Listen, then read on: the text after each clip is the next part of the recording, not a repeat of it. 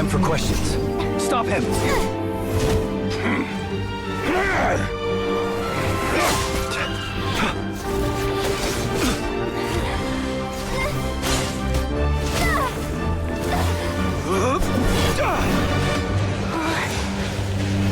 This is insane. Yehuda, get Kutar out of here! On it.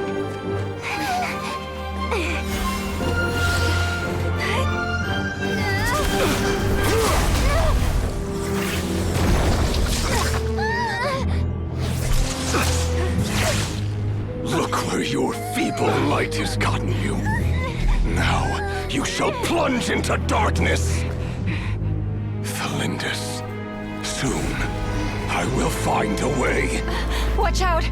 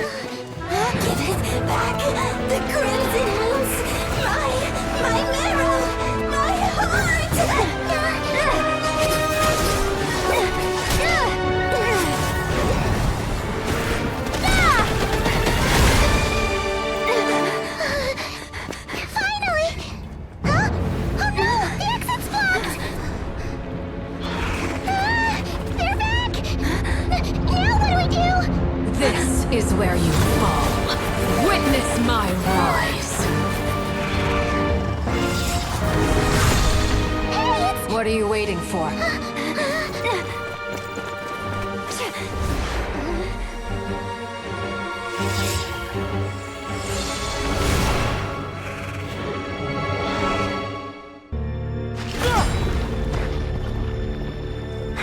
What's that? Rerir!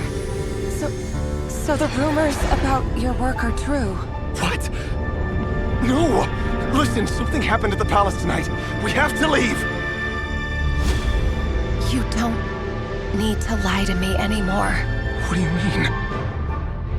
I know why you're worried, and I will respect the decision you've made. But it's okay, because I found a solution. I know how to end all this. You can have it back. The normal life you so desire. But until then, I'm afraid our wedding will have to wait. Felindus? No, don't do it! Felindus! Felindus!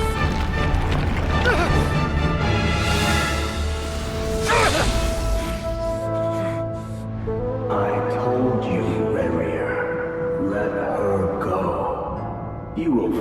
someone better. No! No, I won't do it! I have to save her! By what means exactly? A lowly pawn. You lack the power and the strength of will. Do you know why? Tell me! Come to the palace. Join us.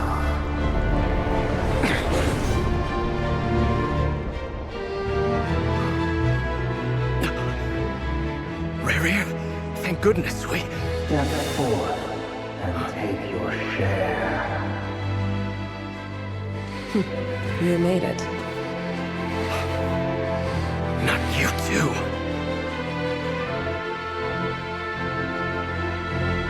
Hatred or grief, despair or desire.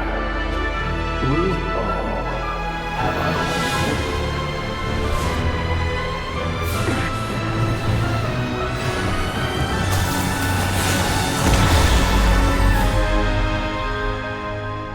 Rerir. Rerir. Thlindis? Were you daydreaming?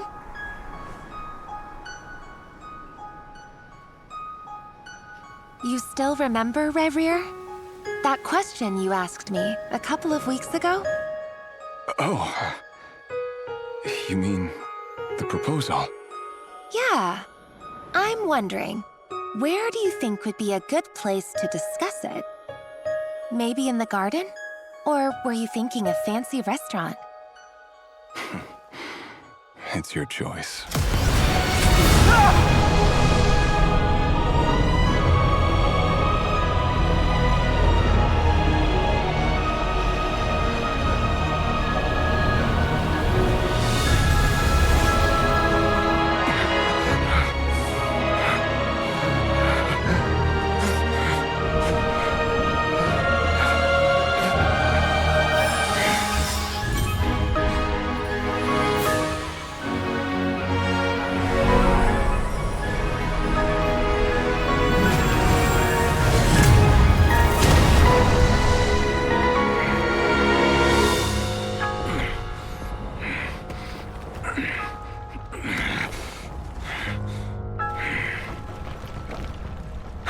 Find you. And then, you can give me your answer.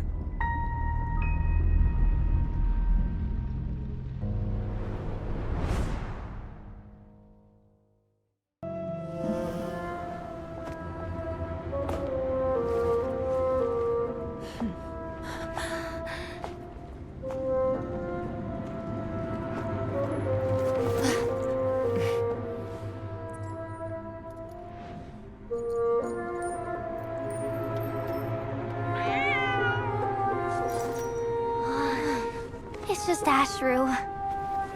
So, all is well?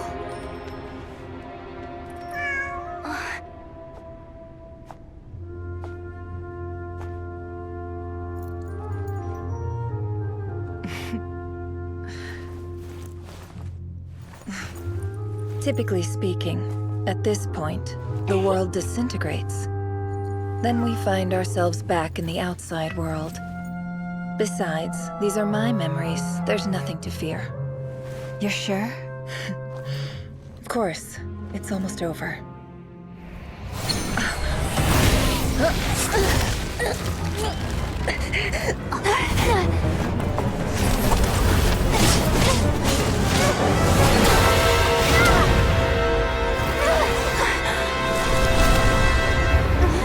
Nefer! Hey! Hold on!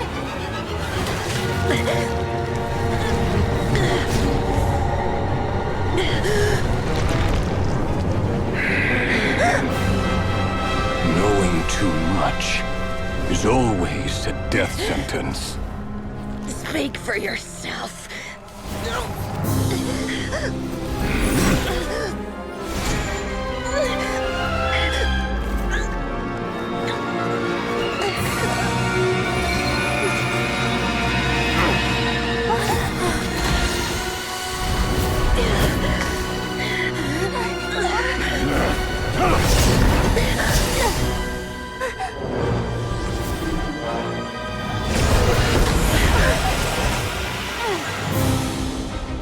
How repulsive.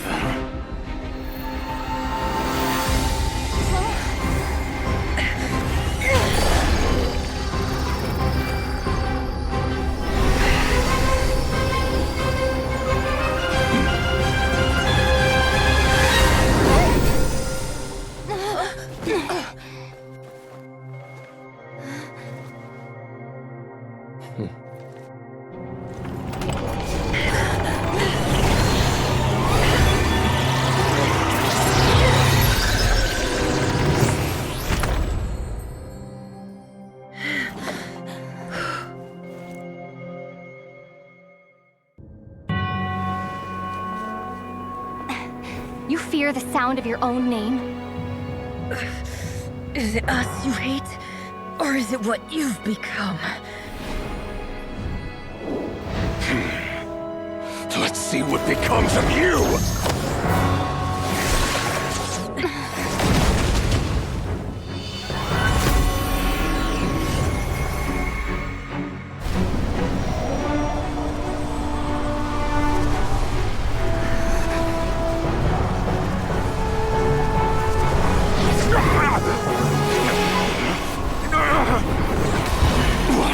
Happening? That power. I've seen it before.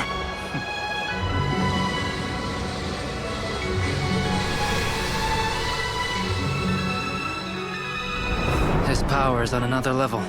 We'll need to use an alchemical array to convert his power into a usable form. Then quickly channel it into Columbina, rendering her powerful enough to compete with him. I'll join you. I can help. If I release enough abyssal energy into a confined space, it'll create a potential difference, allowing us to extract a huge amount of elemental energy.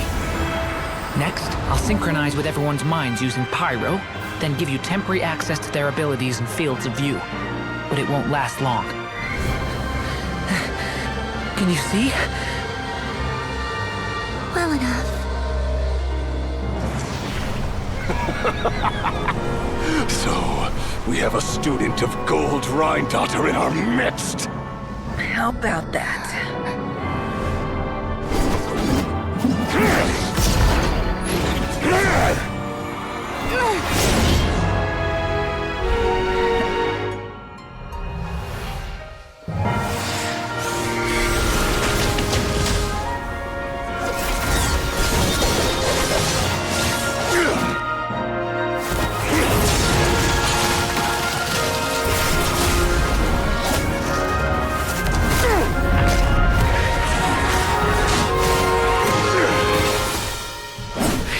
My own power against me? Just like how you stole Kuvaki. Look familiar?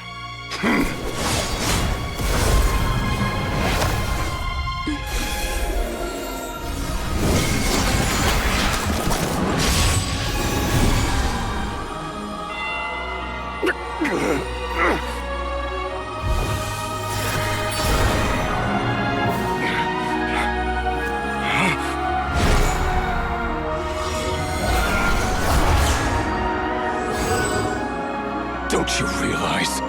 You don't have the power to hold that gate open. I don't, but someone else does.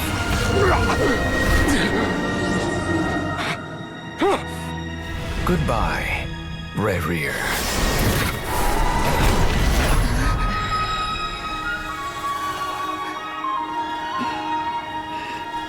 We won.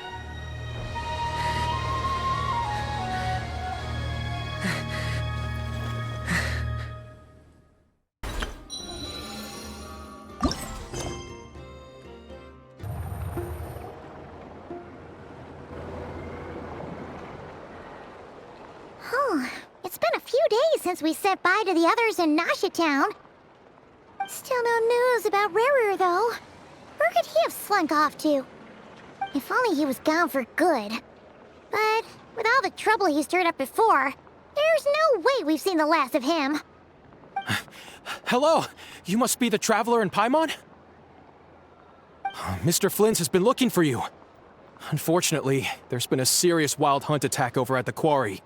He thinks it's time to regroup and figure out a plan. The Wild Hunt? Oh,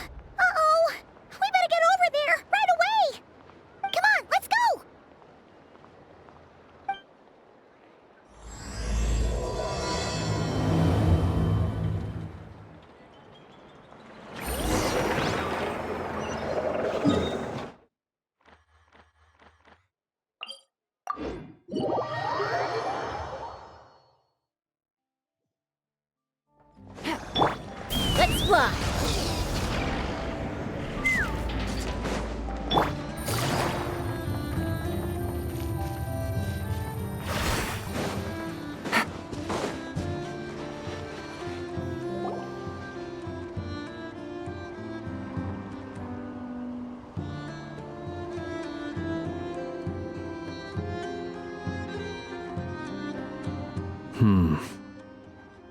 I can barely sense any Kuvaki at all. This whole area feels like a soulless husk. Looks like his appetite truly is insatiable. As if the power of that energy cannon wasn't enough. He's not seriously still getting stronger? What's his endgame here? Ah, everyone's here already. Hey, we made it. So, what's going on? We've all been on high alert since we split up a few days back, expecting Rerir to strike again. But it's like he just vanished into thin air. No one has seen him nor found any trace of his presence. That is, until this morning, when a ratnik found signs of wild hunt activity while out here on patrol. As you can see, the crystalline itself is physically intact, but the Kuvaki it contained is all but completely diminished. And we're sure that Rerir did this. Who else? He's the only one who could pull off a stunt like this. Kuvaki loss has reached critical levels. Rerir of Solnari set to maximum threat level. Warning, unless de-escalation measures are taken soon, he will pose a threat beyond our ability to contain. The consequences could be catastrophic. Traveler, do you remember when we encountered Rerir just after regaining his body? There wasn't a shred of sanity left. Nothing but madness and rage. Yeah, didn't he shout out a bunch of names? Then he started raving about how nothing in this world mattered to him. Oh, Paimon gets chills just thinking about it. Oh, but the thought that he's still out there, lurking somewhere in Not Krai, waiting for his chance to strike? Oh, even chillier. Last time we fought, we were already at a disadvantage. If he has such overwhelming strength, why would he suddenly go into hiding? Yeah, if I were him and I wanted more Kuvaki, I'd just take it by force. No point staying in the shadows. Unless something went wrong. His whole resurrection thing didn't exactly go smoothly. The other thing is, how does someone who's completely lost their mind still have the wherewithal to cover their tracks so perfectly? Beats me. According to certain medical studies, insanity does not always entail a complete loss of rationality. It may be that he is simply living in a world of his own. That actually sounds about right. He was ranting away to himself the whole time, like he had zero interest in talking to us. There are many unanswered questions here. He could be right under our noses, and we'd still be in the dark. Besides his name and title, we know little about him. Certainly nothing about his past, or what he might be hoping to achieve. Exactly. And we wouldn't even know where to begin looking. Even Boss hadn't heard of the Rerir of Solnari before all this. I'd be willing to bet that even if we gathered together every scrap of intel in Nodcry, we still wouldn't find more than, like, 3 useful facts about him. So, if we do nothing, he'll just keep getting stronger. But if we want to investigate him, we have no idea where to look. Last time we had Marionette and her big robo-buddy to help us, and we still barely held our ground. If we had to face him alone... Oh, Paimon's head hurts just thinking about it. What are we supposed to do against a threat this big? Well, I do have a little hunch about his next move. Given that he attacked the quarry, I'd say it's likely he'll target other places rich in Kuvaki. Somewhere like the Eye of Krati, or the Pillar of Embla. One thing's for sure. If we just sit back and let him keep absorbing Kuvaki, we really won't stand a chance against him. A perfectly reasonable hypothesis. However, It is worth noting that these two locations are quite far apart. To investigate them both, we'll need to split up. I agree, we should split up. Right now, Rerir's goal seems to be gathering Kuvaki, not fighting us directly. Once we're done, let's regroup on Hisi Island. Wait, why Hisi Island?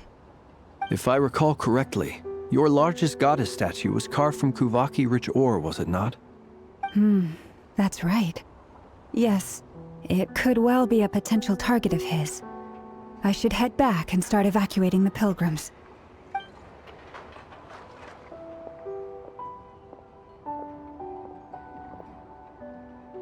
Splitting up's always gonna be risky. But I guess we don't have much choice, right? We're in a race against time here. And if we do run into Rerir, what then? That's when you follow the third rule of treasure hunting. Run like the wind. Didn't you say the third rule was go with the flow? I don't know. Did I? Anyway, whatever. In this situation, go with the flow means go find backup. Agreed. If anyone finds so much as a trace of Rerir, do not pursue him. Get out of the area and alert the rest of us as soon as possible. We need to put safety first. All right, we'd better get moving. Come on, Nefer, let's go.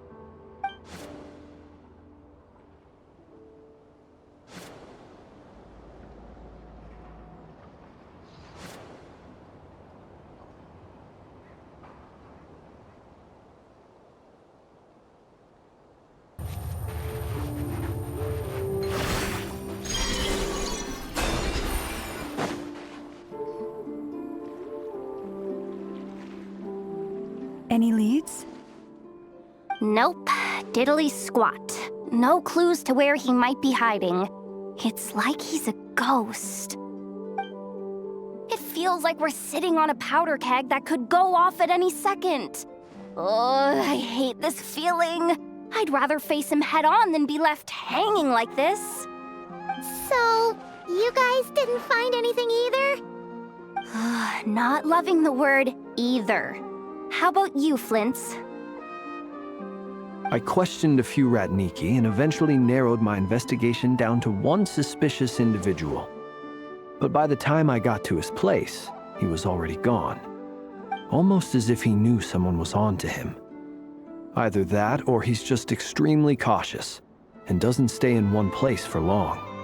He's been biding his time for a while now. The question is, where or what is his next target? No idea.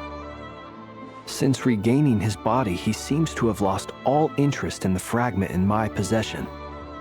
If he did still want it, he's had plenty of chances to take it. All we can do now is hope that Aino and Nefer turn up some leads. Darn it, Rerir! If you've got the guts, come face me one-on-one! Wait, he's actually here? I didn't mean it! I swear! No, it's coming from Silver Moon Hall. The Lady Kutar might be in danger. Let's get over there, quick!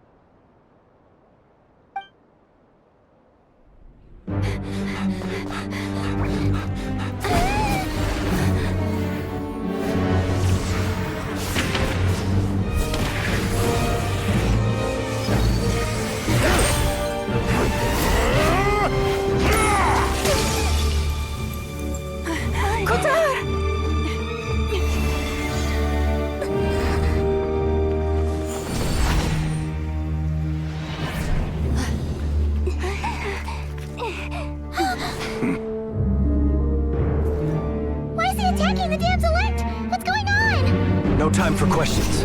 Stop him!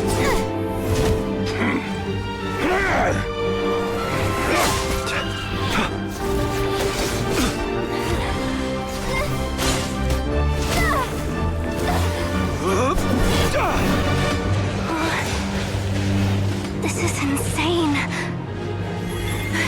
Yehuda, get Kutar out of here! On it.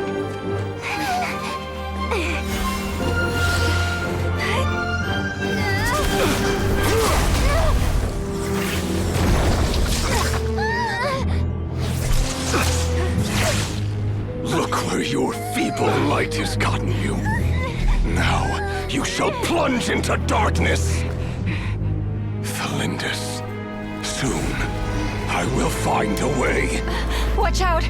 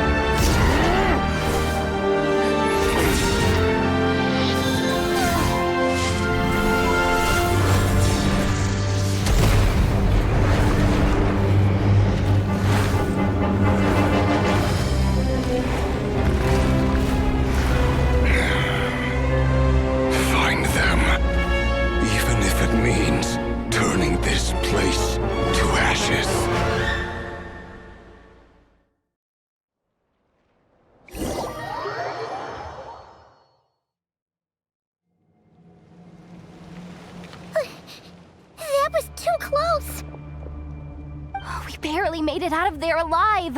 What's that guy's deal? How'd he get so crazy strong?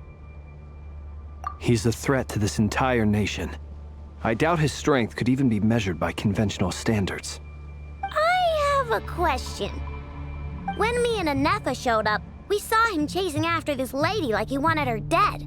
What was that all about? We weren't there for the whole thing either. They were already duking it out by the time we arrived. Yeah, we didn't see how it all started. It all escalated so quickly, we had no choice but to step in. Kutar, can you shed any light on the situation? Kutar. Cross-checking database. I see. So you're the one that the Frost Moon Scions refer to as the Moon Goddess?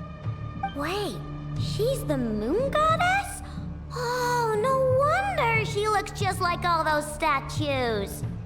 There are many reasons why people might worship the moon, and just as many why they might despise it. I've never met that person before, but there was no mistaking his deep-seated hostility towards me. Why he holds me in such contempt, I cannot say. But since he hunts the power of the moon, it's no surprise that I am a target. Kutar. There are many potential motives. For instance, you help the traveler escape his grasp. This could be his way of taking revenge. It is also possible that he covets the Kuvaki inside you and seeks to take it for his own. The list goes on. But right now, devising a counter-strategy should be our #1 priority. The likelihood of this location being discovered is close to 100%. A counter-strategy? We don't stand a chance against an enemy like this. Surely our only option is to run. He's not gonna chase us to the end of the world, right? So as long as we can sneak out of Krai undetected. No, I can't say that. Come on, Yehoda, this is serious stuff. You can't suggest we all just chicken out. Running is our only option. Huh? You seem surprised. But what other choice do we have? We are facing an enemy we cannot possibly defeat in battle. Well, I mean, yeah, but still. It's not too late. I can distract him, so you'll have plenty of time to make your escape. Wait, what? You're gonna act as bait? Doesn't that make sense? I'm the one he's after. There's no need for you to risk your necks on my behalf. A coyote doesn't stop for bypassers while it's howling at the moon. What is it, Lauma? The Frost Moon Scions have already grown accustomed to life without their goddess. My presence here is no longer essential, and this is not my home, so you needn't ask me to stay. We can't just roll over and let him get away with this. That's not our style. Yeah, we can't just call it quits after everything we've been through together. Besides, she'd pretty much saved my life back there. If I just ditched her now, I'd never forgive myself. We can't overlook that you have saved our lives multiple times now. To talk of returning the favor would be a little crass for my liking. But suffice to say that we are friends, and friends look out for one another. Rerir's true objective remains unclear. Even if we were to sacrifice Muskutar, there's no guarantee he would stop. But... Kutar, I know why you left the Frost Moon Scions so long ago. It was because people started treating prayer as a form of trade. They would make self-centered wishes, force you to accept meaningless offerings in return, and then expect you to perform miracles for them, as if that were their entitlement. If it were me, I might have walked away too. But I believe that time can change everything, and that sometimes it takes losing something precious to appreciate its true worth. After much reflection, I've realized that this was never about whether the Frost Moon Scions need you. Any relationship based on need is purely transactional. What I truly hope is that you'll choose to stay, not out of obligation, but as part of our family. You were born here, and now you've returned. Who knows? Perhaps it was the moonlight that guided you home. Thank you, lauma. But my power is on the wane. I'm afraid I will be of little use to you now. Very well then. I'll do as you say. Both times you saved us, we were transported across great distances in an instant. Is that one of your powers as the moon goddess? It is, but I find it very draining. I barely managed to pull it off just now, and it will be some time before I'm strong enough to do so again. Rejected by the world, my power is dwindling. Like a lake cut off from its source, slowly shrinking away. Now, it has almost run dry.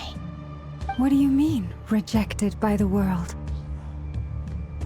The 3 moons belonged to the ancient bygone era in which they came into being. From the moment I was born, the world itself has been steadily sapping away at my strength. The 3 moons are not one and the same. As the goddess of the Frost Moon, I cannot wield the powers of the other 2. Yet Moonlight has a way of blending together. Each can reflect the other's glow. So when our fingers touched, I was able to restore my strength by drawing Kuvaki from the eternal moon's marrow. But this method of recovery is painfully slow. If only we could find the... It's the Wild Hunt! Even faster than we expected. We'll have to finish this conversation later. See how those Wild Hunt creatures are running away from us. They're likely just a scouting party, which means Rerir won't be far behind. Then what are we waiting for? Let's get the heck out of here!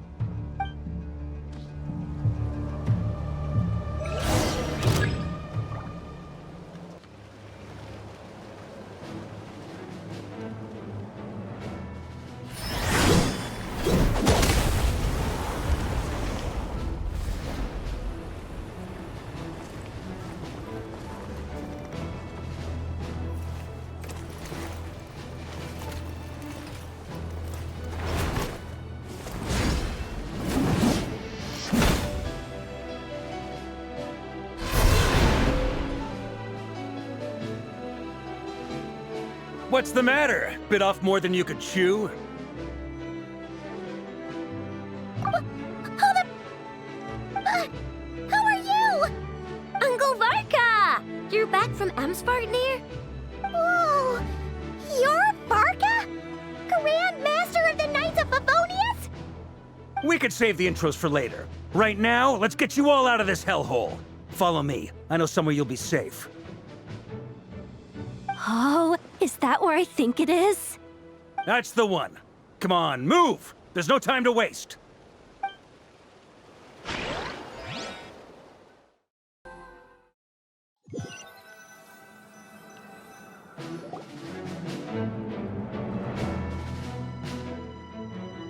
Wow! Where are we?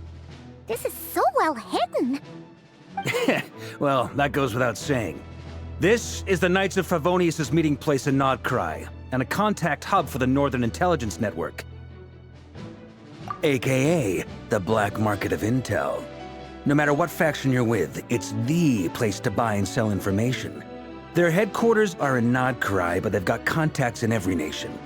As an expeditionary force on foreign soil, working with them has offered us the most effective way of getting our hands on reliable local intel. This is where we meet, so naturally, it's secure. Anyway, where were we? Folks from Krai should be pretty familiar with me by now, but I believe this is the first time we've met. Allow me to introduce myself. I am Varka, Knight of Boreas, and Grand Master of the Knights of Favonius. We've heard all about you. This meeting's been a long time coming. You look way younger than Paimon expected, but you definitely have that Grand Master vibe. Well, I'm no spring chicken. Just not showing my age yet. Definitely feeling some of that back pain today, though. Rushed back from Amsvartnir without a wink of sleep, only to get right into another fight with that freshly revived maniac. Another? You mean you fought him before? Yep. He wasn't nearly as strong back then, but he was still a formidable foe. I brought some of the knights along to give him a little surprise, but he saw us coming from a mile off. My squad took heavy injuries, and I barely made it out alive myself. We knew it might have been our last chance, so we staked everything on it. But still, it wasn't enough to stop him. I tried tracking him down afterwards, but he didn't leave a trace. Even in his unhinged mental state, he's as cautious as any trained operative. So, I decided to come find you. And as luck would have it, turned up to find you being ambushed by the Wild Hunt. The rest, you already know. Is that why he's been frantically absorbing Kuvaki these past few days? Because he sees you as a threat? Maybe I'm part of the equation, but even if I weren't, I'm sure he'd still be gathering power. He's clearly working up towards something. Note to self, Uncle Varka's strength rating officially upgraded. Guess it's my turn to ask questions now. So, what exactly has been happening in Krai? Why is the Wild Hunt returned in humanoid form? And why is it after you? That's a long story, but I'll try to make it quick.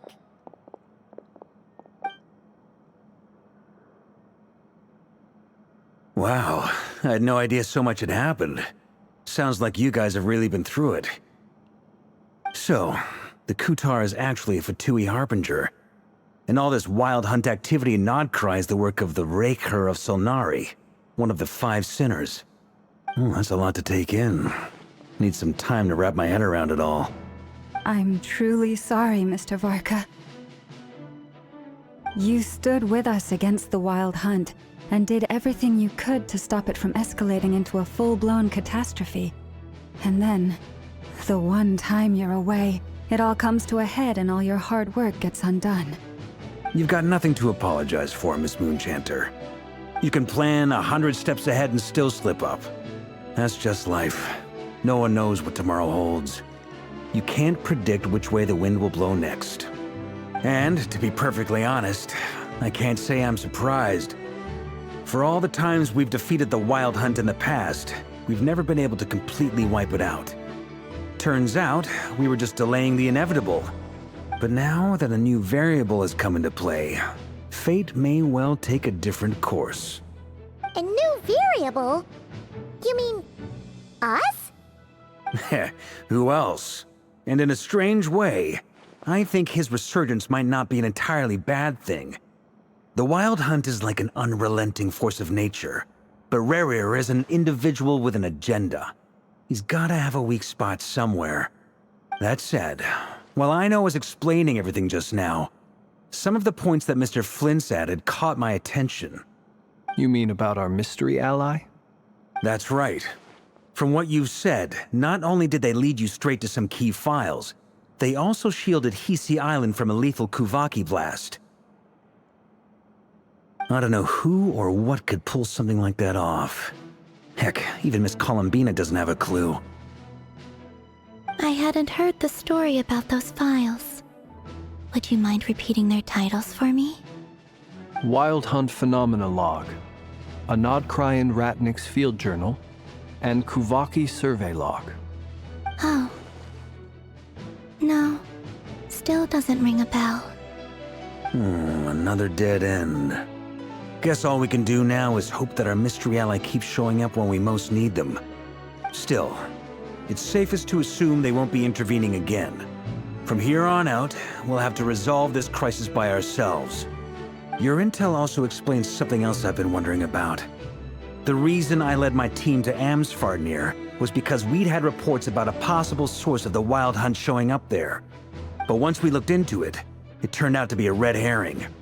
I don't know who was behind it, but clearly, it served its purpose. I doubt it's by chance that he happened to make his comeback while my attention was diverted. And from everything you told me, it sounds like his scheming began well before his return. So maybe luring me away was all a part of his plan. But is it even possible that he orchestrated all of this by himself? The Moon Maiden and the Rerir of Solnari, not Krai of all places. The way everything is unfolding, it can't be a coincidence. So, what do we do now? Got any ideas? Right now, we've got at least 3 things to consider. Let's go through them one by one. First, we need to figure out how to take down Rerir. If we can't beat him in a straight-up fight, the rest won't even matter. To my knowledge, the bulk of Nodkrai's fighting force is already gathered here.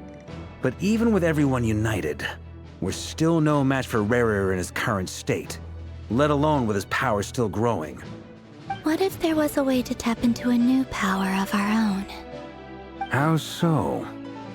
Have you thought of something, Columbina? 3 moons once watched over this world. The Eternal Moon was the largest. The Frost Moon was the brightest. And the Iridescent Moon was the most mysterious. They say that back then, the 3 moon goddesses wielded immense power, enough to shape the workings of the world itself. I now bear the Frost Moon's power, and the Eternal Moon's marrow resides within the Traveler. Hold on. Are you suggesting? The iridescent moon, the last piece in the puzzle. That's right. If we can find the Iridescent Moon's marrow, I will be able to regain my strength much more quickly. The 3 moons are said to stir the tides and illuminate all things. Perhaps they hold further secrets beyond our understanding. According to my analysis, the solution is feasible. However, it is subject to one major condition. How do we locate the Iridescent Moon's marrow? I know a way, but we will need to visit the Fatui's Experimental Design Bureau. The Experimental Design Bureau? Are you saying we need to involve Marionette? Yes. I must speak with Sandrone. It's a long way from here to the Experimental Design Bureau. There's a high chance you'll be spotted. You shouldn't go alone. Then that's settled. Next up, our second priority. Somehow, we need to figure out Rerir's end goal. As you saw for yourselves, when he was still in his Wild Hunt form, everything he did was for the sake of recovering his body and resurrecting himself. His first act since then, after laying low for a while, was to try and assassinate this young lady. People's obsessions often reveal their greatest vulnerabilities. There must be a reason why he despises the moon so deeply. Perhaps it sheds some light on his title, the Rerir of Solnari. The Wild Hunt has plagued Nod Krai for centuries now. If we want to stop it for good, we have to get to the root cause of what's driving it. It's true. We still know very little about him. If Kutar hadn't given us that lead, we wouldn't even know his name. But where would we even start? I doubt even the Intel Queen of Krai has a clue, and she has info coming out of her ears. Oh? That's a rather hasty conclusion for someone who's so painstakingly meticulous when it comes to dealing with machines. Ah, she heard me.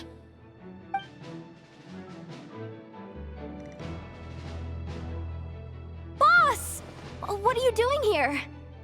I'm now asking myself the same question.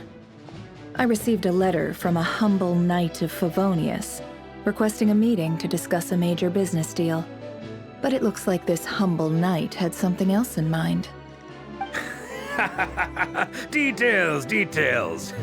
Miss Nefer, the important thing is that you've arrived at the perfect time. Since his failed ambush, I've been racking my brains trying to come up with a plan to fight Rerir. Given the severity of the situation, I think it's fair to say that our only chance lies in uniting as one. And I'm talking all the factions in Nod Krai. We can't do this without the Curatorium, but I knew it'd be a tough job to win you over. So, I took the liberty of reaching out for a little chat. Wait a sec. How did you even hear about this place, Nefer? Didn't you say this is meant to be the Knights of Favonius' meeting spot? And a contact hub for the Northern Intelligence Network? And isn't it supposed to be super hidden? You really think he could have gotten settled in Nod Krai without my help? Besides, I'm the one running this gig. Of course I know where the meeting place is. Allow me to introduce the current head of the Northern Intelligence Network. If it's intel you're after, she's your woman. Pretty much seen and heard it all. Please spare me the flattery. Let's cut to the chase. Seems like you've run into some trouble, huh?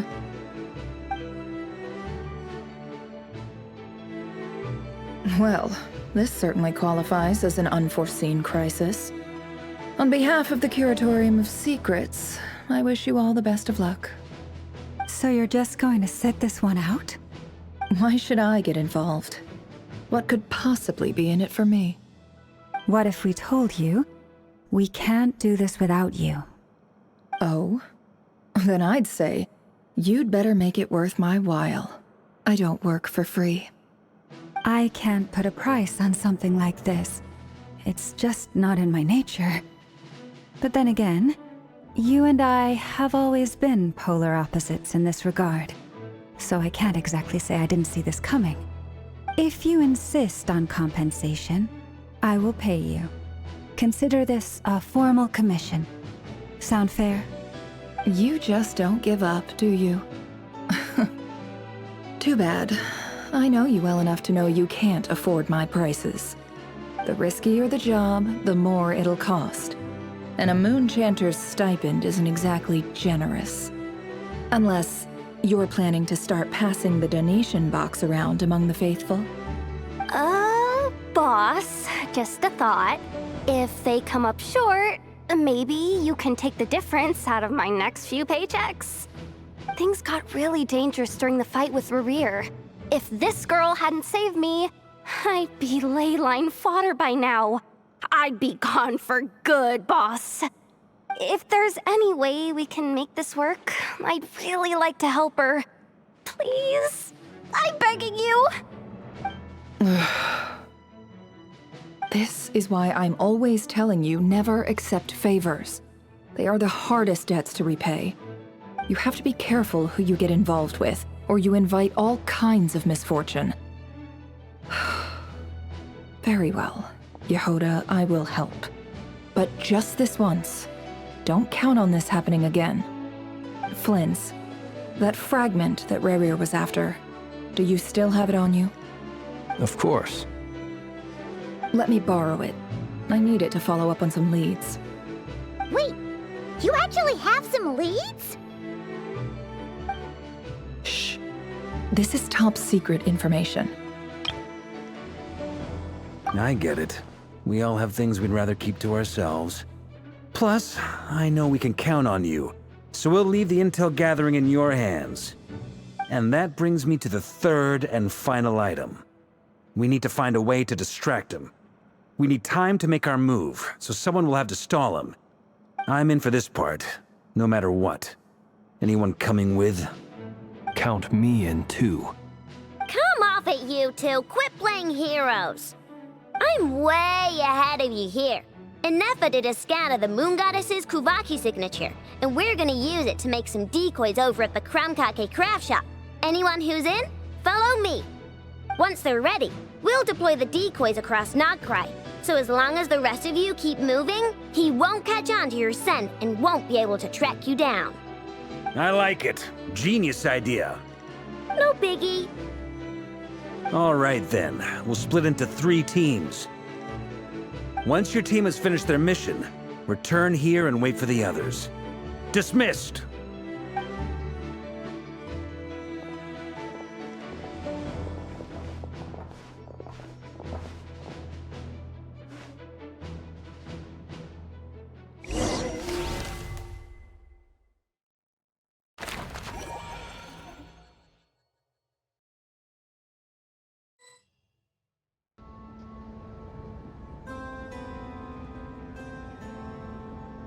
Lady Damselette. Wait, and you two? What are you doing at the Kuvaki Experimental Design Bureau? We've been doing our best to mind our own business lately. But if you're just gonna waltz up here like this, you're seriously pressing your luck. Don't blame us for doing what we have to. Huh! You really think that's gonna scare us off? We're not looking for any trouble. I just want to see Sandrone. Do I need to remind you that you're still a wanted fugitive for deserting us? Out of consideration for our former ties and the crisis we're all up against, we'll let you leave in one piece. But don't even think about trying to get inside. Let them in. But... Are you going to make me repeat that? No, my lady. Sandrone seems to be in a good mood. Must be maintenance day.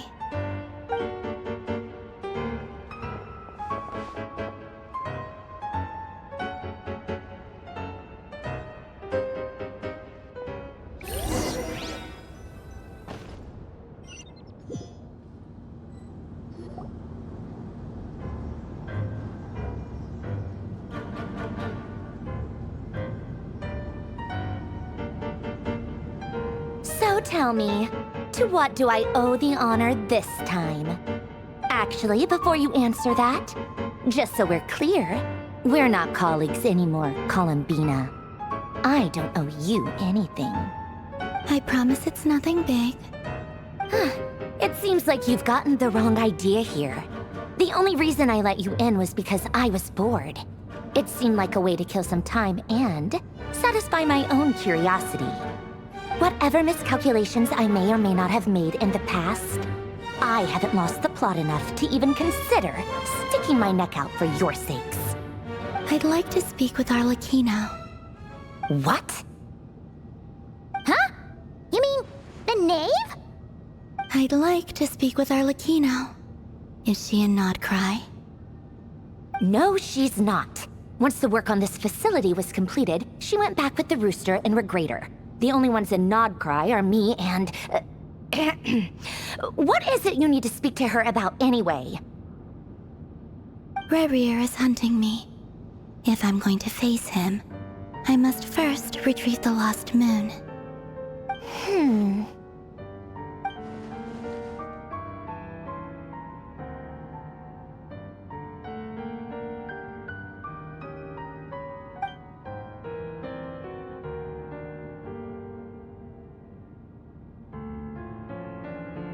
Is that a no, then?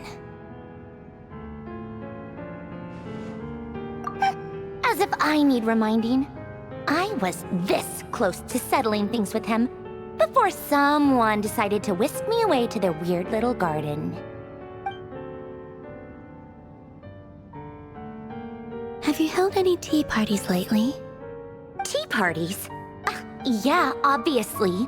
You don't seriously think we'd pack it all in just because you aren't here. If anything, they've been more eventful than ever. Just me, Arlecchino, and a bunch of insolent, insensitive guests who won't stop asking where you've gone. Oh, they've been a real joy. I bet you served them the worst tea you have. Just like you used to do to me when I upset you. Who cares about how good the tea is when there's no one around to drink it? I keep losing people. First Rosaline, now you. I'm running out of people who can make me laugh. Honestly, what could be more ridiculous than a multi-centenarian goddess who's only ever had the plain herbal tea she received as offerings? You'd always brew a different type of tea for me each time. Was it really just to see how I'd react?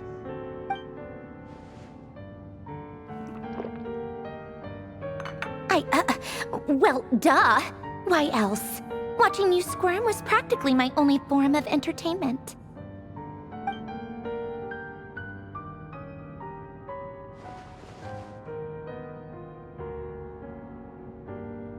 Oh, yeah.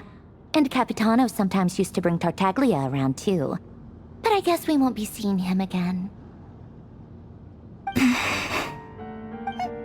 Well, I guess we are overdue for a get-together. Polonia! Have Fevronia pass a message to Arlecchino for me. It's time for tea. Will suffice. Pass along a message for me, too, if you would. My body cannot contain the marrow of 2 moons, so I'll be leaving one of them in her care. Excuse me? Who said you were on the guest list? If my tea meant that much to you, maybe quitting the Fatui wasn't your brightest move.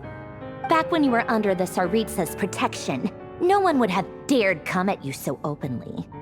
But that protection didn't come for free. In fact, I paid dearly for it. At the end of the day, it was just another transaction. I just got tired, that's all. I never wanted any part in their grand ambitions, and I've had enough of being treated like a bottomless supply of power. It brings back memories from the old days, when I was still worshipped as the moon goddess. Centuries on, it may be a different group of people, but I see the same greed in their eyes. I figured you'd leave eventually. You didn't have as much of a reason to stay as I do. The Tsaritsa gave you shelter and protection, but that was it. Nothing more, nothing less. Meanwhile, the Fatui demanded everything from you in return, until it was more than you could bear. I get why you left. And frankly, I have no interest in dragging you back just because the higher-ups told me to. But if you keep hanging around with this riffraff, the next time we cross paths, we might be enemies for real.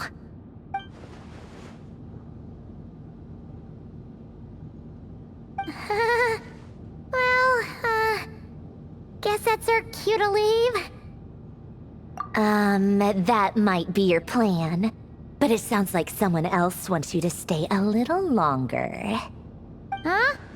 What do you mean? Listen.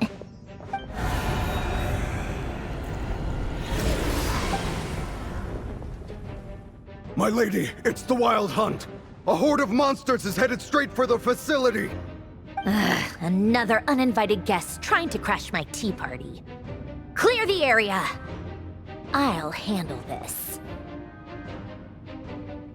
Wait, what? You want us to leave you here by yourself? Huh. You'll be lucky to make it out of this alive. You really think you can afford to worry about me? Go on, get out of here. You may have stopped Polonia from crushing him last time, but I've made sure that won't happen again. The entire Experimental Design Bureau is rigged for war. stay and watch if you want, but it'll be at your own risk. You're not flagged as friendlies in a weapon system. Don't tell me what to do! Look, if you're leaving, make it quick. Or you'll just get in my way. There's a secret passage on the 2nd floor. It'll take you right to the plains out back. Stare all you want, Columbina. You're not getting another invitation to my tea party. I know. But thank you anyway, Sandrone. This is exactly why you shouldn't hang around with those people.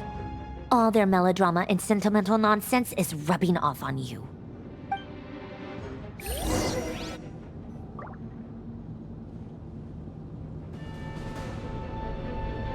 Come on then, Mr. Rerir. Let's pick up where we left off. It's your wild hunt monstrosities versus my beautiful creations. Let's see who comes out on top.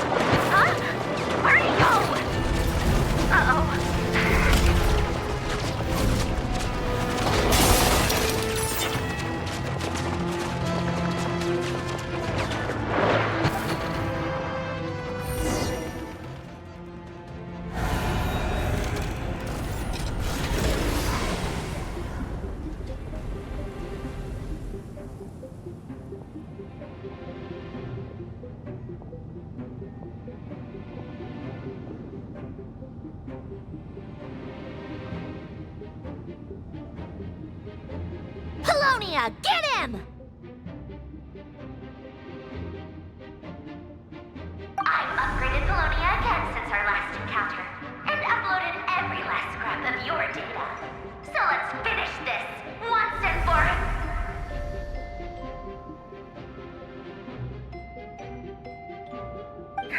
She's not here. Where did she go? Hey! Over here, you big... Curse it, Moon. Go. Keep searching. She cannot have gotten far.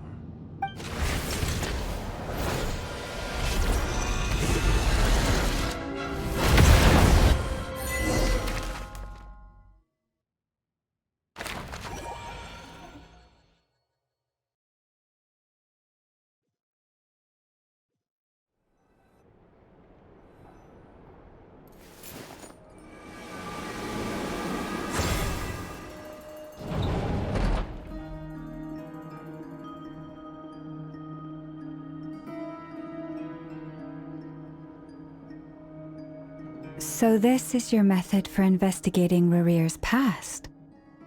It almost looks like some kind of ceremony.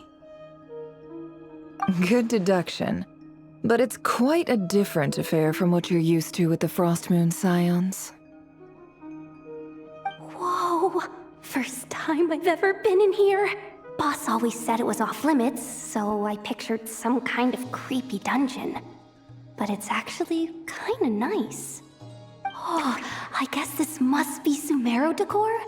That's where Boss is from. And that nice shopkeeper who sold me my treasure compass. I'm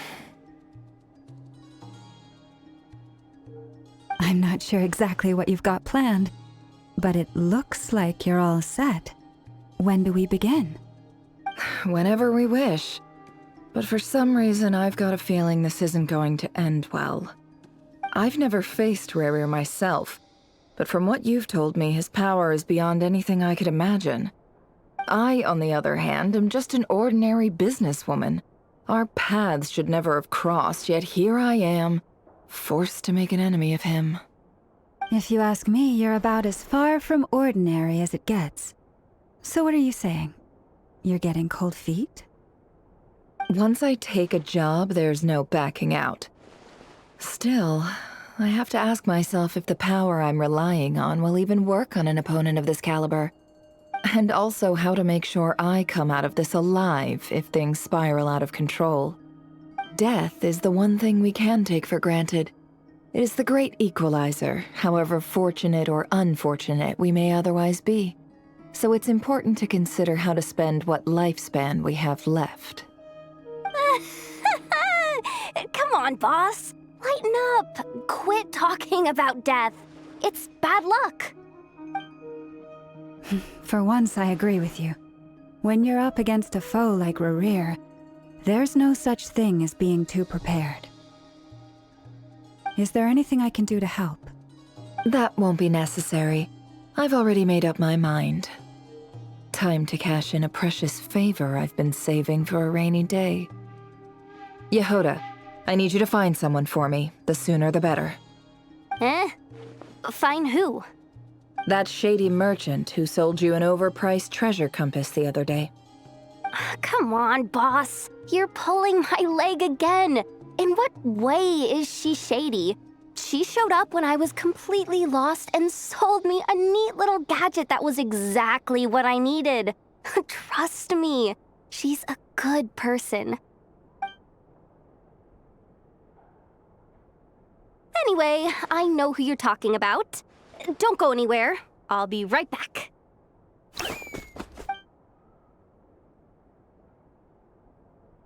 Quit grabbing me! I genuinely can't run any further!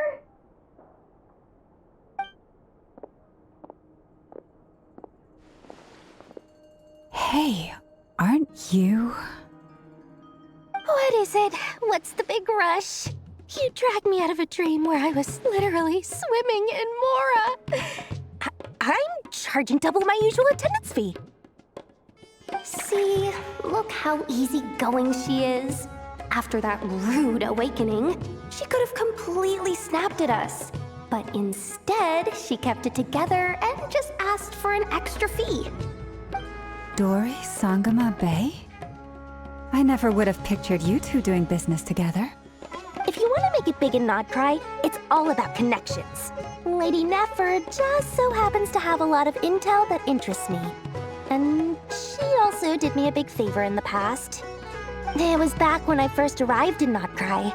My trusty assistant, the genie in my lamp, had an adverse reaction to the Kuvaki and fainted. And when you know it, that's when I suddenly find myself in a life-or-death situation.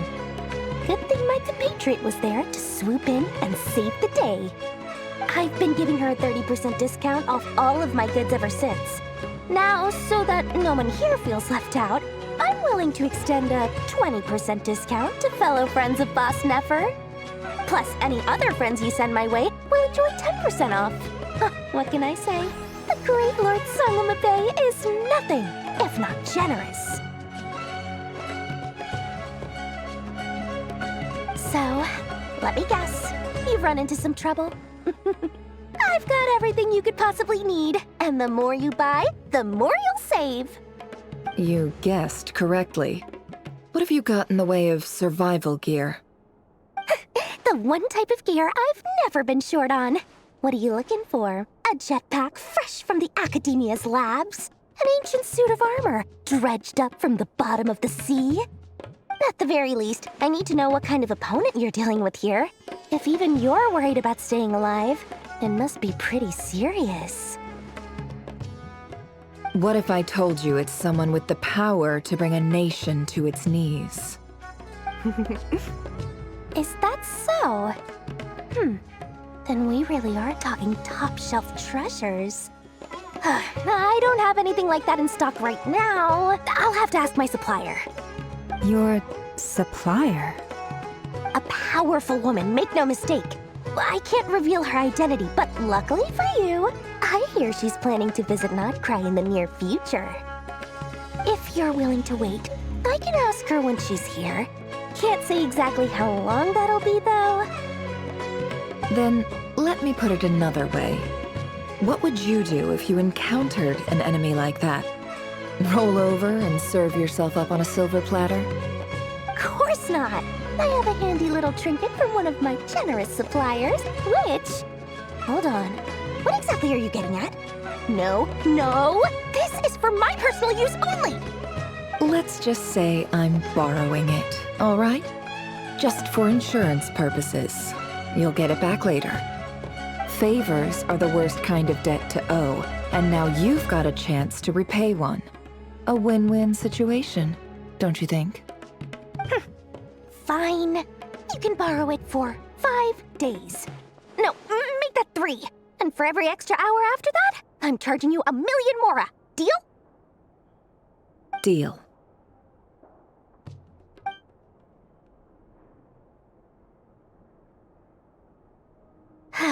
What a way to start the day.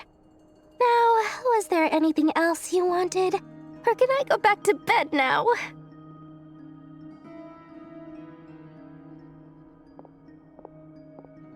That will be all.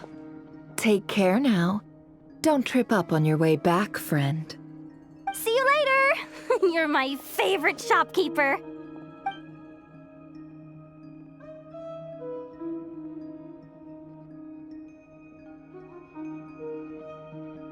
Excellent. Everything is well and truly ready. The ceremony can now begin. After initiating the ceremony, your minds will follow me wherever I go. You will see many strange things in your mind's eye.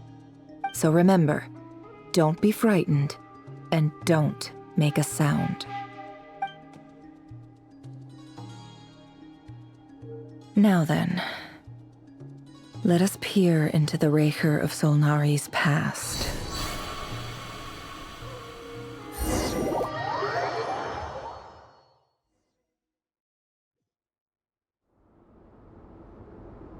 I made it. I don't recognize this style of architecture. Must be Conrian. Simple furnishings, table and chairs. It's a more ordinary house than I might have expected. Looks like the fearsome Rerir of Zulnari came from surprisingly humble beginnings. Unless this passed for luxury in Conria. Unlikely. It was said to be a very prosperous nation in its heyday. Anyway, I'll keep exploring.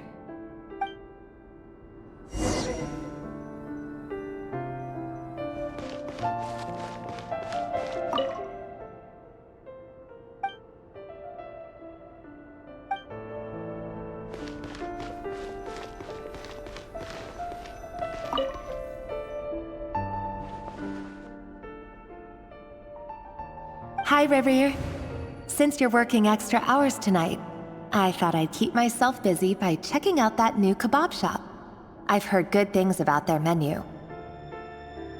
I'll test it out, and if it's as good as everyone's saying, let's go back together sometime. P.S. New stash from the Universitas Magistrorum. I brought some goodies home. A few teacups and a pin rack. Hope you like them. They didn't sign their name, but they must have been close. Sounds like they were living together.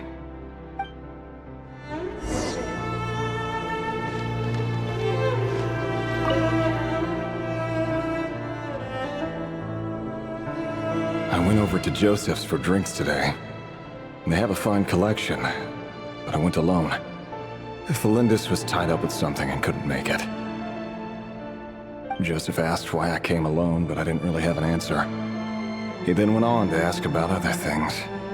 If you ask me, someone who asks that many personal questions is too nosy for their own good. But if he invites me again, chances are I'd still go. Felindis. That's the same name Rerir mentioned. Crane imports keep falling. If things don't pick up, we'll soon be back to meat and mushrooms only. Honestly, I'm not a huge fan of that new type of mushroom everyone's been into lately. Didn't it start out as a lab-grown variety? I heard it's even mildly corrosive. Seriously, why would you even eat something like that? I don't care if it's an impressive feat of alchemy. That just isn't the kind of thing I like to eat. Grain has to be imported, and they're eating a diet of mostly meat and mushrooms. Could it be because Conria is underground, so it doesn't get much sunlight? That would explain why they use so much stone in their buildings. They even use alchemically modified strains for food. Seems like the people of Conria don't have many options when it comes to dining. I've just about saved up enough now. Time to buy it and keep it somewhere safe. Making a big purchase. I wonder what it is.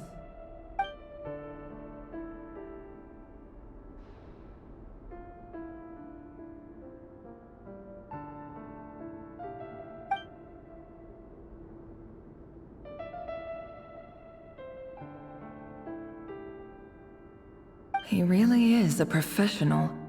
No wonder he's so good at covering his tracks.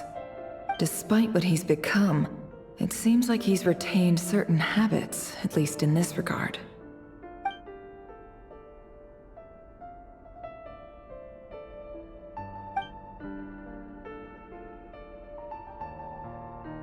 Did Rerir rip it out himself?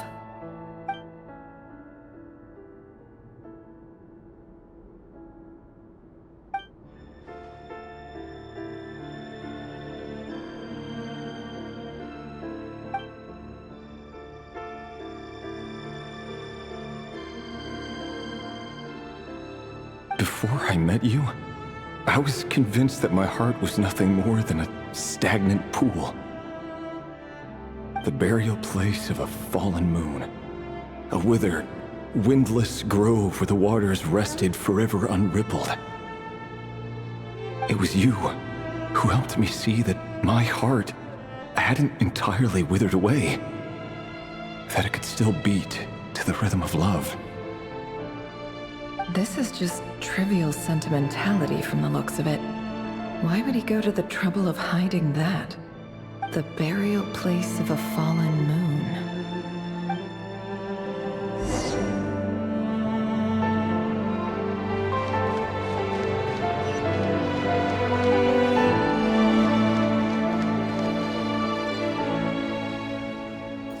Rerir, over here.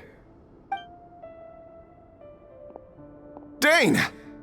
Oh, and, Vediflin here? What a surprise to see you here, sir. Hello there, Rerir. You need not address me so formally outside of court.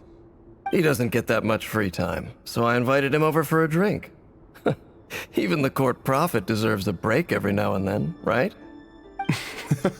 Well, I'm flattered. So, what are we discussing today? Hey, don't look at me. As far as I see it, we don't need an excuse to have a few drinks. Come on, don't give us that. Didn't you say you were about to pop the big question? How's that coming along? Who'd have thought the great Twilight Sword was an even greater gossip? I just didn't expect you to be the first one to settle down and get married, that's all. Yeah. If you told me that a few years ago, I wouldn't have believed you either. So, are you planning to come clean about your job then? I'm guessing you still haven't told her. Sure, I'll have to tell her at some point. But I'll need to pick the right time and place. To be honest, I have no idea how she'll take it. Come on, stop being such a pessimist. For all you know, she could be thrilled. I bet she'll be much more impressed by your actual job than the one she thinks you're doing now. A member of the King's Guard. Quite the cover story.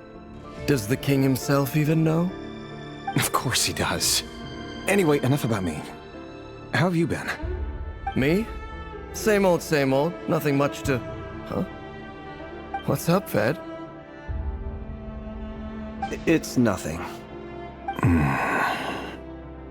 Vediflin, Dainsleif's elder brother. Renowned throughout the court of Conria as the Visionary, and said to possess a wisdom far beyond the reach of any ordinary man. And yet, despite the gulf between us, he seems to have something to say about me. Does he even know me? Does he see me as a friend of his brother, or just another of the Vinster King's blades? Why did he react so strongly? Was it really to do with what we were talking about? Brown, curly hair and brooding blue eyes. So this is what Rerir looked like back in the day. Perfectly normal. No different from anyone else. As frightening as this monster is in the present, there's something even more unsettling about seeing the human he used to be.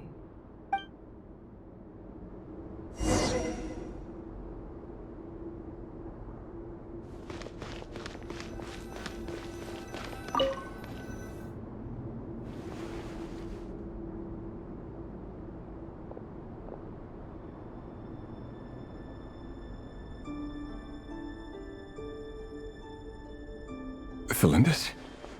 You're back early? Our equipment's being serviced today, so I got off earlier than usual. How's your day been? Aw, why the long face? Is something the matter? Has your boss been giving you a hard time again? Went for a drink with Dane and the others after work. Isn't that a good thing?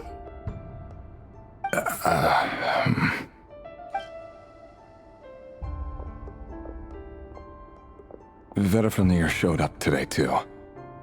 You know, Dainsleif's older brother. Ah, Mr. Vediflin. Yes, I've heard of him. They say that everything he says ends up coming true. He overheard Dainsleif mention that I'd recently proposed, and seemed to have an issue with it. But when I asked what it was, he kept it to himself. So, you're worried? You could be such a child sometimes, Rerir. We're nobodies. Why would the Visionary be concerned about us? I'm sure someone in his position has much bigger fish to fry. Maybe you're right. You worry too much, Rerir. We've been together for ages now, and everything's been going so well, has it not? You've even proposed to me. So, you do remember. Tell me then. What's your answer? Like I said, I need some time to decide. You can't just rush into things like this. We may be nobodies in the grand scheme of things, but if we want things to work out, we've still got to plan ahead. All right. Take your time. Just don't keep me waiting forever. Nobodies. Sounds about right. In the eyes of people like Rerir and Dainsleif, what do we matter? Can someone whose gaze is so fixed on a far-flung future even see the present clearly? Besides, the dynasty's fate rests with the king and his inner circle. Whatever I do, it won't make much difference. Meanwhile, every idea they come up with and every decision they make, it affects everything.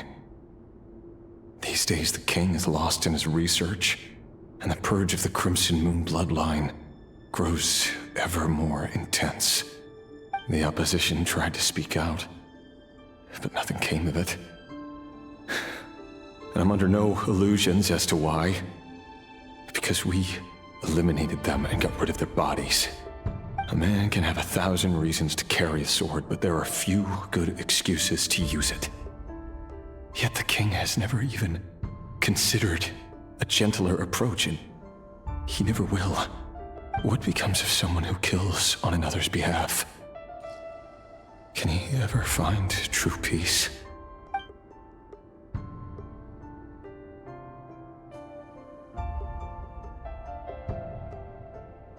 Thelindis?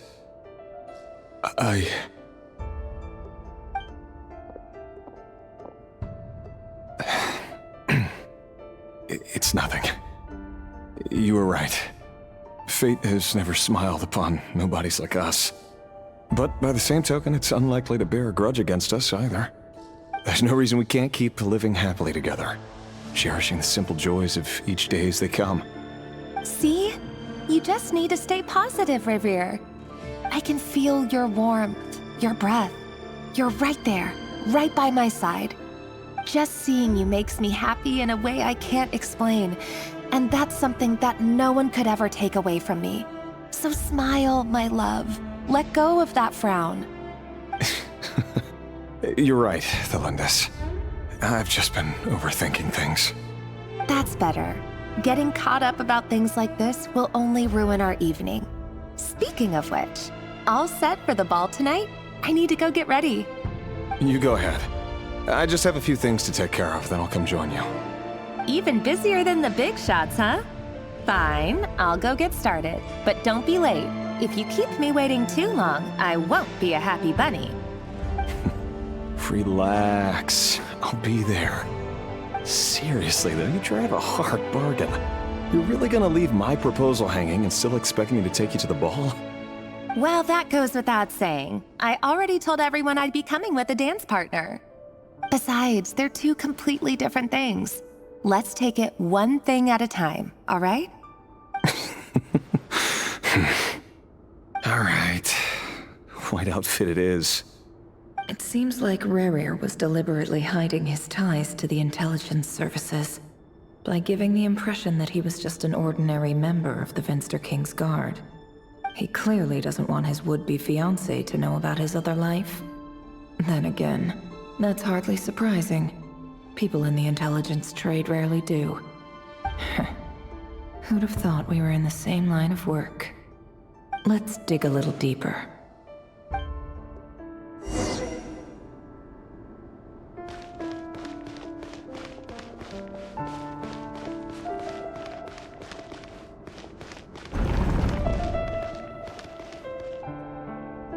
Our last operation was a resounding success, and all thanks to you, Rerir of Solnari.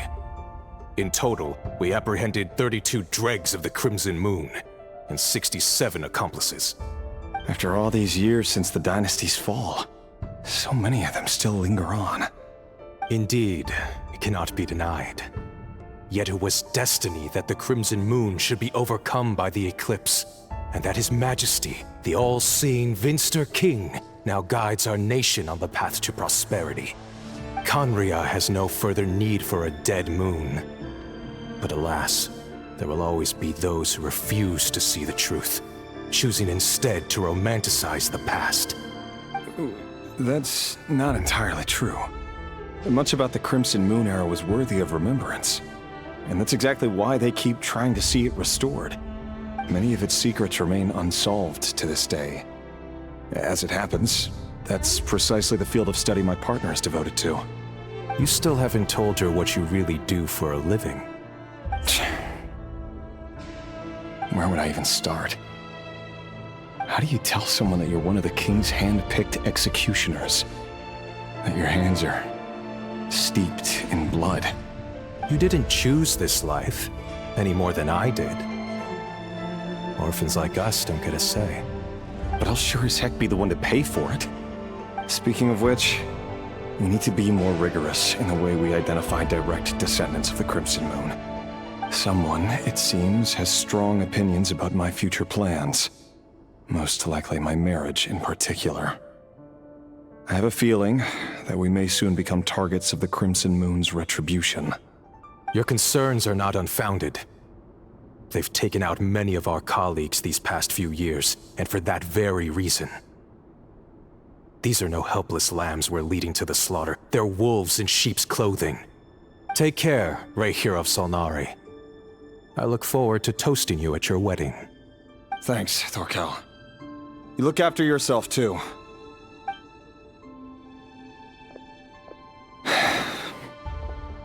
Thelindis, I never wanted to keep this from you. You're the last person I would ever want to lie to. But that's exactly why I can't tell you everything. There are things you shouldn't know.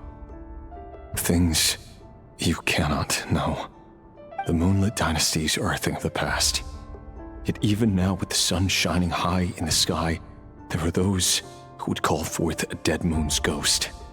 Could that be why Vedalfnir held back? Or was it because of some court secret he's not at liberty to share? I have to get a clear answer from him. No matter what happens, I will protect Thelindis. Rerir seems to be very concerned by Vedalfnir's reaction. Vedalfnir and Dainsleif, the Visionary and Twilight Sword. So that's what they were really like. I've investigated this whole area now. There doesn't seem to be any other memories here. Should I try somewhere else? Wait a second. What's this black smoke?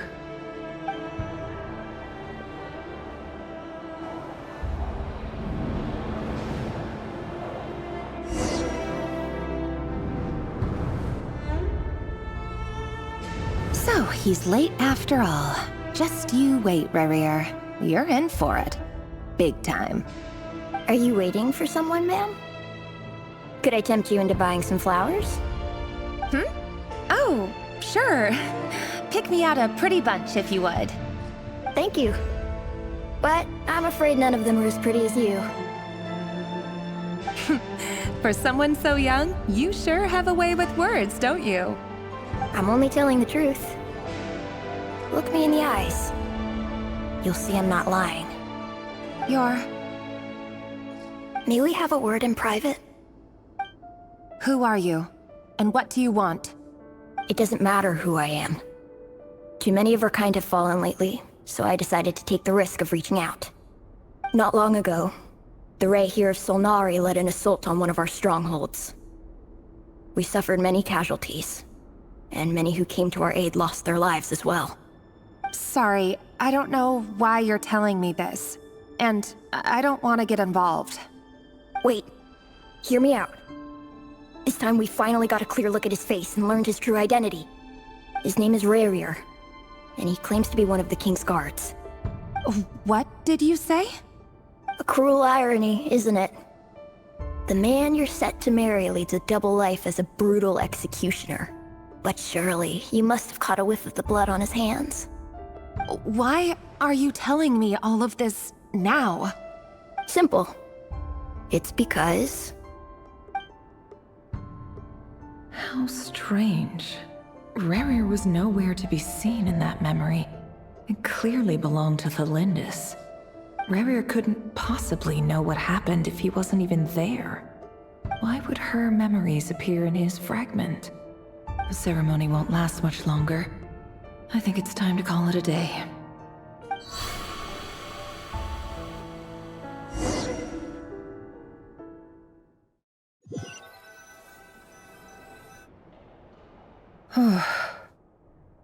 So that was your doing?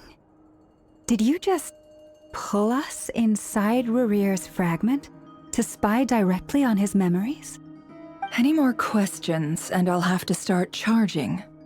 I had no idea you could do that, boss! Seriously, that was amazing!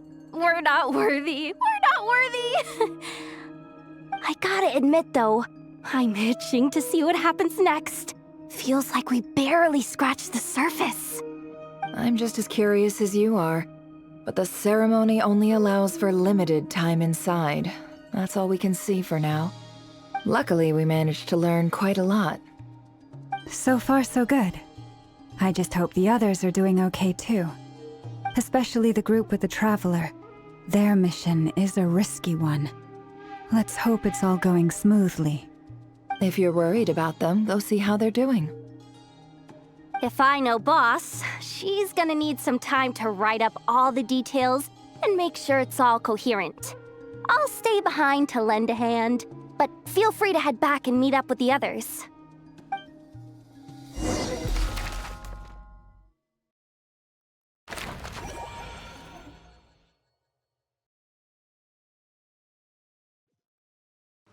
Oh, they've been prowling around for nearly 2 days now. These things just won't quit. Oh, they might not have seen us yet, but with them constantly sweeping the area, our way out is completely blocked. Oh, that's never gonna work. One little slip up and it's game over. If they spot us, they'll run straight back to Rerir. And once he knows we're here, it won't be long before he's breathing down our necks again. Oh, guess you're right. All right, time to zip it.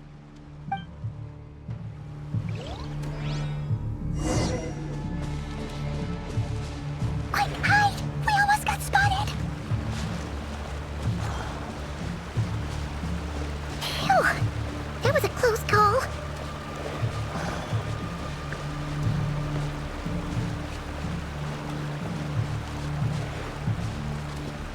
Watch out! He's coming this way!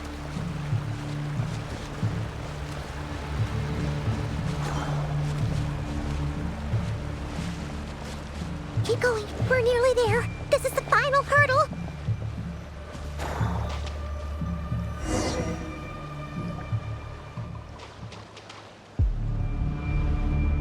Oh, there's no end to these things.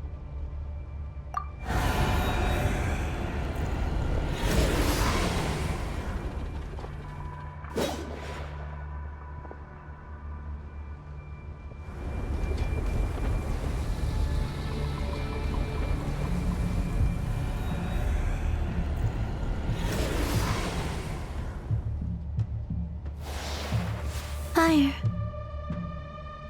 Fire? Wait, what's that smell? Oh no, there's a fire!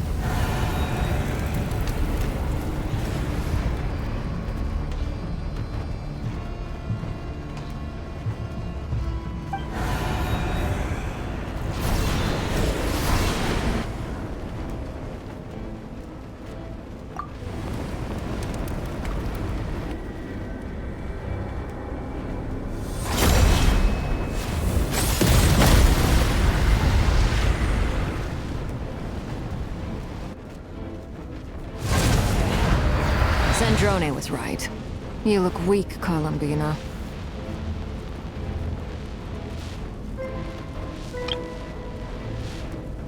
The old you would never have let such lowly creatures bar your way. Word has it that you did something for the Tsaritsa, and that's why you've lost most of your power. Freedom comes at a heavy price, doesn't it? It's Arlecchino! You came! Hello again, Columbina. And greetings, guests of the House of the Hearth. It's been a while, Arlecchino.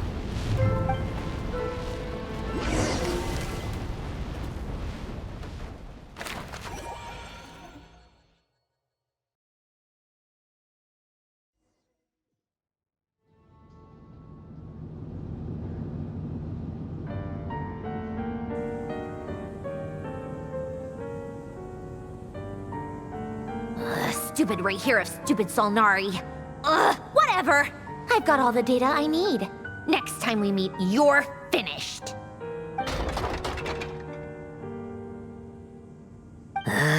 He sure doesn't pull his punches. Excuse me, do you need a hand? You can do me a favor by staying out of my way. Can't you see I'm busy? Wait a minute. I recognize that voice. Hello, Miss Sandrone. Father sent us over to help. Huh. How considerate of her. Hey, Fremine, get over here and help me fix this. Lenny, you do your thing. Just keep your sister away from my machines. Nearly every machine that cat girl touches ends up going haywire. Go put her on cleaning duty or something.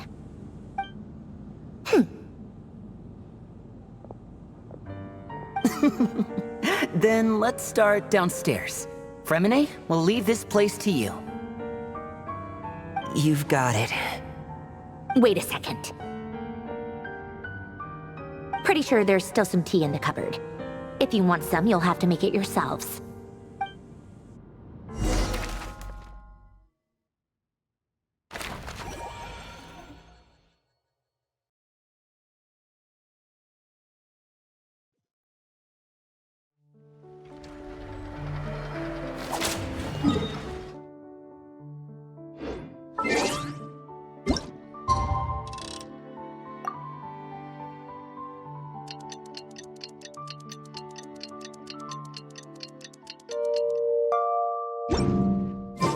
Let's fly!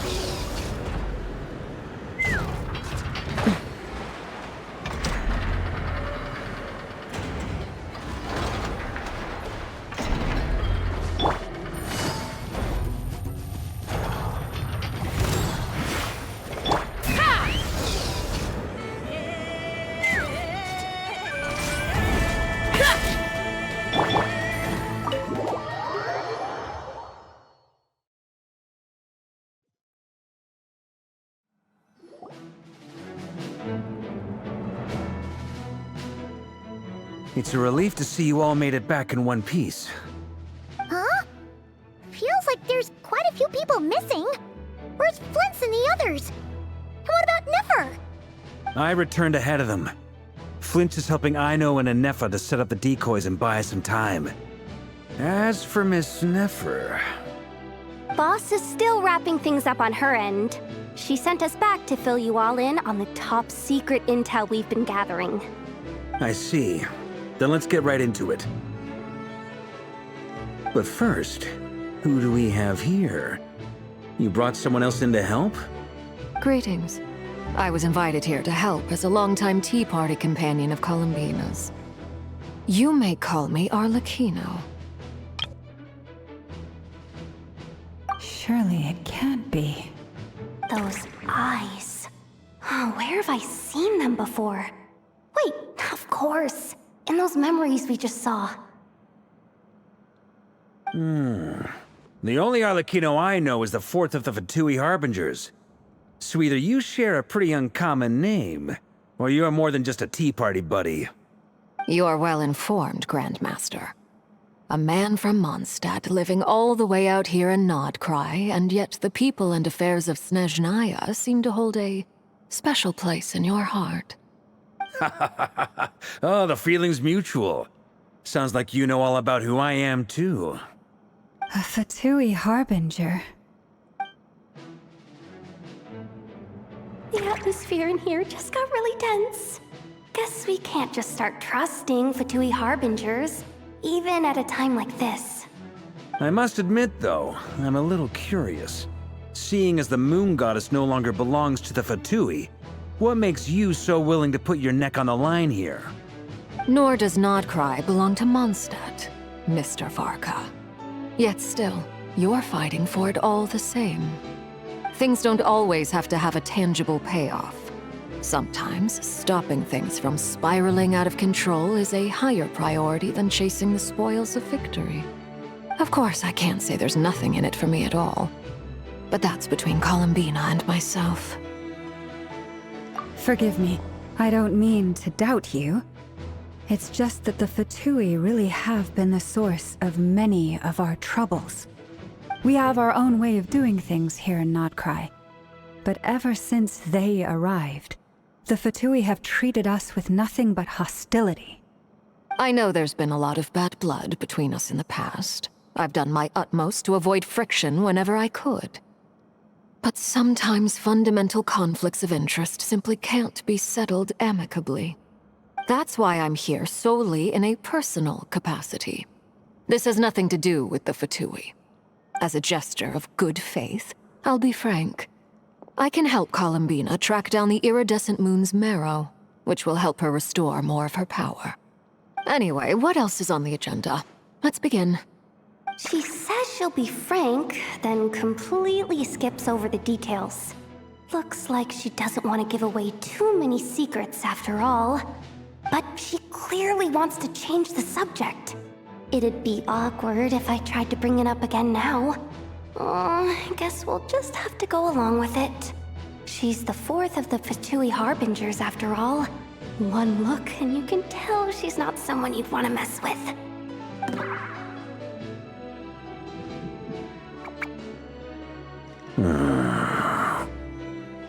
Well, since Miss Arlecchino sounds confident in her ability to handle that, we'll proceed to the next topic. Yehuda, time to share that top-secret intel. All right, listen up, everyone.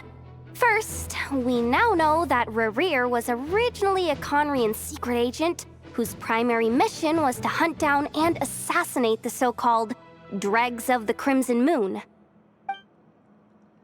The Dregs of the Crimson Moon? Mm-hmm. In the memories, there was a lot of talk about the Crimson Moon and Eclipse, and a whole bunch of other stuff from the time of Conria. To my knowledge, those were the names of two different Conrian dynasties. Long, long ago, it is said that the people of Conria worshipped the Crimson Moon, drawing a mysterious power from its reflection. But one day, a coup saw the Crimson Moon eclipsed, hence the name of the new dynasty that replaced it, and how it became the new emblem of Conria. Still, long after the Crimson Moon dynasty had fallen, the last ruler of the Eclipse dynasty, the Vinster King, still coveted the secrets it left behind. So, he sent the Rerir of Solnari to secretly hunt down the Crimson Moon's few remaining followers. In those days, Rerir showed no signs of madness. In fact, he was as normal as any other person. Oh, and he had a fiancé, or at least a would-be fiancé, called Tholindis. What's the matter?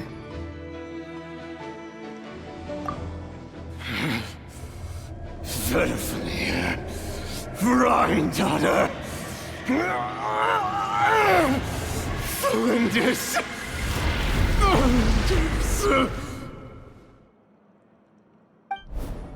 Interesting. Anything else? What about this would-be fiancé of his? Do we know anything about her? Well, she was a researcher at the Universitas Magistrorum, but it felt like she was hiding some kind of secret. Oh, and one more thing. For some reason, Rerir's fragment also contained some of Tholindis' memories, though only a very small portion. Well, no shortage of potential leads, I'll give you that. In any case, it sounds like we can conclude that while Tholindis was still around, Rerir appeared to be lucid and quite normal. The Lindis, it seems, must have been the one thing in this world that he couldn't let go of. Tell me though, were these pure-blood Conorians we're talking about here? Why do you need to know that? Hold on. If she was a pure-blood Conrian... Oh yeah! Just like how it was with the captain! If we could somehow find her, do you think there's any chance Rerir might regain some of his sanity?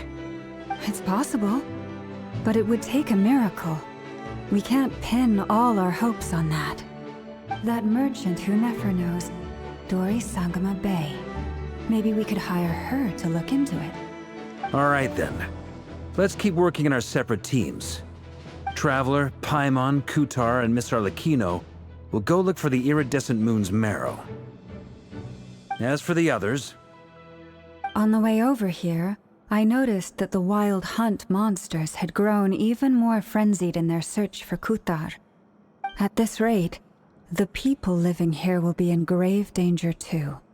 So I'm thinking of gathering together some of our followers to go wipe them out. I'll head back to the curatorium and meet up with the boss. Feels good knowing we've all got something to be getting on with. Given that the Wild Hunt has been a lot more active lately, the Lightkeepers have likely begun their own operations too. If that is the case, someone will need to pass the news on to Flint's. I'll hold the fort for now, then discuss our next move with Flint's, Ino, and Nefer when they get back. All right then. Well, the clock's ticking. If that's everything, we'll be on our way. We'd better get moving too. We'll try to buy you as much time as we can. Relax. Just do your thing. I decided to call in some backup since things are getting so hairy. Our reinforcements should be here any minute now. Stay safe, everyone. Dismissed.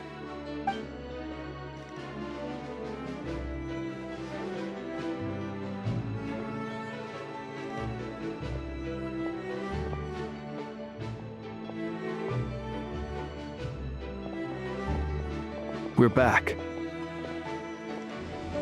Did we get here a little early?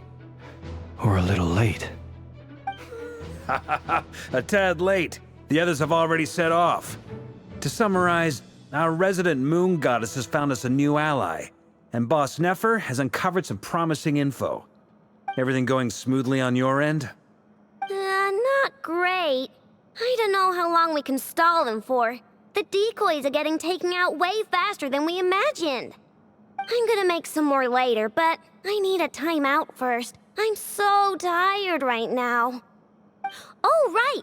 Nefer, could you fill in Uncle Varka on what we just discussed with Flint's? Sure. Uncle Varka, you previously told us about how when you went to investigate a source of the Wild Hunt in Amsvartnir, you discovered that it was just a diversion.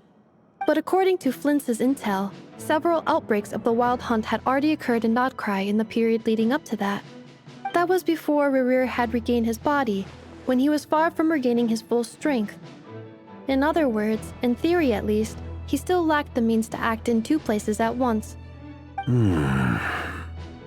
Flint's, with everything that's been happening, the Lightkeepers across Krai are rallying to fight back against the Wild Hunt. They're gonna need your help. I know, I'm sure you're capable of coming up with something far more effective than decoys. But for now, you should stay here and get some rest. And Nefer and I will head back over to Amsvartnir to see if there's anything I missed. I told you Uncle Varka would say that, didn't I? A deal is a deal. Not a word about my snack intake for the next week. Database updated. Reliability of Ino's predictions increased. What does that mean? They were betting on how you'd respond after hearing their intel. It's the obvious choice, isn't it? That's hardly worth betting on. We already decided that Nefer should go investigate the situation over at Amsvartnir on her own. You might as well stay here and keep watch.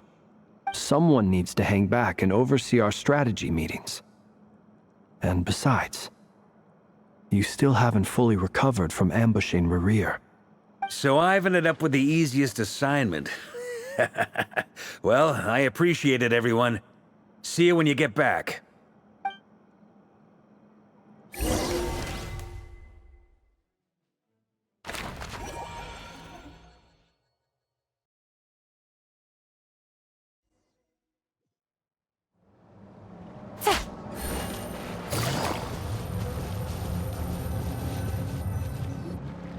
Here, this will serve as a good spot to cross over.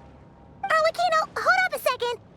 Since you brought us all this way, would you mind telling us what you've got planned? We still haven't got the slightest idea what's going on here. And if even Columbina doesn't know where the iridescent moon's marrow is, how do you? Simple. Because I am an inheritor of the royal bloodline of the Crimson Moon, and one of the last surviving embers of the Two Worlds' flames. Huh? Are you serious? As in, you're a descendant of that Crimson Moon dynasty we were just talking about? The one from ancient Conria? Your surprise is understandable. I was also taken aback when I first learned of it. But the more I thought about it, the more I realized the signs had been there all along. When I was young, I discovered I could wield a very special kind of fire. It coursed like blood through my veins and smoldered away inside my nerves. What's more, whenever I experienced strong bursts of emotion or drew too deeply on this power, it was like some kind of presence within the fire would begin to gnaw away at me, consuming me from the inside out. Exactly. That is why my hands are like this, too. At first, I saw it only as a curse, but once I became a harbinger, the jester apprised me of the truth. Together with my own investigations, over the past few years, there are several things that I have gradually come to understand. For instance, take the so-called Crimson Moon. In truth, it is nothing more than the shattered remnants of the iridescent moon, fused with the abyss to prolong its lifespan. Since this blood flame was bestowed upon me by the Crimson Moon, it is a fusion of the iridescent moon's former power and the corruption of the abyss. You all understand the nature of the abyss well enough. I draw upon its power, and in return, it hungers for my soul. This strange blackness is the mark of corruption it has left behind. If I recall correctly, you once told me that if the corruption ever made it to your heart, you'd become a completely different person. Yes, and that's the reason I'm always careful not to push my power too far. It's essentially a never-ending tug-of-war. Oh, sounds intense. Anyway, the rest of my story can wait. Is there anything else about the Crimson Moon or the Iridescent Moon that you're unclear about? Paimon has a question. So, the Crimson Moon that the Karians used to worship was actually the Iridescent Moon, right? Which was one of the three Moon Sisters. Does that mean that the Karians were to the Crimson Moon as the Frost Moon Scions are to the Frost Moon? So much of that history has been lost. We have no way of knowing exactly what they were like. But I would suspect that the Conrians weren't as devout in their moon worship as it might appear. The iridescent moon's remains simply served as their link to the abyss. Later on, perhaps someone discovered a way to make direct contact with the abyss. Or maybe there was some kind of ideological divide. Either way, a dissenting faction staged a coup and drove out the royal heirs of the Crimson Moon dynasty. Still, even with the dark sun looming high overhead, the Crimson Moon's glow never truly faded. If you want living proof, it's standing right before you. The first time we met, I sensed something familiar in your presence. When I looked at you, I felt I could see that mysterious red moon in the corner of my eye. In your flames, I saw its broken image, surrounded by a strange black aura. Well, I appreciate that you kept it to yourself. Much about the Crimson Moon is still a mystery, and I'd prefer not to end up as the object of an insane research project. Anyway, time is against us here, so if there's any other questions, they'll have to wait. I just want to make sure I've got one thing straight. In her letters, Sandrone mentioned that since you are unable to contain the iridescent moon's marrow yourself, you intend to leave it in my custody. Correct? That's right. For now, it's the only way I can pay you back for your help. The iridescent moon is already part of who you are. So with its marrow in your possession, you'll be even more powerful than before. Deal. Then let's get started. Get what started? What does this place have to do with the Crimson Moon? When I first became a Harbinger, the Jester gave me a book called Paranhari, also known as Leobranto Inamorato. You should be able to buy a copy next time you're in Fontaine. It's a love story set in the Crimson Moon era. But setting aside the tangled romances of its characters, it also records a few interesting details. In the Crimson Moon era, or so the story goes, there was an orphanage that received children from beyond the bounds of this world, and subjected them to a peculiar induction ceremony. Beyond the bounds of this world? For real? And what kind of induction ceremony? The Crimson Moon sages looked beyond this world for beings with powers that surpassed the gods. But fearing they might lose control, they subjected these children to a process of refinement. They made these children crawl up a fireplace and kept asking them, "Have you died? Did you see it?" Until they finally admitted to having died and seen a crimson moon.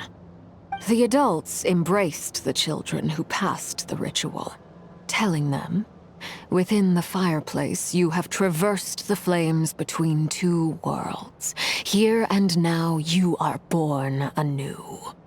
The book leaves much unsaid, but I suspect that this was their way of branding the children they had enrolled, leaving an indelible mark upon them so that they would forever live in the Crimson Moon's light. That explains why I can't sense the Crimson Moon's marrow in this world. It makes sense that it would be sealed in a special space that can only be accessed temporarily through some kind of ritual. But there's no fireplace here. Do you see a chimney anywhere? Oh, are we supposed to build it ourselves? Okay, fine. Paimon will go find some bricks. That won't be necessary. The fireplace is purely symbolic. The key to the ritual is crossing the flames between two worlds. In other words, the flames that burn within me. Those burned away by such flames leave behind a kind of ghostly afterimage in the world. In the days of Conria, people believed they could be used to bridge the gap between the two worlds of life and death. In short, I can open a passage to that space for you. That's the easy part. The catch is I'll need to stay on this side to keep the passage open, so I won't be able to come with you. Once you're inside, you'll have to find your own way. Very well. Then I'll open it up. Traveler, spare me a little more moonlight if you would. I may need it.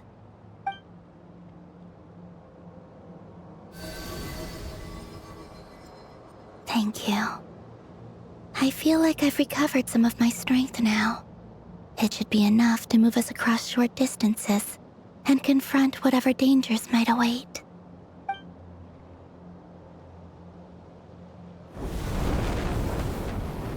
Mistress of the seven hues of ages past, great mother of the present, crimson-clad sovereign of the two realms, by fire severed, by fire renewed, I offer myself now and beseech your descent.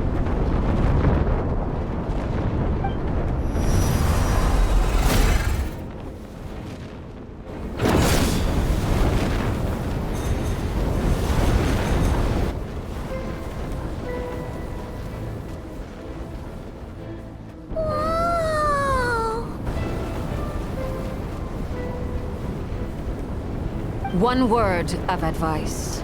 As you're crossing over, no matter what voices you hear, do not answer. Got it! I sense a sinister gloom inside, but also the familiar light of the moon. I feel that I am about to meet an old friend who has changed beyond all recognition. All right, let's go.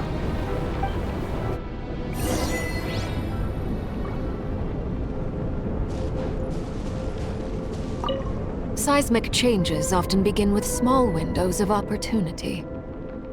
This could be your window.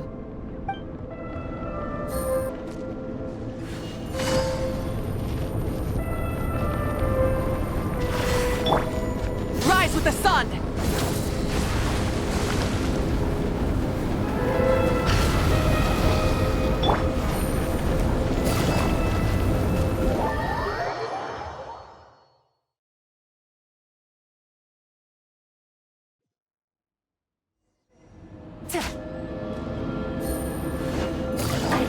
Your presence and craving death and rebirth. Wait, why are you? You have crossed over from another world, transcended fate itself. I have no right to. Take it easy. Hey! Look up at the sky! A red moon! This must be the spot, right? Is that the abyss? It's practically filled the entire place! What now? What a tragic sight. Fragments of your broken body, seized by the abyss, and hung up aloft like mummified remains. Iridescent moon. Was this truly what you wished for? Careful! There's something spooky about this place. Feels like something is lurking in the fog. Haimon's right behind you. Whatever you do, don't run off without her.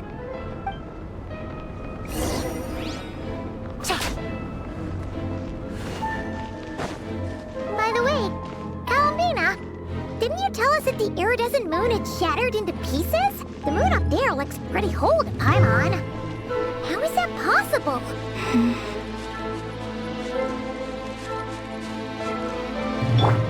Burn it down!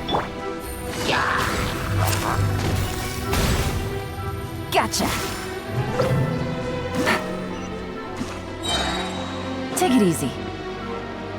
Just like I thought. It was only a facade.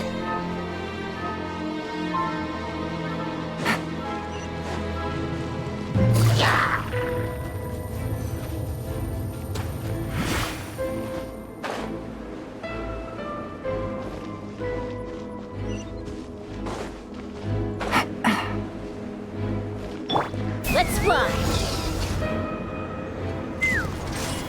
Yeah! Bring it! Game's up.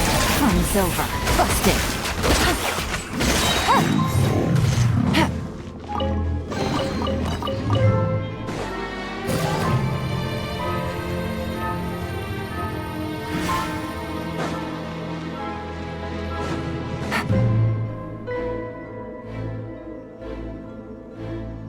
Huh?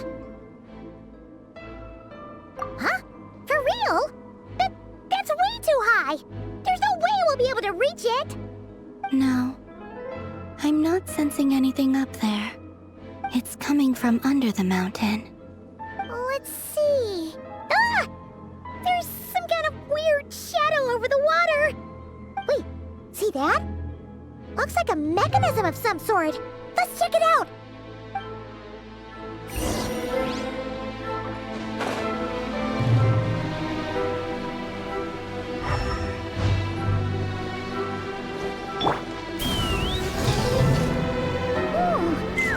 Looks like a device from the time of Kalia. Maybe people once came here to study the Crimson Moon's name, and they left this behind. Oh, if we can activate it, we might find some clues.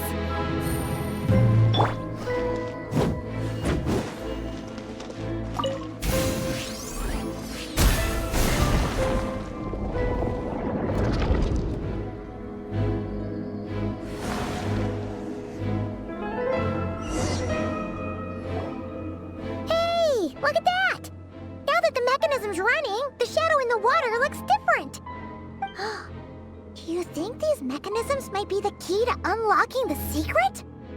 Let's try to find more of them! Felindis, we'll leave the rest of the research in your hands. We'll be heading back now. I hope this isn't ruining date night. Ugh. Mind your own business. Just leave me some snacks on the table. Felindis? Is that Rerir's girlfriend? How come we're hearing her voice here? Oh yeah! So, do you think she was studying this strange space all along? The Abyss has made this space extremely unstable. Maybe that's why some of the things she said and did were preserved here. Like echoes. Or after images. Whenever I see this view, it takes me back to a poem from my childhood. Waning moon, oh lifeless damsel, weeping on the mountain crest. Mourning still in wistful tone, her fragile soul now laid to rest. For me, of all people, to be here investigating the mysteries of the Crimson Moon space. Is it a coincidence? Or something more?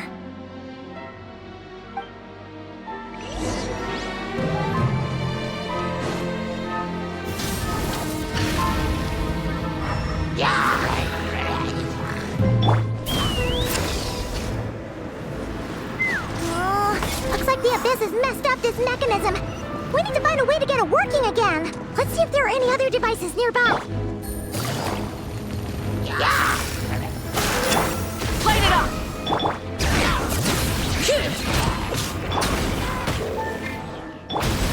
Here comes the catch. Quietly now.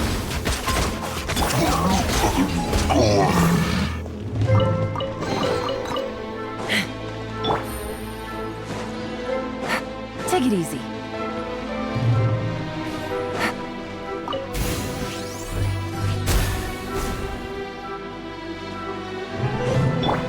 Let's fly.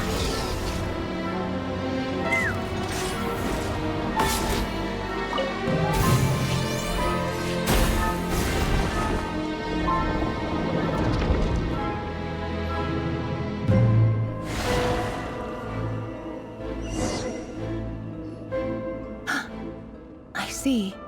So the moon marrow, or rather the power of the 3 moons, is the key to unlocking. If it really does exist, then maybe this madness can finally be put to an end.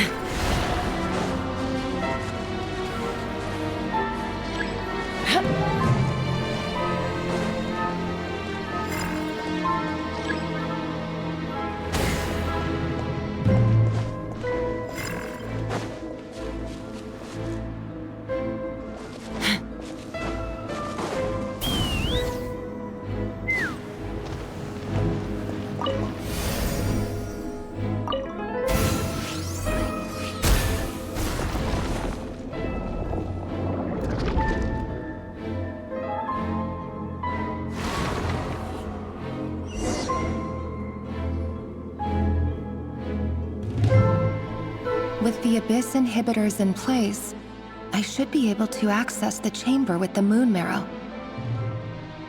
Oh, Rerir, with every step you take, you're drifting further from what you truly desire.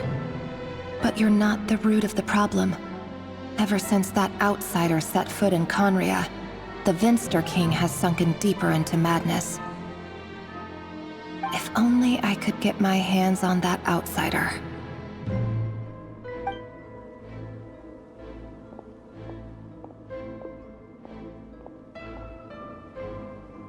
Hey look! The moon's reflection is back to normal! Felindis' voice mentioned a chamber with the moon marrow. Do you think maybe it's hidden in the moon's reflection? It must be. For within it, I sense the fragile aura of a dying soul. Then there's no time to lose! Let's go!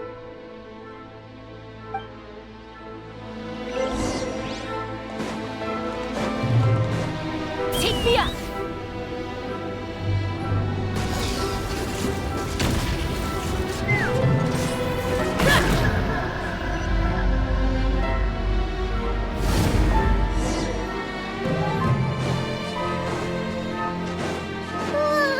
These things are so creepy! Looks like we'll have to destroy them if we want to get to the iridescent moon's mirror.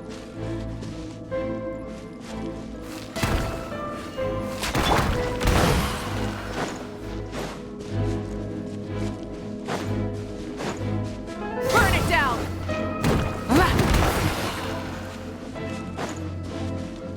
That must be the iridescent moon's mirror! Oh, but we'll need to destroy these things before we can reach it!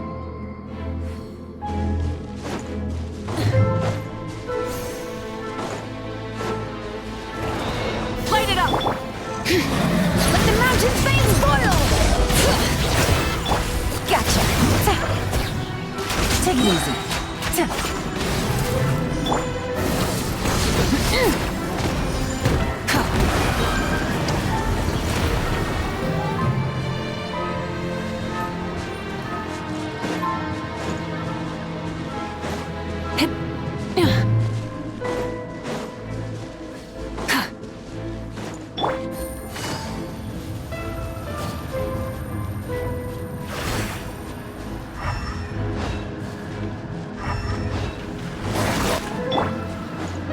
Burn it down! Wrath from the sky! Hang in there! We're so close!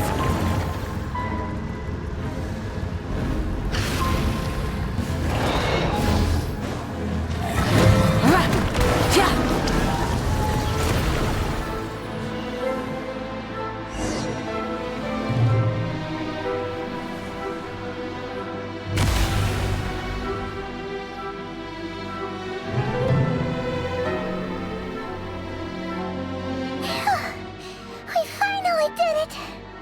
The iridescent moon's marrow, still burning away like an undying flame, yet now contaminated by the abyss.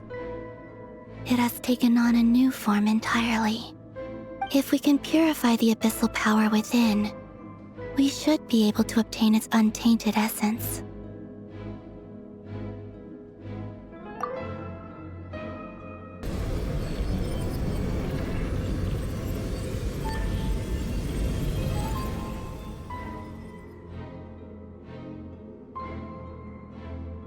It's so cold.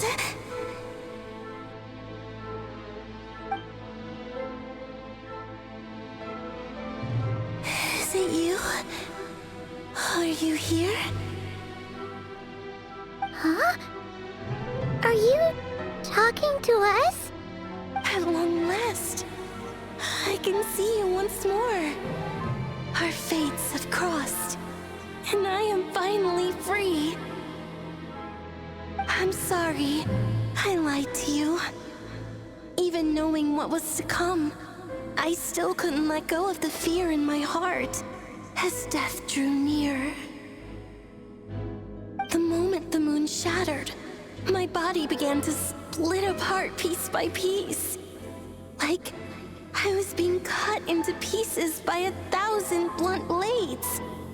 My thoughts scattered as the cold crept in. But I could not bear to fade away like that. Tell me, what was it that brought you to us all that time ago? If only I had possessed your courage, then I might have been spared this torment more painful than death. You look so puzzled. That's how I felt too when I first saw you. But trust me when I say that everything happens for a reason. Farewell, Hypo.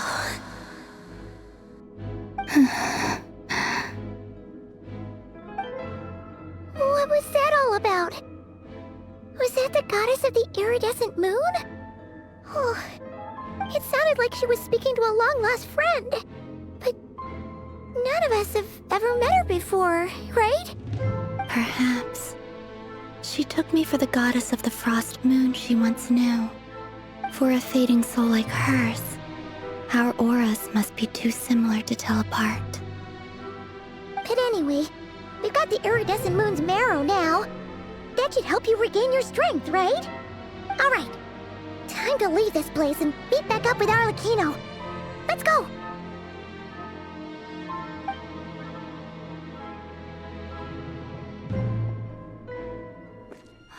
That's odd. This place looks different than when we came in. Waning moon, oh lifeless damsel.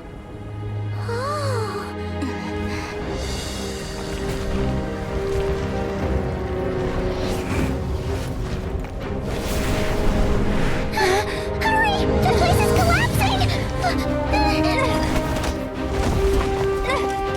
It wants to trap us here. Who's it? The Abyss? Now we've taken the moon marrow. All that's left here is a dark will. It will show us no mercy.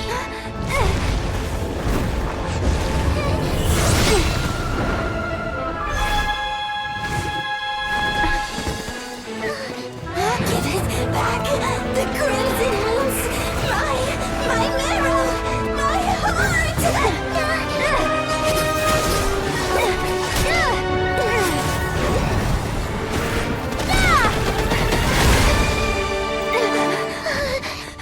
Finally! Huh? Oh no! The exit's blocked! They're back! Now what do we do? This is where you fall. Witness my rise. What are you waiting for?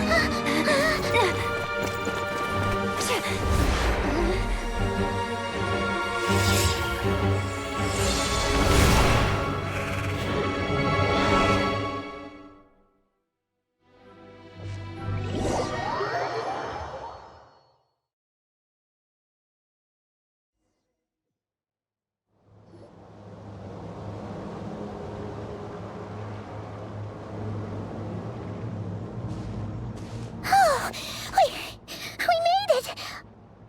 Was that you, Arlecchino? Did you save us? Wait, your hands! They're... Oh, this? Don't worry. It's a small price to pay. The Abyss wanted to trap you inside, and I defied its will by bringing you out. No wonder it's a little angry. No. I have paid the price, albeit a small one, and it cannot be undone. My hands have already fused with the Abyss. Purification would simply destroy whatever's left of them. But surely... Oh... We're so sorry, Arlecchino. Paimon can't believe you'd make a sacrifice like this for us. As much as I'd like to call it a favor, the truth is I was simply holding up my end of the deal. Well, Columbina. Yes, you did your part. And as promised, I will leave the iridescent moon's marrow in your care. From this day forth, may the two worlds' flames burn ever more brightly.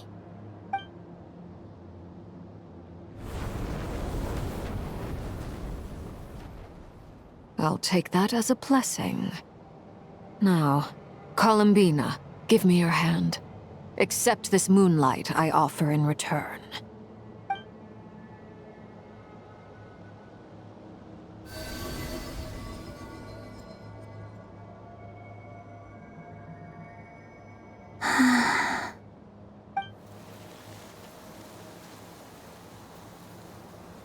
Feeling stronger? Hey, Columbina! Are you okay? I'm fine. Our powers are a little at odds, that's all. By the Frost Moon's authority alone, wielding the power of the other moons was always going to be a stretch. Still, I think it's fair to say that your strength has returned. At least to the level it was at as third harbinger. It's still not enough. There's no way I can hope to challenge Rerir like this. Just one more ray of moonlight, if you would. It's okay. I can take it.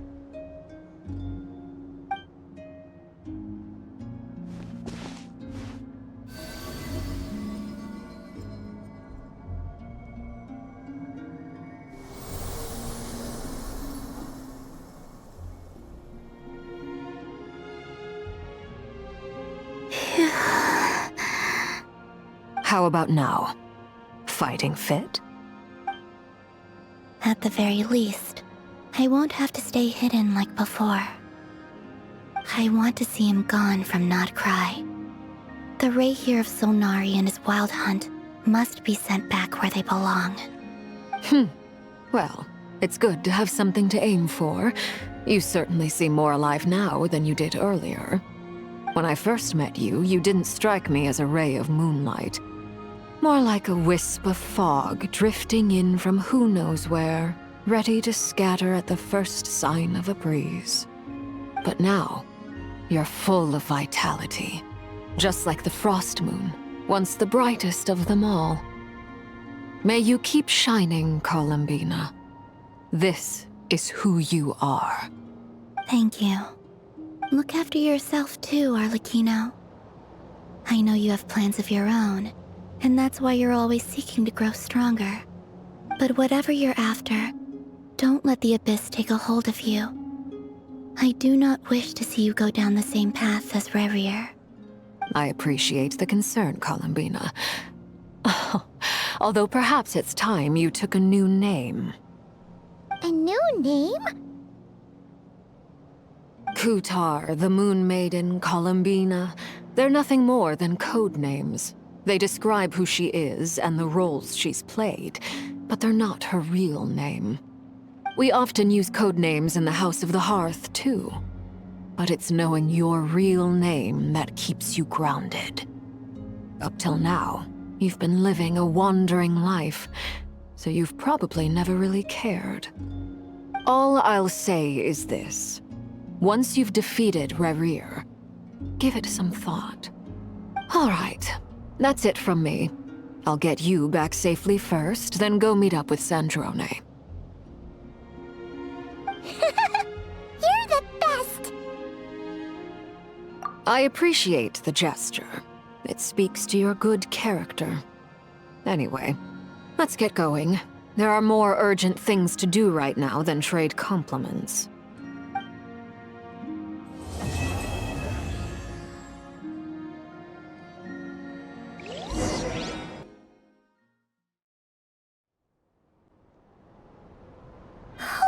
It was a close call, but we got the iridescent moon's marrow and restored Columbina's strength. And that's all that matters. In other words, mission accomplished. Paimon wonders how everyone else is doing.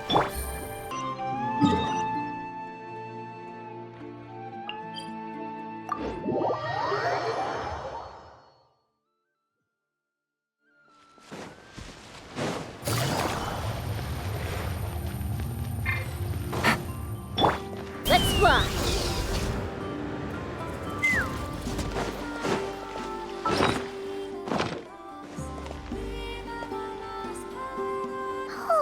Do you think the others are making good progress? Hope it's all going smoothly. Huh! Hey, look! They made it back as well! Flint's! Lauma! How did it all go? All is well, thank you. Nefer and Yehoda had to stay at the curatorium to wrap things up, so they won't be joining us for now.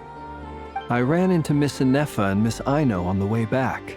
Their work is still in progress, so I suspect they won't be back for a while either.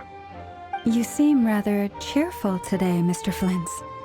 I certainly am. I achieved what I set out to do and came away with more than I bargained for. Fighting alone can get quite tedious, but I had the good fortune to run into a pair of brave young warriors. We meet again. How have you been? Albino! What are you doing here? That would be a natural assumption to make. It's also the correct one. These two courageously lent me a hand while I was fighting the wild hunt.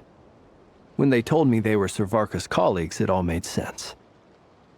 And given how people of outstanding talent tend to cross paths, it's no wonder you're already acquainted. So, who's your travel buddy, Albedo? Why don't you come and introduce yourself?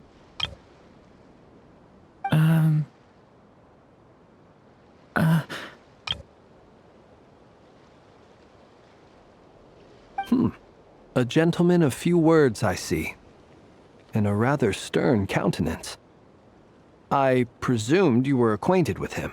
Is that not the case? It's nice to meet you. Again. We've technically met before. Wait a sec! You're Mini Durin! That's right. It's me. I'm glad to see you again.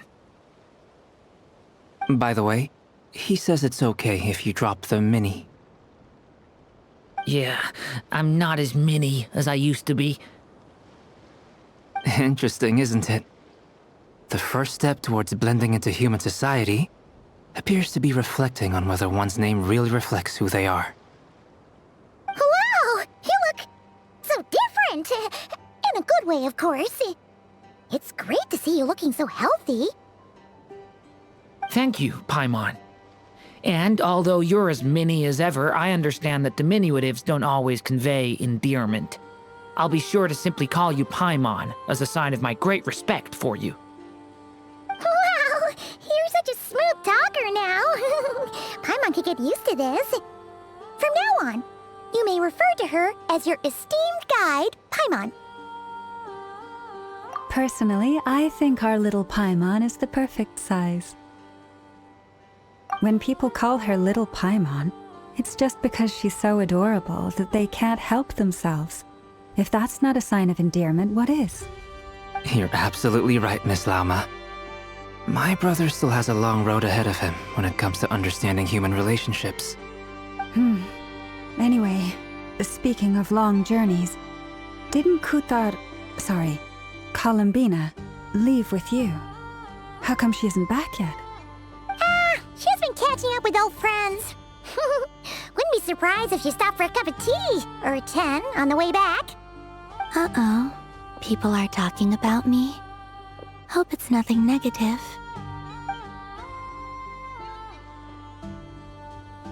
Judging from your expressions, I'm guessing it all went well? It's getting crowded here. I'll go grab some chairs. No need. This is a job for an alchemist. I'll whip some up momentarily. Thank you for your hospitality, ladies and gentlemen, but I was merely escorting my friends back. I'll be meeting Sandrone shortly, as we still have some things to discuss. It's been a pleasure, everyone. But this is where I'll say goodbye. We really appreciate your help. Oh, come on. Spare the formalities. I'm just glad I could help out some true friends. I understand. Well, bye for now, arlecchino.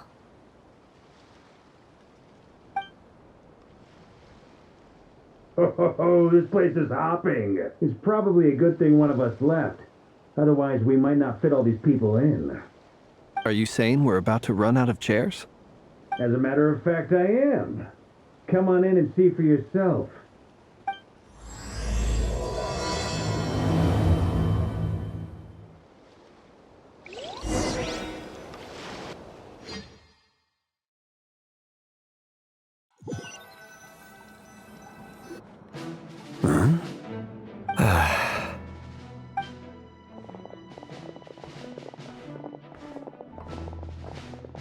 I overheard your little chit-chat outside, by the way. With Miss Columbina's colleague gone, we should be back to the original crew plus the other colleagues I brought in. Though, it looks like we have another new face.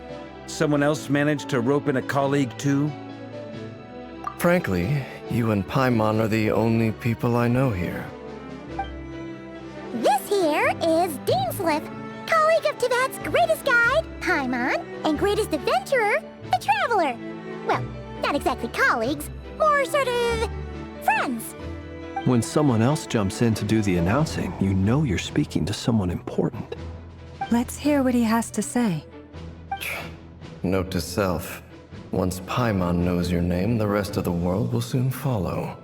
When he comes looking for us, it's usually something important. Paimon's guessing you've heard about the Wild Hunt, then. From the looks of it, you're about to hold a meeting. If I were to say that the Wild Hunt is our mutual enemy, would that earn me a seat at the table? As the saying goes, the enemy of my enemy is my friend. Mr. Dainsleif, there's a seat with your name on it. Though, I can't promise the same for everyone else. Hey, Albedo, think you can rustle up a couple more chairs? After all this time apart, Grandmaster Varka's first order is to rustle up a couple more chairs. I've missed this. Is he being sarcastic? Hey, he's your brother. Why are you asking us? I've still got a lot to learn about the nuances of human conversation. Trying to decipher Albedo's way of speaking has been like jumping in at the deep end. Oh, good point. Paimon gets you now. Don't sweat it. There are people who go their whole lives without getting the hang of it. You're ahead of the game already. I wonder what's taking Nefer so long. Perhaps you should go and check in with her. If anyone can hurry her along, it's you. I just got back from the curatorium. Besides, aren't you curious to see what's taking her so long? Miss Nefer doesn't strike me as the type to share secrets. And since gathering intel is her specialty, I'm guessing she'd prefer to keep her methods confidential. Under such circumstances, would it not be tactless for me to impose? Oh, but it's fine for me to impose. What can I say? You have an unrivaled ability to garner people's affection, Miss Moonchanter. Besides, you have far more in common with her than I do. All right, then. Impressive. She barely fought back at all. I admire your powers of persuasion, my friend. As I'm sure Miss Lauma will realize soon enough, the trick in life is to always pitch in with other people's responsibilities so that you can be selective with your own. Another trick is to simply hide in the background. Spoken like a true sage. Anyway, looks like we've got some time to kill before the meeting. Let's take a little breather, folks. And feel free to chat amongst yourselves. We'll get down to business once the other two arrive.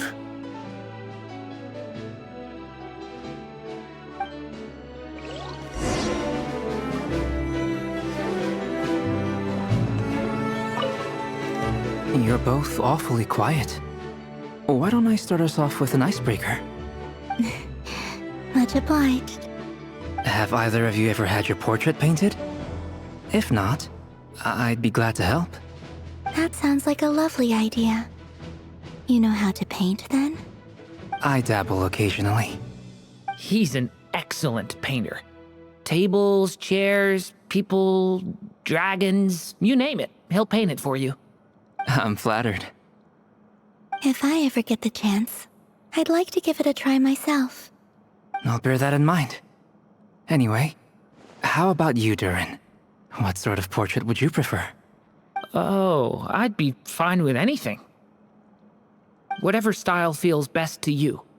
Very well. Then I'll play it by ear. You can replicate any style I want? I can try. If you show me a sample, I'll do my best to match it. Thank you. In that case, I'll dig up some reference material for you.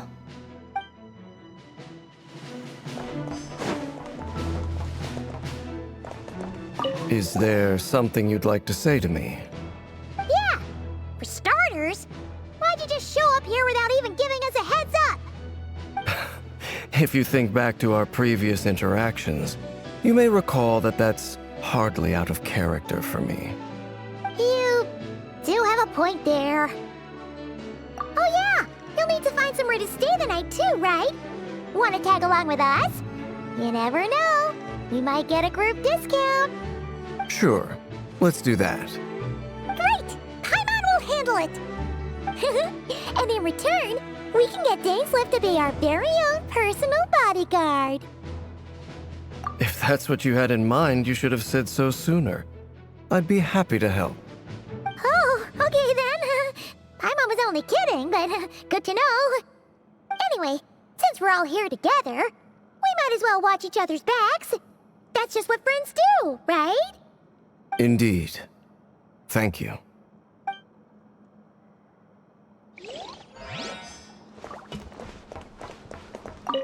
Truth be told, I can't remember the last time I was in a meeting with so many people. You're not alone there, my friend. The Lightkeepers also struggle to bring everyone together for a serious discussion. I don't doubt that. I've only ever met two Ratniki, one being you, and the other being that young guy, Itlua. Itlua is a good apple. I'll give him that. He's kind, honest, and regularly delivers supplies to my lighthouse.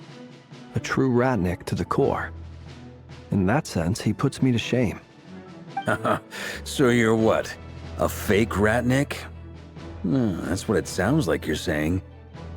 But I get the feeling that's not quite what you meant.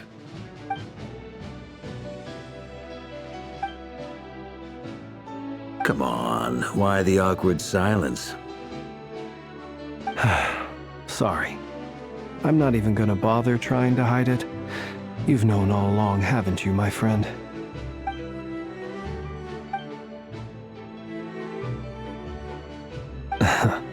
Now that was an awkward silence.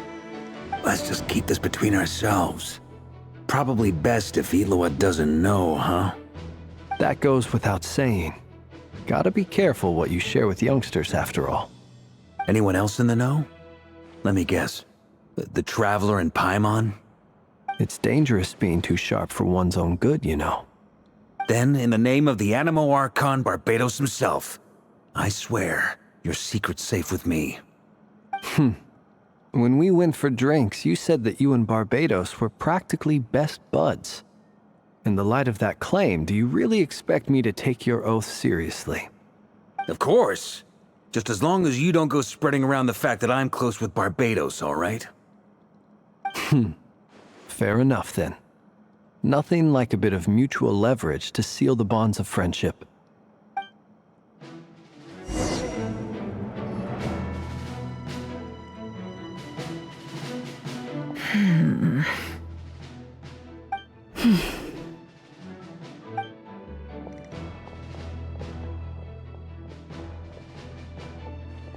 Ah, Miss Nefer. You made it after all. But what about Yehoda? I'm here to give you an update on how things are going on our end. Once this is over, I'll be heading straight back to continue my work. I left Yehoda back at the curatorium to watch over things while I'm gone. Huh. So much for just this once.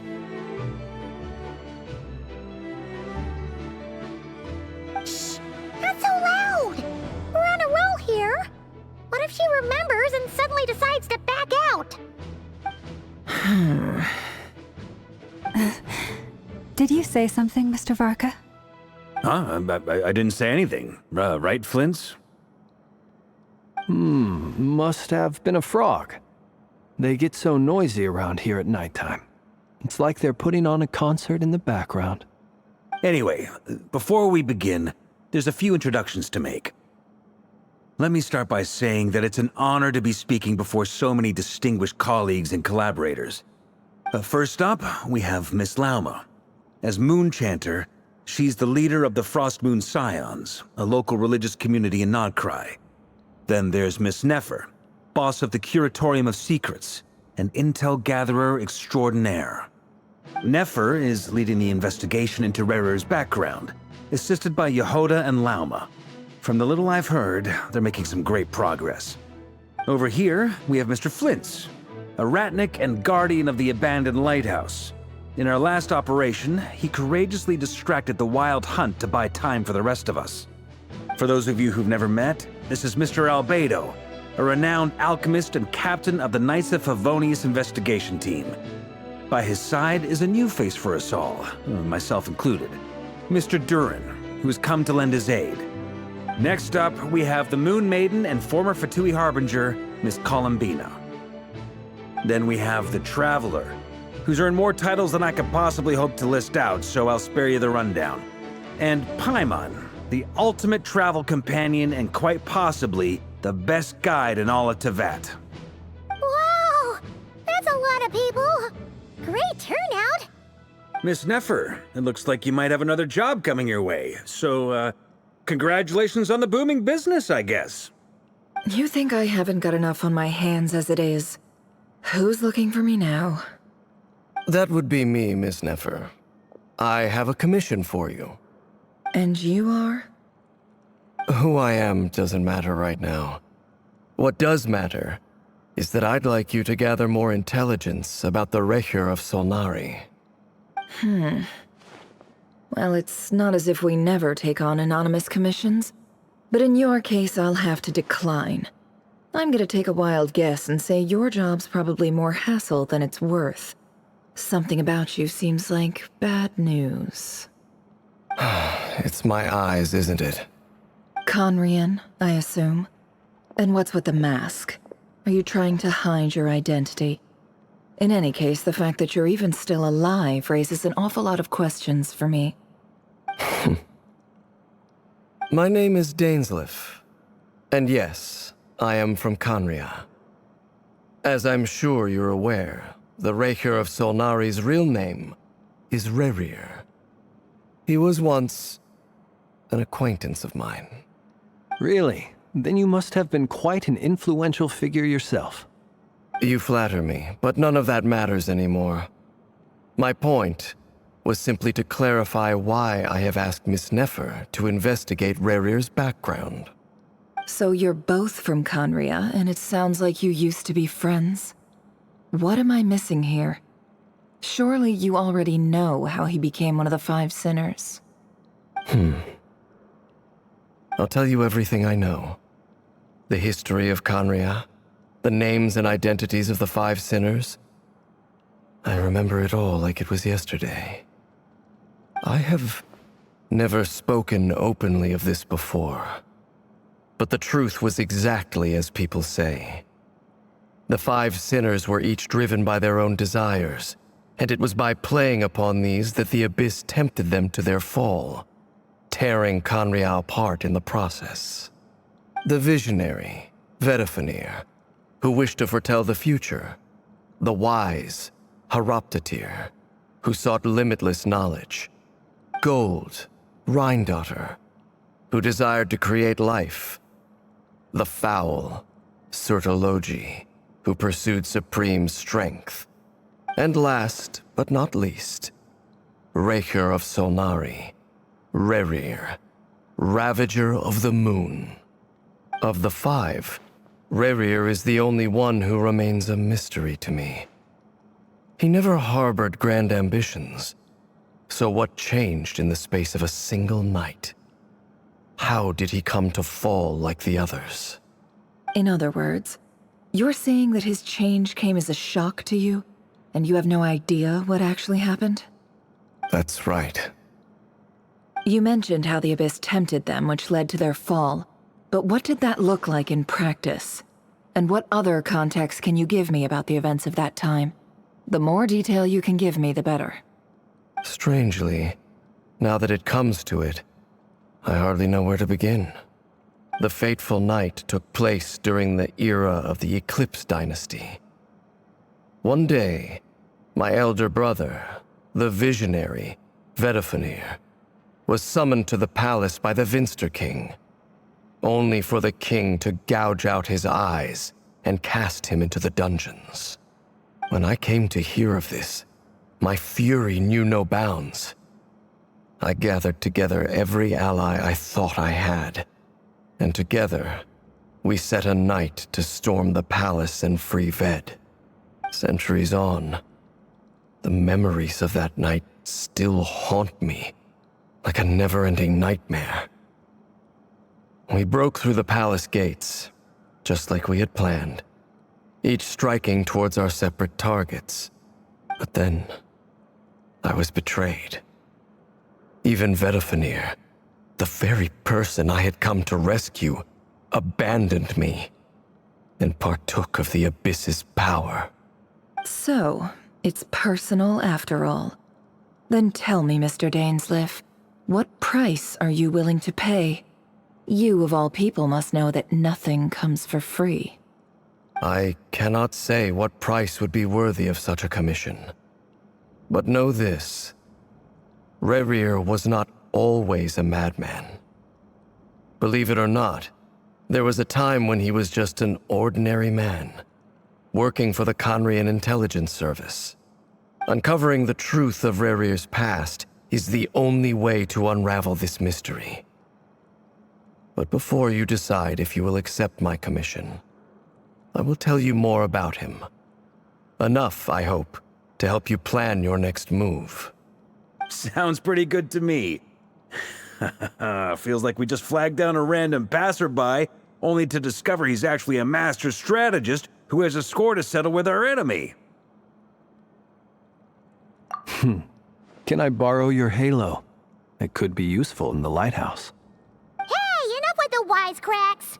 Besides, isn't that lamp of yours bright enough already? Relax. It was meant to be a compliment. If that was a little over the top for your liking, I'll make sure to tone it down next time. I'll give your proposal some serious thought, Mr. Dainsleif. Let's speak in private once the meeting is over. Before that, there's a few things I'd like to share.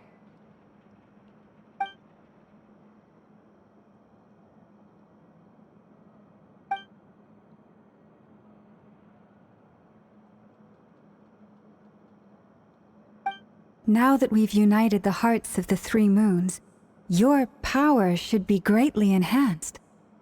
But it seems like that hasn't happened yet? I believe it will take a little longer. You've done so much for me, so I want to be completely honest with you all. Even though I'm doing a lot better now, the truth is, my recovery will likely be an ongoing process. From the moment I was born, my power has been slowly ebbing away. And that is because Tevat has never accepted me. Even with the moons united as one, it seems my rejection cannot be undone. So far, I have yet to find a solution. It may turn out to be a problem that will plague me until the day I finally leave this place behind. Even so, I will do everything in my power to help you drive out the Rerir of Solnari. As Arlecchino put it, this is not about chasing the spoils of victory. It's just a gesture of heartfelt gratitude. Kutar.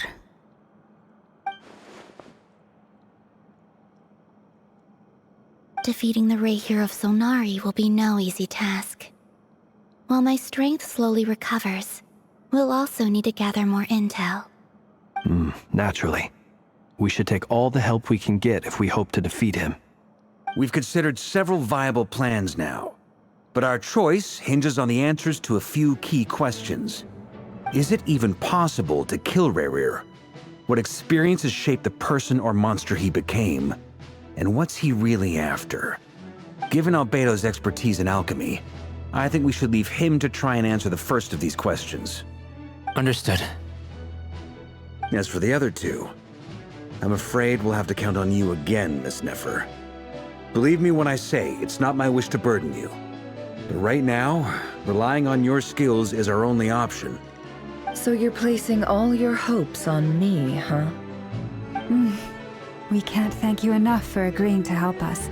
Honestly, I can hardly believe how lucky we are. You sure have a talent for changing your tune, Miss Moonchanter. Timid like Yehoda one moment, then flinches insincere flattery the next. Ladies, please. I must object to your portrayal of me. That's all. Feel free to keep bickering. Just pretend I'm not here.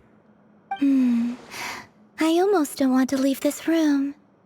I'm curious to see how this plays out. I have faith in you, Miss Nefer.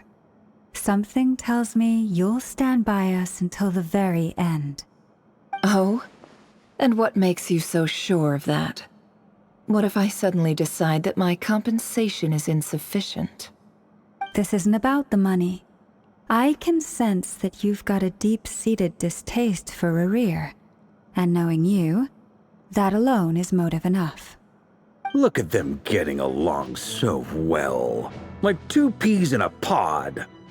And I'm the one they accuse of insincere flattery. There is no justice. Miss Lauma, you have to understand something. Unlike you, I don't actually enjoy having everyone's hopes on my shoulders. Is that right? Well, maybe the fact that I'm willing to put my hopes in other people says more about me than you. But the fact is, I also trust you. And that's because I know that you're someone we can count on.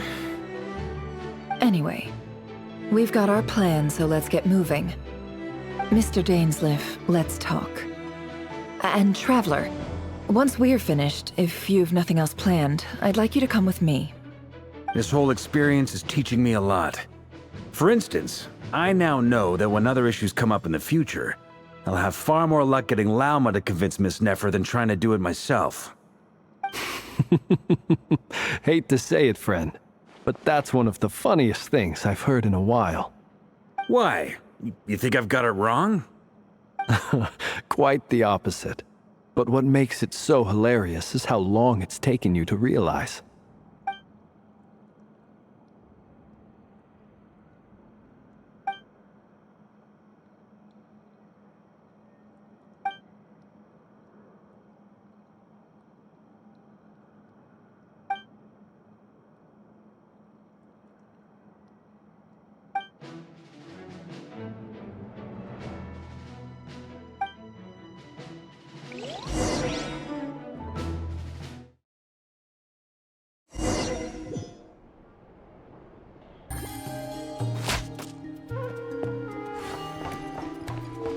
Take it easy.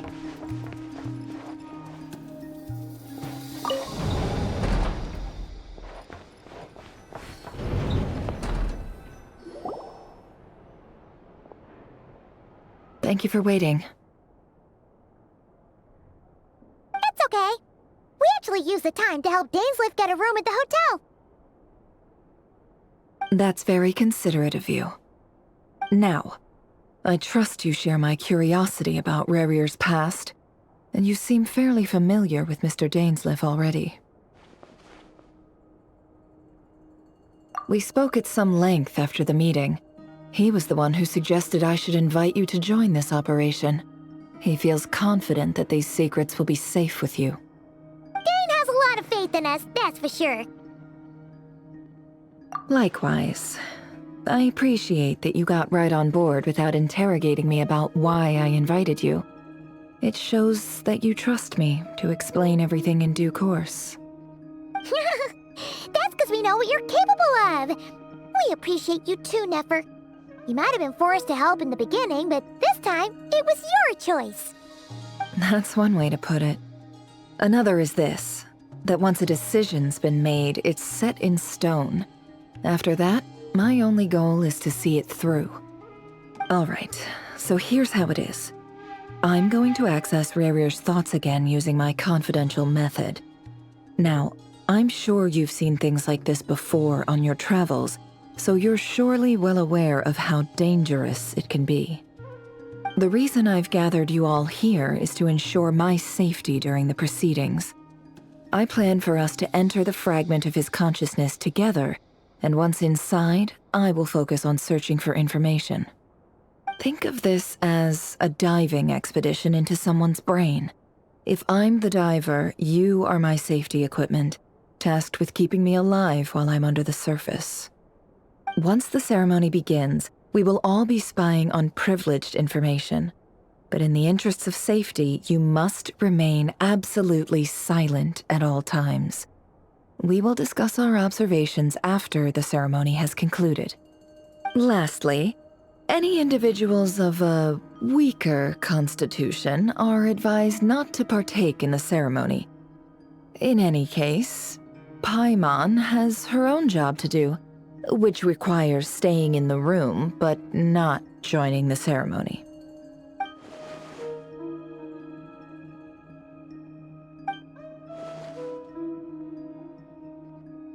Well, good luck, everyone.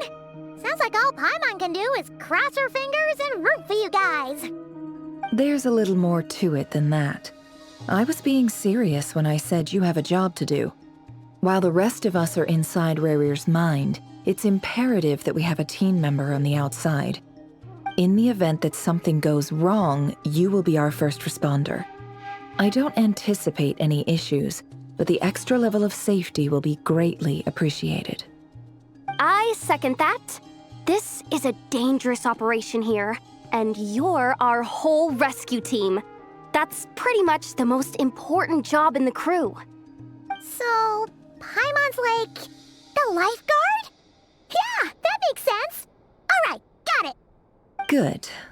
Please, take a seat. We'll get started momentarily.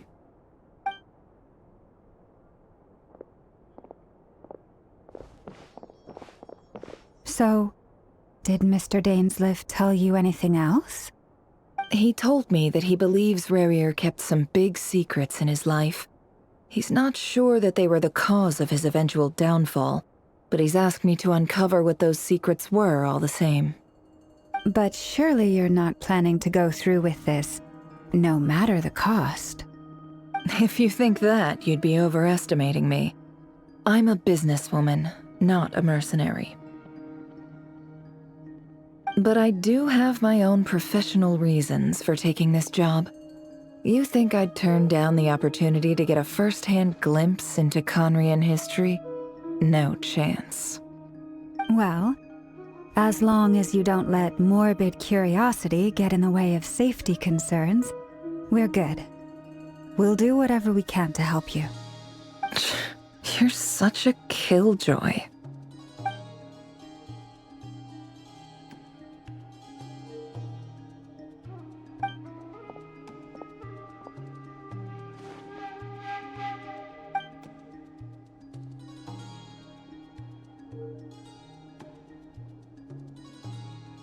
All right, I'm good to go. All set over here, too. Promise, Paimon, you'll be extra careful. All right. Let your whole body relax. We're about to begin. Close your eyes.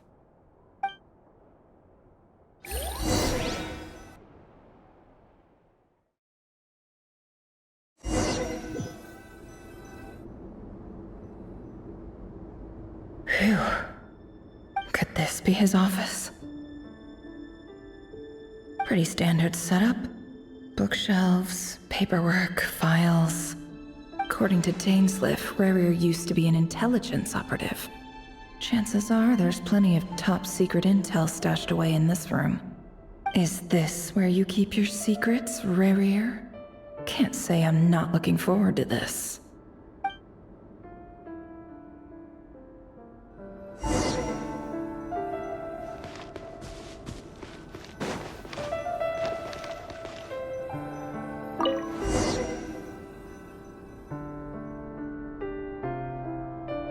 Today's files are in. Time to wade through them, just like usual. Male, 51. Occupation, cook. Confirmed Crimson Moon descendant. Has maintained frequent contact with other descendants over the past year. Poses a threat to the dynasty. Neutralized.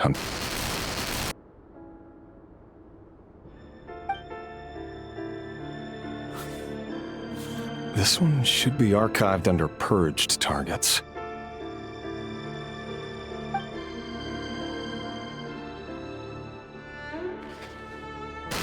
Female, 23. Occupation, office clerk. Confirmed Crimson Moon descendant. Has maintained frequent contact with other descendants over the past year. Poses a threat to the dynasty. Neutralized.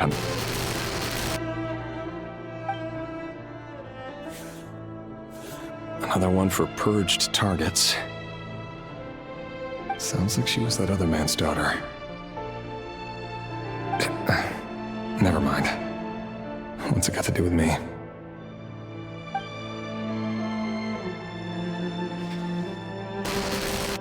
Male, 40. Occupation, teacher. Confirmed Crimson Moon descendant. Has been observed making contact with other descendants during the past year. Poses a threat to the dynasty. Neutralized on...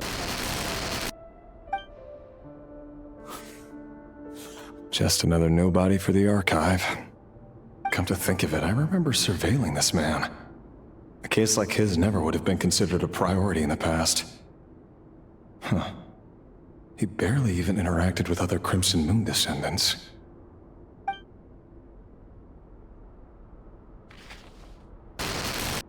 Female, 16. Occupation, none. Orphan and confirmed Crimson Moon descendant. Has been observed making contact with other descendants during the past year. Poses a threat to the dynasty. Neutralized on... Filed. I have no recollection of this girl. None whatsoever. She doesn't seem to be anyone important, but then again, how many of them really are?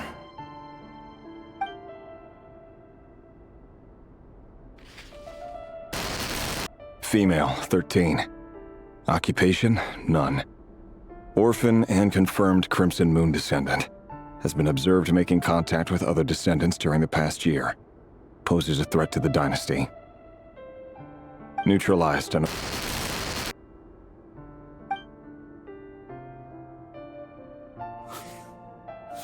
Filed.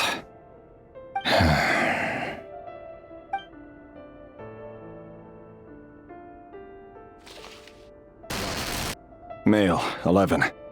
Occupation, none. Orphan and confirmed Crimson Moon descendant. Has not been observed making any contact with other descendants during the past year.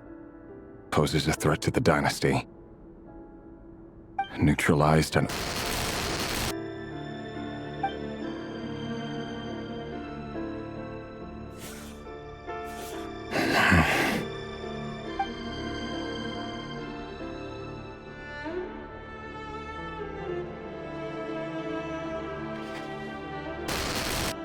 Male. 6. Occupation, none. Orphan and confirmed Crimson Moon descendant. Poses a threat to the dynasty.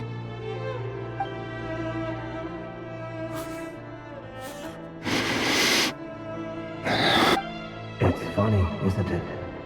Your job is becoming both harder and easier at the same time, depending on how you look at it. Sooner or later, the Crimson Moon descendants will be completely wiped out. But as their numbers dwindle, they become harder and harder to track down.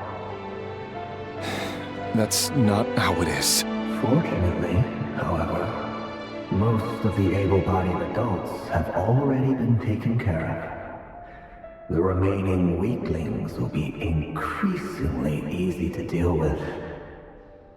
No! No. My job is to ensure the survival of the Eclipse Dynasty. And the only way to do that is by eliminating any and all potential threats. It's a perfectly legitimate line of work. Every single one of my colleagues can attest to my fairness. And if my friends were aware of the facts, I know they'd back me up too. Assuming, of course, that they were aware of all the facts.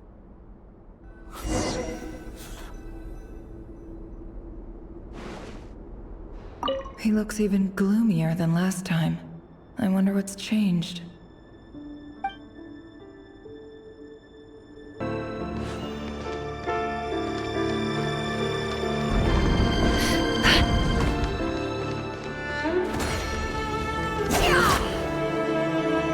Mr. Vedifalnir? It's been quite some time since we last met. Rerir, I trust you're here because you have something important to discuss. Forgive me. I wasn't tuning out, it's just, I notice you didn't even phrase that as a question. As if you knew I was coming. Tell me, does someone in your position ever feel the need to ask questions at all? It is indeed within my power to foresee certain things. Things like your arrival. I was just thinking, it won't be long before I'll be inviting both you and Dane to my wedding. That isn't a lie, but nor is it a fact as such. It's a wish, isn't it? No fooling a prophet, is there? Ever since that day we met for drinks, I knew it was only a matter of time before you came looking for me. Does it feel good? Knowing how the future will unfold.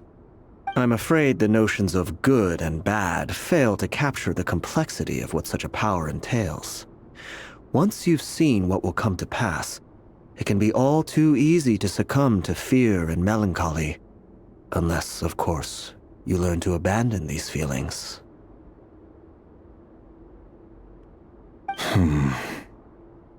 You fear my silence, and long to hear the words I left unspoken that day. That's right.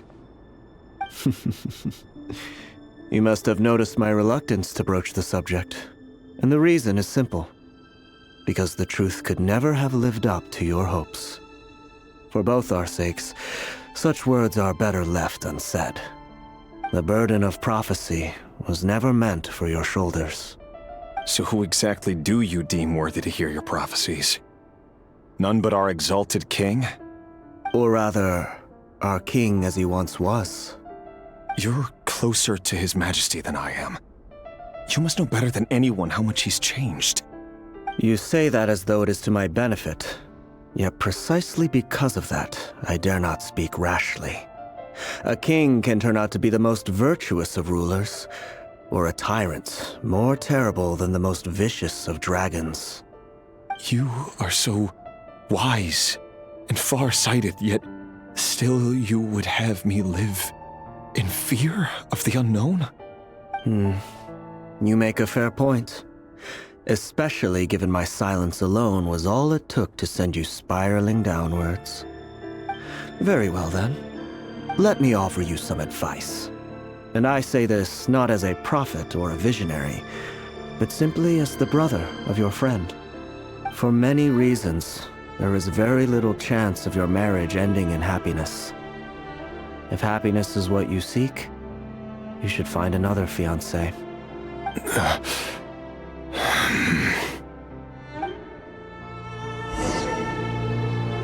Hold on. There's that same black fog again. Could this memory belong to Thelindis? Guess I'd better tread carefully.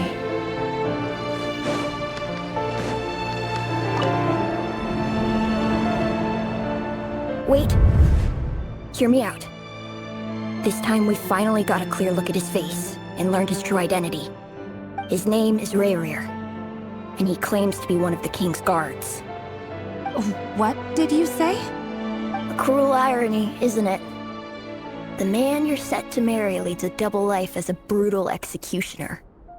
Why are you telling me all of this now? Simple. It's because I want you to kill him. You are the only person he would never suspect. No, absolutely not. I would never dream of doing such a despicable thing. So you'll just stand by and watch him slaughter us to the last? Do not forget that the blood of the Crimson Moon flows in your veins too. The blood of the Crimson Moon? What does that matter now? The dynasty has long been dead and gone. You think that alone is reason enough for me to throw away everything I have? Why wouldn't it be? You two were once a child of the Crimson Moon, just like me. Don't tell me you've never felt so much as a flicker of fury for the way we were trampled into the dust. As long as you promise to abandon this pipe dream of restoring your dynasty, I can try to persuade him. Or have him persuade the Vinster King. Persuade the Vinster King? Do you even know why he's so obsessed with hunting us down? Why he keeps trying to force us to hand over our secrets. Over and over again? Or why we refuse to give up on restoring the dynasty? The Vinster King. A blind fool. His eyes clouded by powers from beyond this world. A petty little man with a miser's heart. And he dares to sit upon the throne? Mark my words. Sooner or later, Conria will fall. And it will be his doing. If you can't bring yourself to do it, so be it. Just you watch. It won't be long before calamity descends upon us all. The Rerir of Solnari. That really is quite a secret you've been keeping from me, Rerir. But who am I to talk? Am I really any better? I've kept my own past a secret this whole time too. Love should be built on honesty. But ours was born from lies. And yet, is it really so wrong to hide things that would only make life harder? If we don't cover up the parts that no one else should see, how can we go on pretending to be normal? Vedifulnir must have known all this. And that's why he made his prophecy. In the end, nothing stays hidden forever.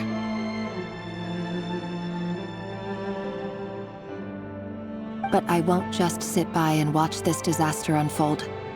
I'll do everything in my power to protect what I cannot afford to lose, no matter who I have to face.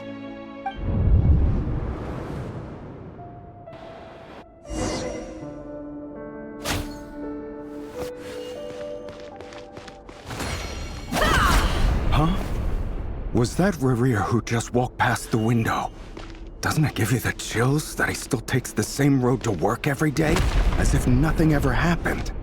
Those people at the deli. Enough already. They're clearly pretty taken by their own disguises. Just smile and play along. Pull the rug from under beasts like that, and you'll risk having your throat torn out. Deli? Oh. They're talking about those people from the opposition. Right. I'd almost forgotten they used to run a deli. People of no consequence always vanish so easily. And no one even remembers them.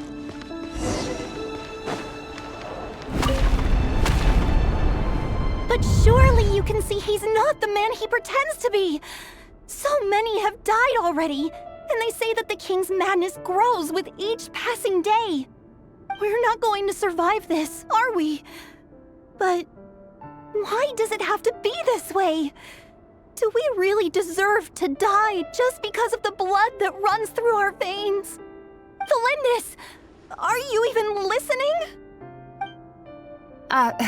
Sorry, Freether. My mind was off wandering. I heard you, though. You're talking about what Rerir said. He's just following the king's orders. He's a secret agent, and it's his job to hunt down rebels and dissidents. By the time you first met him, he'd already taken lives. Maybe he was using you from the very beginning. No. Rerir has no idea I have anything to do with the Crimson Moon. My family are only distant relatives of the main lineage, and besides, my eyes are perfectly ordinary. Truth be told, apart from my teacher, pretty much no one knows I have any connection to any of it. It's been a long time since my family severed ties. But as Orlog said, who could possibly talk sense into that raving lunatic of a king? No one. I'll work something out. Trust me, I'm with you all. But for now, you need to keep yourselves hidden. Don't let anyone find you, anyone at all. Don't forget that Rerir is an Eclipse operative. You need to be extra careful when he's around. And when I am too. For now, don't come looking for me. And if anything happens to me, just act like we've never met. If even you can't escape this, what hope do the rest of us have? But after all this time together, surely he wouldn't lay a hand on you. I won't speak in his defense, nor can I give you a clear answer to that question. but I'll do everything I can to put an end to this. Here, hold on to this. If an opportunity to escape presents itself, take it. You'll be glad you took some spare change. You call that change? But what about you? I've got a job, and there's still money coming in. But you can't go anywhere right now. Please think about yourself for once.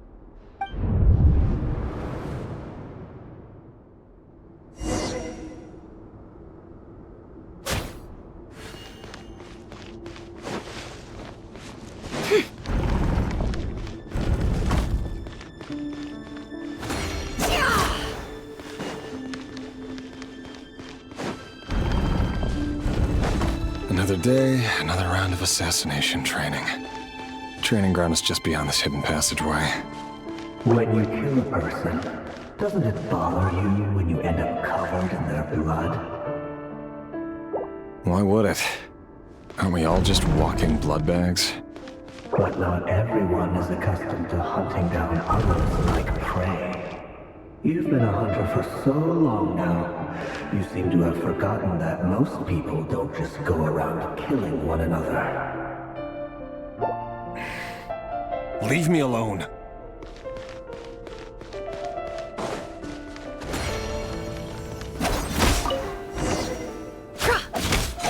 Make sure you have a firm grip on the handle, then choose your angle well.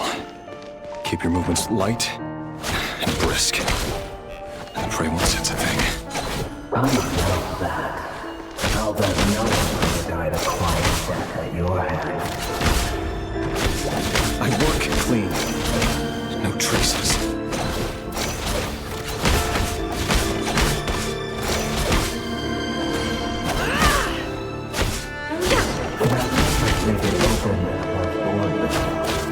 The thing that happens to meet you right now. That won't happen. We've changed ever since we fell in with that power. You would have to take out a handful to get The ones I've dealt with have always been guilty, and I've carried out my work flawlessly.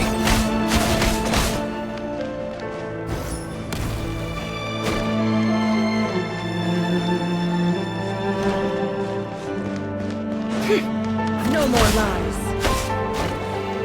Can't hide the truth.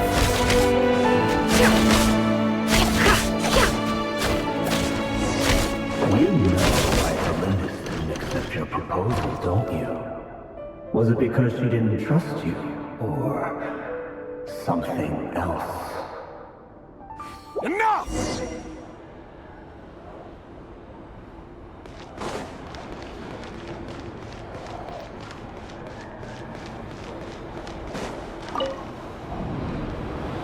Delindis, do you still remember Orlog? Orlog. The boy who was pretending to sell flowers. You spoke for quite a while, didn't you? Yes, we did. What about him? He was arrested 2 days ago. Chances are he's already dead. He... I just don't get it! After everything he's done, why do you still stand by him? Or does it mean nothing to you that people keep dying? No, that's not... Just hear me out. I need to go now, Thelindis. They're looking for us. You take care too. If you ever need a place to hide, come find us.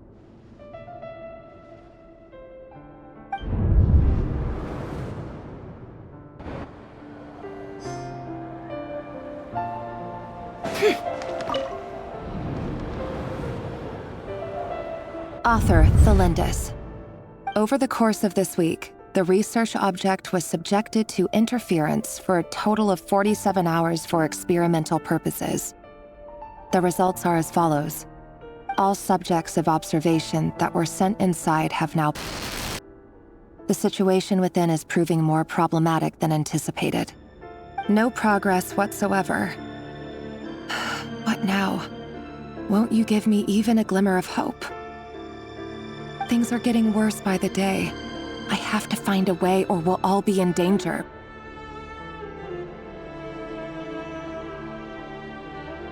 But I... If all this research comes to nothing, what then? Sooner or later, it'll be my neck on the line. But could he really bring himself to kill me? No. Surely he wouldn't have the heart.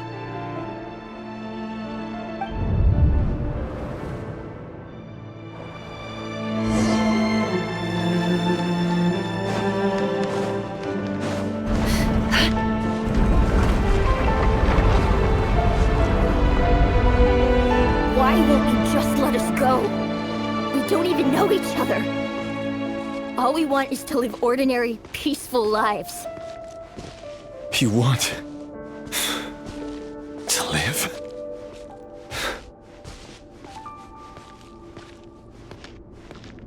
Yes.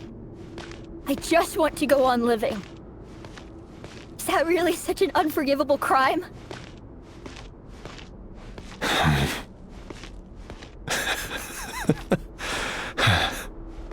You want to go on living.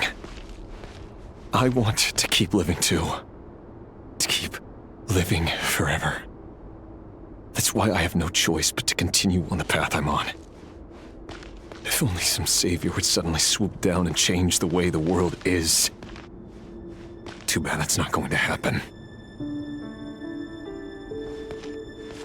Imagine that.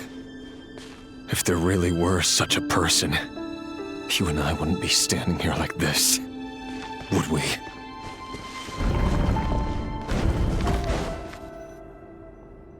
Today's files are in. Time to wade through them just like usual. No, I don't get tired of it. It's my job. And not only am I lucky to have it, I'm good at it too.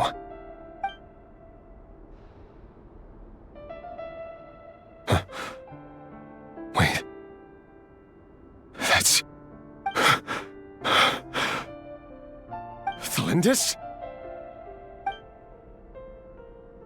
No. No! No! Why? But you bear no mark of the Crimson Moon. How could you possibly have anything to do with them? It cannot be! A diluted bloodline. Carefully concealed. I see it now. You've been living in the shadows just like me. What a fool I've been. Numbing myself with talk of justice. Even imagining my friends would back me up. But in the end, Irminsul. Finster King! How far are you going to take this? From the direct bloodline to secondary offshoots? And then what? Today it's the descendants of the Crimson Moon. Who will it be tomorrow? Will you not rest until everyone down here is dead? No. This cannot go on. This is where it ends.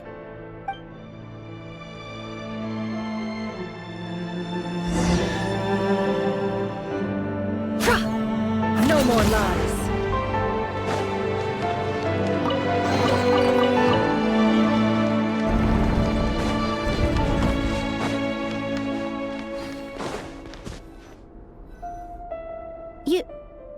You're really letting me go?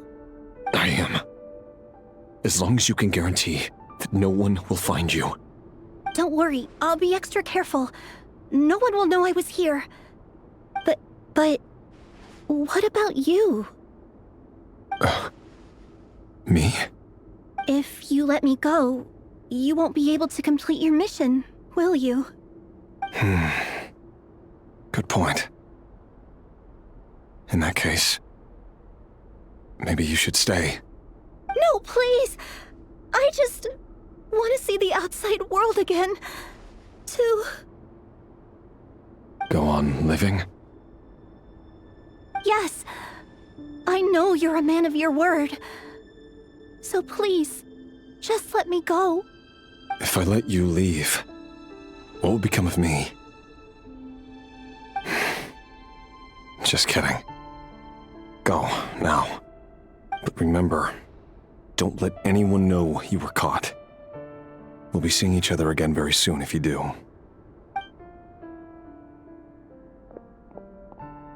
Even shadows in the dark must live by a code. But you can't save everyone. You've been whispering in my ear for days now, Vedifilnir. What are you trying to do? Break me down? I only say this because you long for an answer to your problems. Let her go, Rerir, or you risk losing everything. I will not abandon Thalindis. Then you'll need a little more vigilance and a lot more power. The world is changing, Rerir. Keep your eyes peeled for your moment of opportunity. That voice used to be so unclear, but now I know exactly whose it is. It's Vedifilnir. He won't tell me how to actually resolve any of this, but he keeps trying to manipulate me like a puppet. What's his game here? Tell me then. What will this moment of opportunity look like? And no answer. He's like a ghost. Always disturbing me when I'm on edge, but never answering when I need him most. So, the Eclipse Dynasty was purging, well, massacring the descendants of the Crimson Moon. And it seems like it was all connected to the Vinster King's research. The King's obsession with abyssal power left the future of Conria hanging in the balance. No wonder every aspect of Rerir's life was so unstable. And it looks like this Thalindis, Rerir's would-be fiancée, herself belonged to a sub-branch of the Crimson Moon Dynasty's descendants. It almost defies belief that a couple like them could hide the truth from each other for so long. If the Vinster King hadn't intervened in such a drastic way, they might have gone on deceiving each other for the rest of their lives. And why does Vedifilnir, Dainsleif's older brother, keep talking in Rerir's head? This guy kept more secrets than I ever imagined. The human mind is like a vast desert of shifting sands. When you follow the flow of someone's memories, you only ever see the parts they're willing to let surface. Time for something a bit more creative. We've been inside Rerir's mind this whole time, building up a picture of his psyche. There's already enough clues on the board to start reading between the lines and mapping out the rest. Now, we can finally begin to put the pieces together. Sure, it'll only be a reconstruction, part simulation, part reasoning, but it's usually pretty accurate. Once we've built up a cognitive profile, we just need to cross-check the logic behind his actions. And then we'll be able to take a sneak peek at whatever it is that Rerir has really been hiding.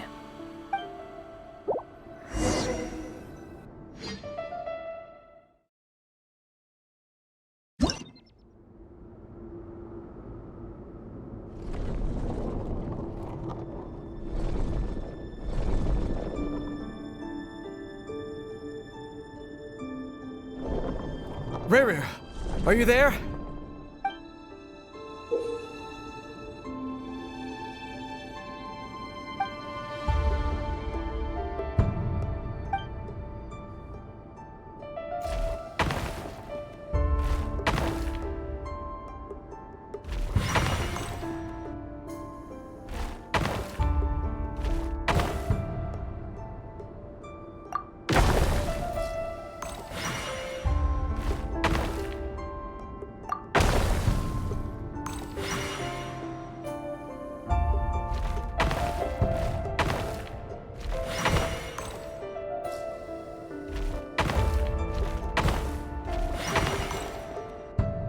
Hey, Rerir! Come out, it's urgent! Dane? What's wrong? Quick, come with me. I'll explain everything once we've met up with the others. Okay. I'll come. but the Lindis is still over at the Universitas. I'll need to leave her a note. All right then, but make it quick. I've never seen Dane so worked up before. Whatever this is, it must be big trouble.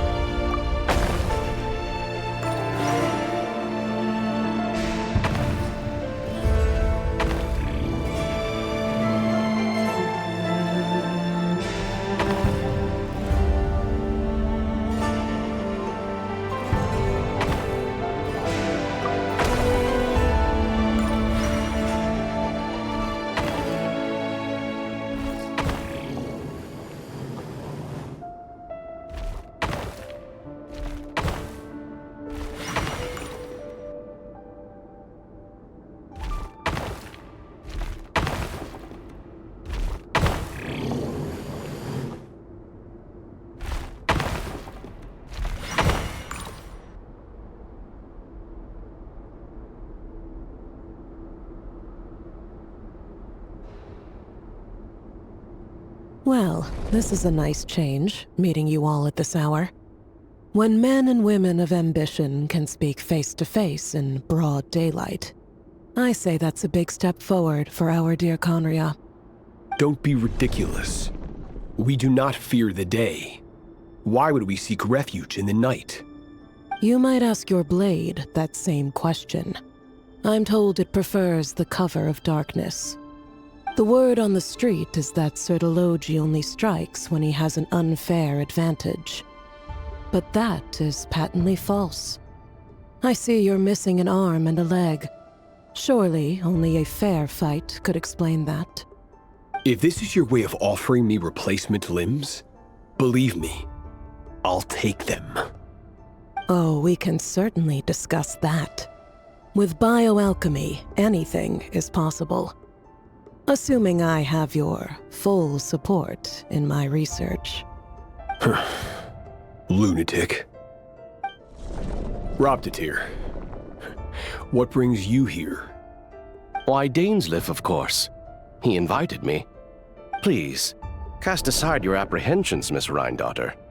Whatever the rumors may say, I am but a humble servant of the king, and I can assure you he affords me no greater convenience than he does you. Well, the Universitas Magistrorum won't stop fawning over you, so at least some of the rumors must be true. You're clearly doing well for yourself, so drop the humble servant act. It endears you to no one. You're president of the Universitas Magistrorum, the chief royal mage known as the Wise by royal appointment, and by far the most favored among the 4 pillars of Conria. Vice President Veit doesn't even try to hide his envy when he sees you. My success is the product of hard work and good luck. It's as simple as that. Were the king not such an extremist, I hardly think I would have received a senior post at my age. Of course, no job is without its gripes. Serving a king like ours can be a challenging task, as I'm sure you can imagine.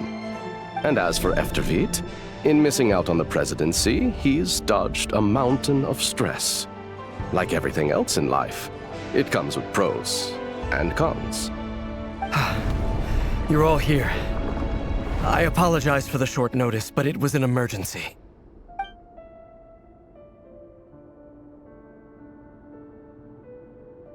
You must be Rerir. Mr. Sir Elegy. Yes, I handled your case file during your sentencing. Nothing personal, of course. I'm pleasantly surprised that you remember me. You're clearly a person of substance if you've been invited here. But Dainsleif, you'd better have a very good reason for convening this little gathering. It's my brother, Vedofenir. After he spoke at the court this morning, the king was so infuriated by his words that he had him blinded in both eyes and thrown in prison. Vedifulnir in prison? Strange. I thought the king trusted him and Horoptatyr more than anyone else in the world. Does this mean the king's circle of trust just got even smaller? It has nothing to do with trust. It's about what the king wants, which is as clear as day to anyone paying attention. I simply appease him, because it's in the best interests of the Universitas Magistrorum. And also because you're slimy. Vedifulnir, perhaps less so. But still, a visionless visionary? It rather inclines me to think that qualifications are not what get you ahead in Conria. Do you honestly think this is an important discussion to be having right now? Dane, what are you planning to do? Rescue Vedifulnir, I assume. Correct. It will mean storming the palace by force. Tonight. I need all of you on my side. That's far too dangerous. And don't forget, Dainsleif, you're captain of the Royal Guard. You swore an oath to the throne. You've been planning this for a while, haven't you? I have no desire to commit treason. But whatever critique the king may have of Vedifulnir, disfiguring your most loyal subject for putting the best interests of his court and nation first, this is not the conduct of a wise ruler. My blade will force the king to see the error of his ways. So, Vedifulnir's prophecy enraged the king. I'm sure it wasn't what he wanted to hear, but if he won't take counsel even from the visionary, that is deeply troubling news. The extent of His Majesty's madness is now all too clear. The question is, how does a man like me get out of this situation unscathed? You have noble ambitions, Dane, but I'm afraid they don't do much for a guy like me. I'm not interested in saving the world. All I want is a letter of pardon. A letter of pardon? For whom? Thelindis? The chances of the Vinster King issuing a pardon for anyone connected to the Crimson Moon seem vanishingly slim.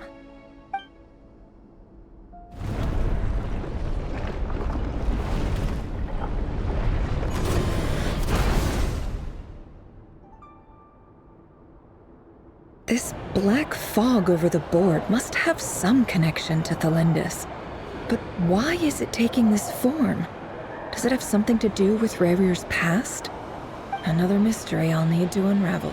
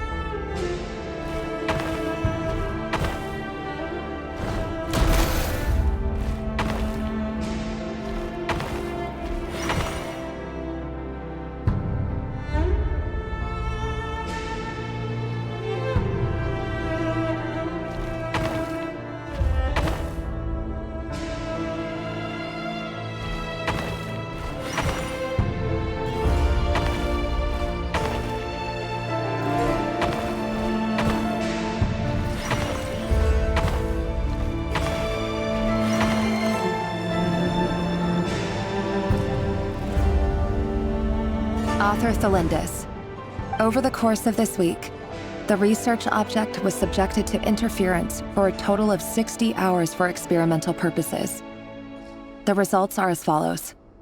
Research dating back to the Crimson Moon Dynasty has established 2 points regarding moon marrow. Firstly, its origins have something to do with a god's power. Secondly, it serves as a portal to an as-yet indeterminate location. Moon marrow can thus be defined as a spatial gateway. However, there are a number of hurdles to overcome before we can answer the question of where it leads to. To start with, opening the gateway requires a specific power source, which the relevant literature indicates. An enormous amount of power is then required to keep the gate open. Currently, the total power output of our instruments remains in the single digits. To make matters worse, I am now the only staff member remaining in the Moon Marrow lab. The Universitas Magistrorum recently decided to move most of its personnel into abyssal energy research, which has stymied all Crimson Moon-related projects. This is not a wise move. I have always maintained that placing all our hopes in a single source of power is risky, especially one as poorly understood as this. As well as making ourselves overly reliant on a single resource, we are neglecting other promising technologies. I apologize if this comes across as disrespectful. But as a Moon Marrow researcher, I desperately want to see the world beyond the gateway. If we really made it there one day, what would we find? And how would we go about taming the unknown? My imagination is endlessly fueled by questions such as these.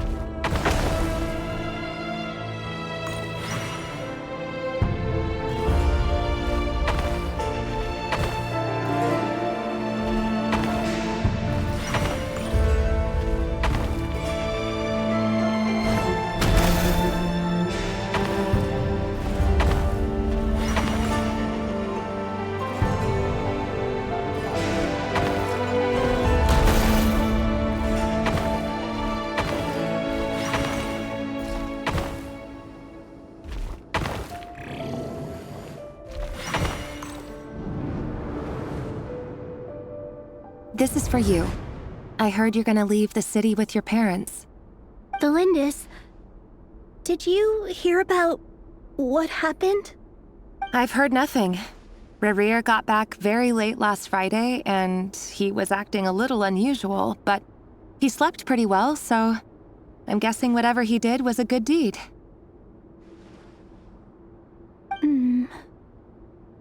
You never saw him, and I don't know what he did. And this conversation never happened. You understand? What if he finds out that you pried into his secrets? Don't be silly. I don't know what secrets he does or doesn't have. All I know is he's just a normal guy who happens to run some errands for the king. Are you scared of him? I don't know.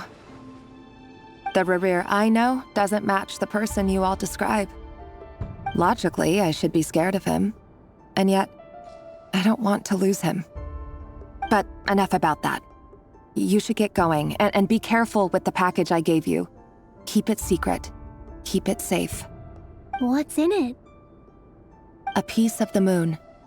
All you need to know is that as long as you keep it safe, then in the future, everyone will be able to see a red moon.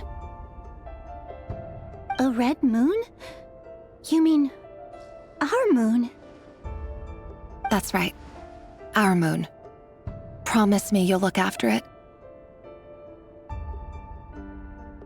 I promise, Thelindis. The Crimson Moon bloodline will never die out. Its light, the color of blood, will become like a fire that flows in our veins, no matter how long it takes.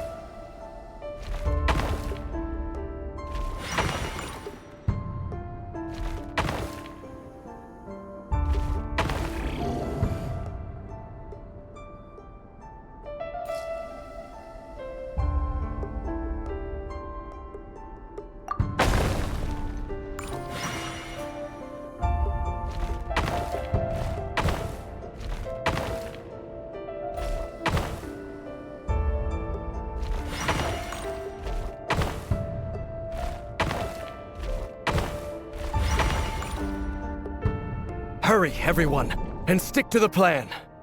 Sir Dainsleif, what are you? Is this treason?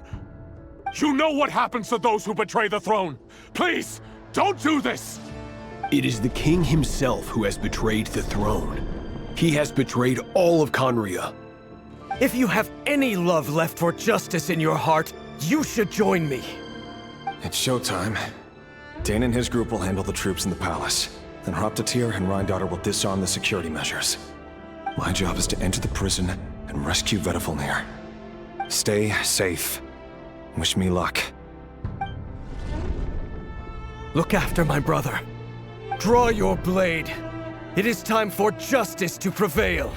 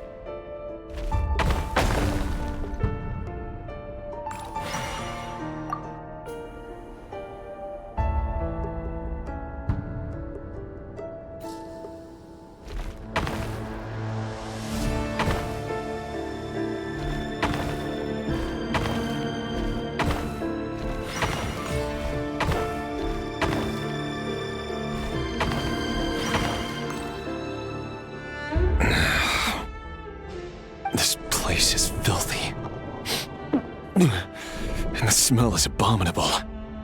Clearly, the king doesn't allow his prisoners a single shred of dignity. This is dire. Found you.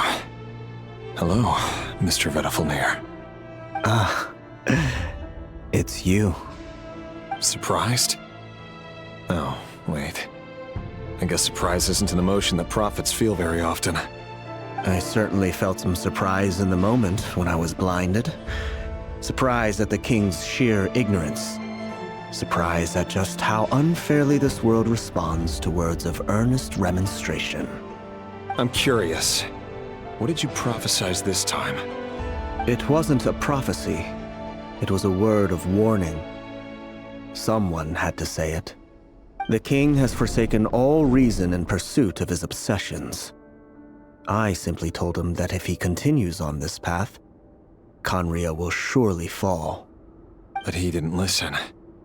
Worse still, he stabbed you in both eyes and locked you away. Dain asked for my help. The court is in complete chaos now, but I'm sure you predicted that. Everything is transpiring as I foresaw, yet I am powerless to change it. Fate is an immutable force. I can but lament as the inevitable unfolds. I do wonder whether giving a man the power to see the future does nothing more for him than slowly crush his spirit. Forgive my curtness, Vedafilnir, but the king did not suddenly turn on you today. His suspicions have been brewing for a long time. You can't have wisdom beyond the reach of your fellow man without attracting his fear and suspicion. There are things the king does not want to see.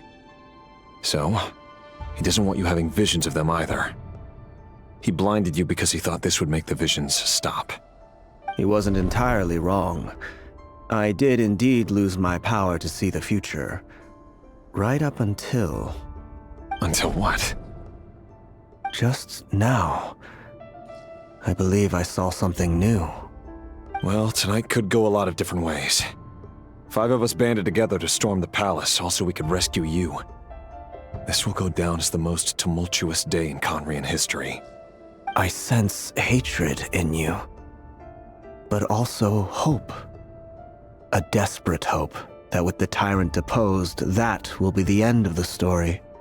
But this is not the end. It is the beginning of a new chapter, in a whole new story. There are many men of honor and courage in this world, Rerir. But you are not one of them. You're not here for justice, are you? You're here for yourself. Is that a dagger? Interesting. Why not the polearm? It was always your weapon of choice. With your abilities, I don't doubt that you were able to recover some of your sight. But I also doubt that you want to make an enemy of me right now. Of course not. We're on the same side, aren't we? We could be. But I need you to be honest with me, Vedafilnir. At this point, you're my only hope for the future. You mean your future? With your beloved, Thalindus? Yes. And I know there are bigger things at stake here. A dynasty, a nation, maybe the entire world. But forgive me, I care first and foremost about myself. I can't abandon the one I love to save myself. I just can't do it. But you see a broader picture of the future than I. You see the solutions to the biggest problems of our age. So tell me, what is my solution? What's the answer? In matters of fate, answers are either right or wrong. What will be and what will not. Maybe you are willing to pay a certain price in the pursuit of happiness, but unfortunately, fate does not negotiate. That is the cruelest thing about fate. It is unmoved by your sacrifices. That can't be true.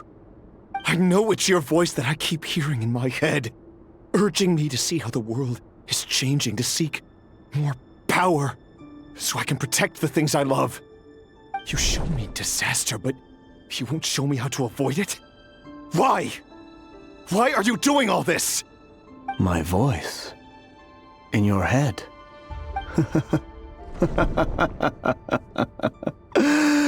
So, you hear it too? The voice that steals your mind, gains your trust, and drives you crazy. It turns out that we are not so different, you and I. Vedifilnir just broke into the strangest smile I've ever seen in my life, as if he'd discovered some monumental secret. But then he suddenly switched to looking extremely weary. Very well then. My advice to you is as follows. You must persevere. Whatever trials and tribulations you may face, be steadfast in the belief that they are your path to the future. For as long as you live, your story with Thelindis shall not come to an end. That is the only chance you have of fighting back against fate. It is up to you whether you believe my words. Regardless, that is all I will say on the matter. I have no right to intervene any further.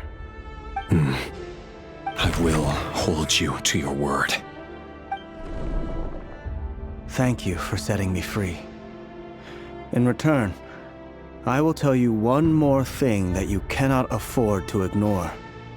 Just then, a strange wave of energy rippled through the city. We had no idea what it could mean. If I were you, I would head to the Universitas Magistrorum. The Universitas?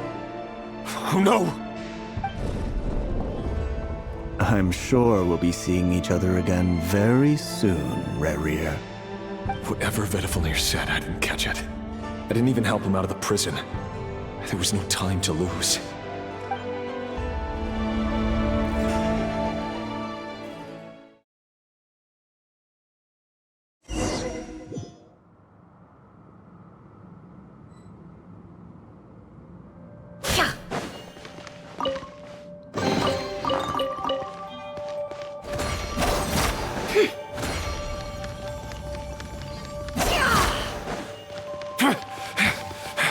Monsters?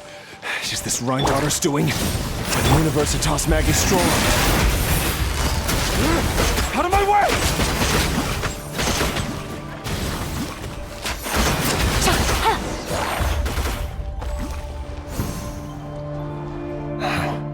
The Universitas. That reminds me of a rumor I once heard. Allegedly, the king installed secret mechanisms in the palace and around the city. No one knows where they are or what kind of power they hold. But if they were ever going to activate, it would probably be on a night like tonight. Help! Help! Hold on! Don't let them anywhere near you! Save me! I can't! Ah! That sounded like an explosion. So, the rumor is true? The king really went through with it? What other means does the king have at his disposal? They must run on power from the Abyss. And given it's a major center of Abyss research, anyone over at the Universitas will be in grave danger. I have to hurry!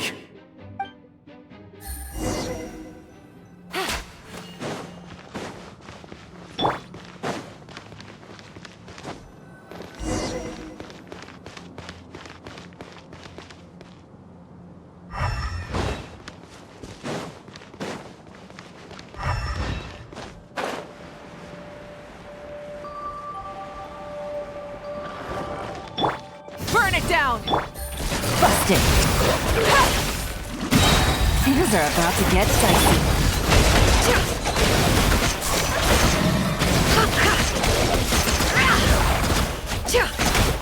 It all adds up.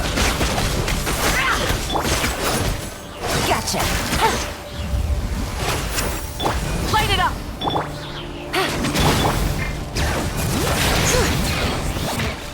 Letting brave names echo. Light up the blazing sun!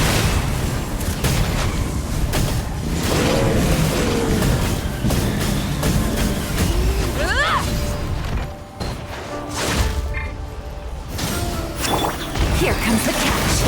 Quietly now. Hear the echoes of the valley!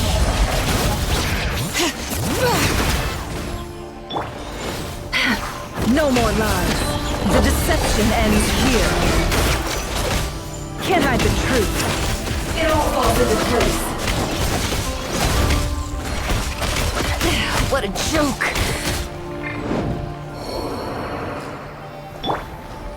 Bring it!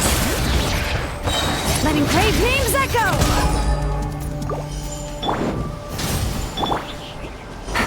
Things are about to get dicey. Gotcha!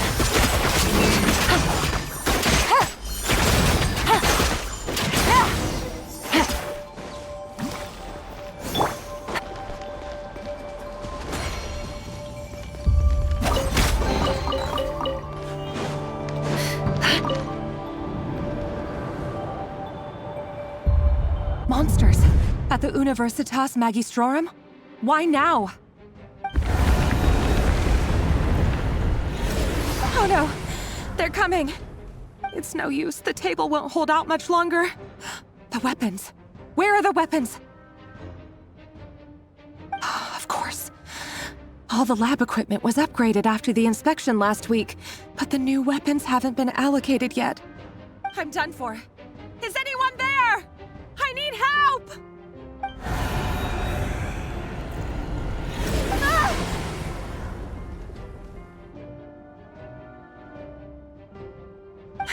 Stay back! Please stay back! Please!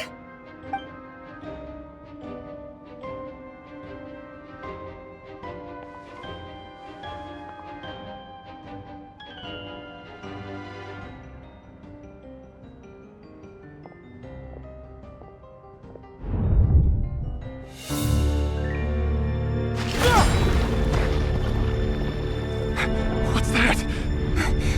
Rerir! So the rumors about your work are true. What? No! Listen, something happened at the palace tonight. We have to leave! You don't need to lie to me anymore. What do you mean? I know why you're worried, and I will respect the decision you've made. But it's okay, because I found a solution. I know how to end all this. You can have it back. The normal life you so desire. But until then, I'm afraid our wedding will have to wait. Cylindus?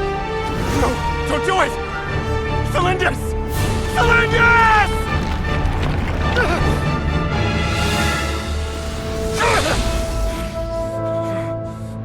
I told you, Rerir. Let her go. You will find someone better. No! No, I won't do it! I have to save her! By what means exactly? A lowly pawn. You lack the power and the strength of will. Do you know a way? Tell me! Come to the palace. Join us.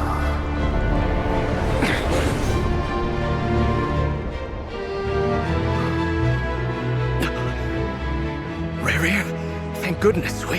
Step forth and take your share. You made it. Not you too.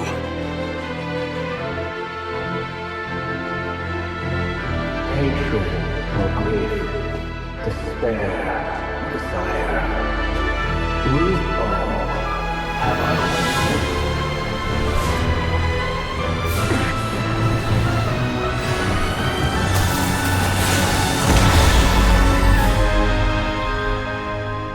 Rerir. Rerir. Cylindus? Were you daydreaming?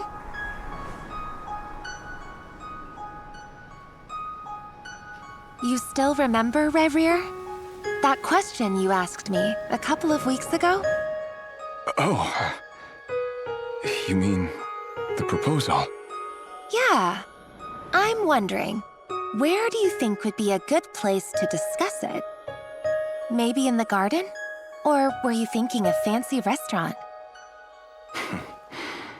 It's your choice.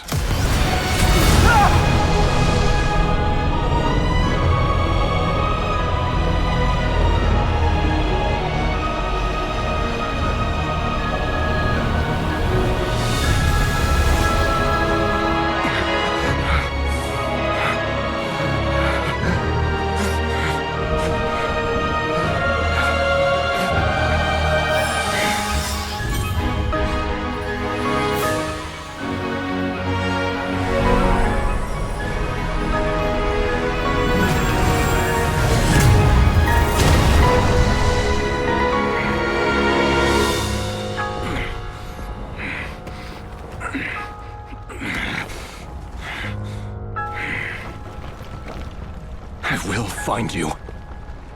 And then, you can give me your answer.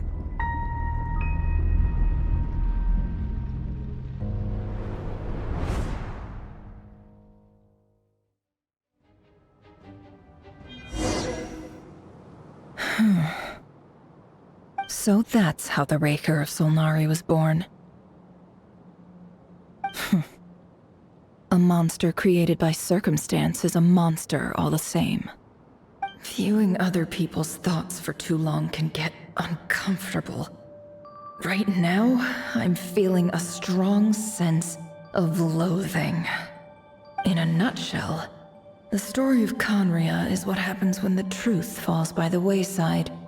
Everyone tells little white lies, and before long, you have a huge pack of lies that destroys everything.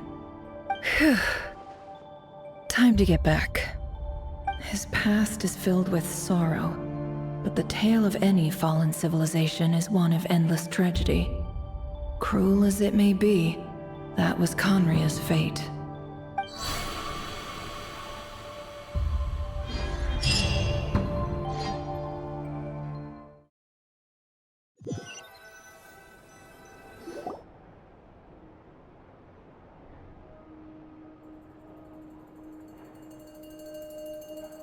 Everyone, I'm back. Can I get a standing ovation? Nefer! How are you holding up? Feeling okay? She's fine. Boss is a pro. Yes, I'm fine. You will have seen the events of Rerir's life through my thoughts. It's now clear that he is just a regular nobody, driven by personal tragedy, as he said himself. I mostly agree. There's only so much we can know about him from his memories alone, but they did give us a clear glimpse into his life in Conria. However, I would not consider Rerir to be a nobody. He was deeply involved in the events of that era. Yet, when the catastrophe of a generation strikes, nobody is safe. Sounds to me like you're speaking in riddles again. Is this you urging me not to abandon the people of Krai in their hour of need? That's not what I meant. Although I do hope you choose to remain a part of the plan. Without you, the mission ahead will be all but impossible. Then try to remember that I respond better to the carrot than the stick. And I don't appreciate being bossed around. Now, as for you, Missy, you were excellent. You stuck to the rules of the ceremony and kept your mouth shut the entire time. Bravo. Cool. So, can you fill me in on the deets now? Most of what I saw went right over my head. Patience. You'll hear the whole story, don't you worry. But let's meet up with the others first. It will save me narrating it twice. Yehoda? Yes, boss. Let me get that door for ya. That's more like it. For a moment there, I was worried you'd forgotten about the first clause of your employment contract. Forgive my curiosity, but what does the first clause say? It says I gotta do the annoying stuff that boss is too lazy to do for herself. Like opening the door, pouring the tea, yada yada. Is that right? If something is in the contract, it's because she willingly agreed to it. Rest assured that the Curatorium abides by the very strictest of labor policies. You don't seriously think I'm cruel enough to treat her like my slave. In any case, I've hardly shied away from my share of the work today. Hope I don't catch Flints and Varka lounging about in their chairs, enjoying a leisurely cup of tea. There's nothing I dislike more than other people enjoying themselves while I'm hard at work.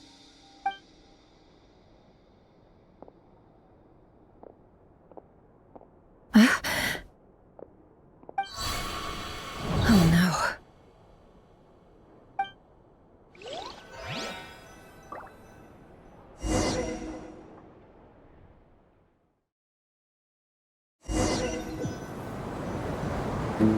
Sorry to disturb you, but we seem to have run into some trouble. Evidently so. Don't worry, I'm not about to leave you to fend for yourselves. I'm not that kind of boss. And it would go against the Curatorium's labor policy.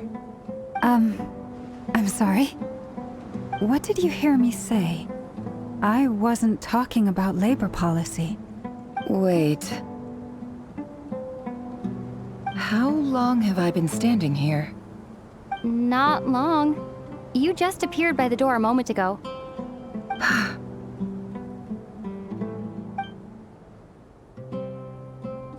Boss, what's wrong? You look like you've seen a ghost. We've been tricked. We never left at all. Somehow I hallucinated that whole scene back inside the office. Hallucinated? But how? How indeed. This place should heed my will alone. All thoughts and actions that occur in here are just a result of pawns moving across the chessboard in a carefully calculated manner. And nobody has access to this chess set but me. So you control everything in here? More or less. But yes, it's a special technique of mine. Has anything like this ever happened before? Only once. It was the first time I used the chess set. Is there any similarity between what happened then and what's happening now? I suppose my thoughts are a little turbulent, which was also the case my first time. Is there anything I can do to help? The first clause of your contract clearly states that I only need your help with things that I'm too lazy to do myself. Meaning you're not feeling lazy right now? Meaning this is not something Yehoda can help with. The chess set is a personal treasure that I alone understand. I must be the one to find our way out of here. Boss, it's fine. Really. Let me do something useful. Oh, listen to you. Whatever would I do without you, Yehoda? What? Really? Yes, really. Where would I ever find another employee as obedient and servile as you? God forbid anything ever happens to you. Oh, okay. Well, anyway, I was thinking of fetching some water. There's gotta be a source around here somewhere. I suggest everyone finds someplace comfortable to take a rest. We gotta conserve our energy. Even though all this chess malarkey doesn't exist in a physical sense, mentally speaking, it's all real. And so is our tiredness and fatigue. You don't want to dismiss mental fatigue. Just because it isn't physical doesn't mean it's any less serious. But anyway, I got your backs, so don't worry about a thing. Don't I have the best employees? Jealous much? If we can find a suitable time, I'd love to borrow Yehoda for a day to help out at the Frostmoon Scions. Would you be amenable to that, Boss Nefer? Oh, lauma. Have I ever told you just how pretty you are? Beauty runs from the tips of your antlers to the depths of your imagination. Time to rally, everyone. Follow me. As we continue our journey, the same rules will apply. That means stay focused and no talking no matter what we encounter. And don't disturb the chess pieces. You have my word that I will get us all out of here.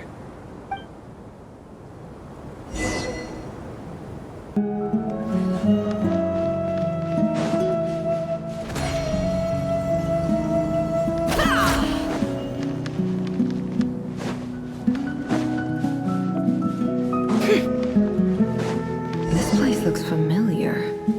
That's not a good sign. There's someone up ahead.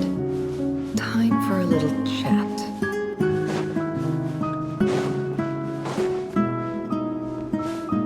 I wasn't expecting visitors at this hour. Wait, is that? Oh, it's him. There you are! Sinue's been looking for you all day. I think he has some news for you. Oh yeah? What were you doing just now, Uncle Retinue? Hiding away some more loose change? I know I saw some Mora. What do you mean, loose change? Oh, come on, I'm too old for this. Just pretend you saw nothing.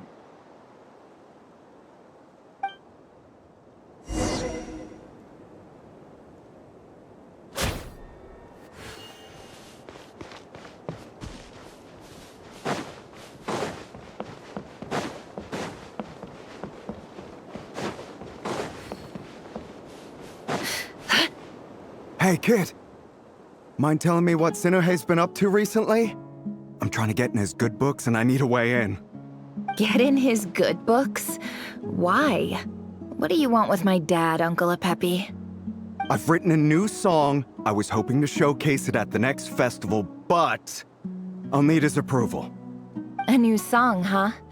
I'd love to stay and listen, but unfortunately, Uncle Retinue says my dad's looking for me. Well, there's plenty of time and I'm not going anywhere. See that pile of stones? I'll be sitting there warming up my vocal cords. Come find me when you're done. Pile of stones. Got it.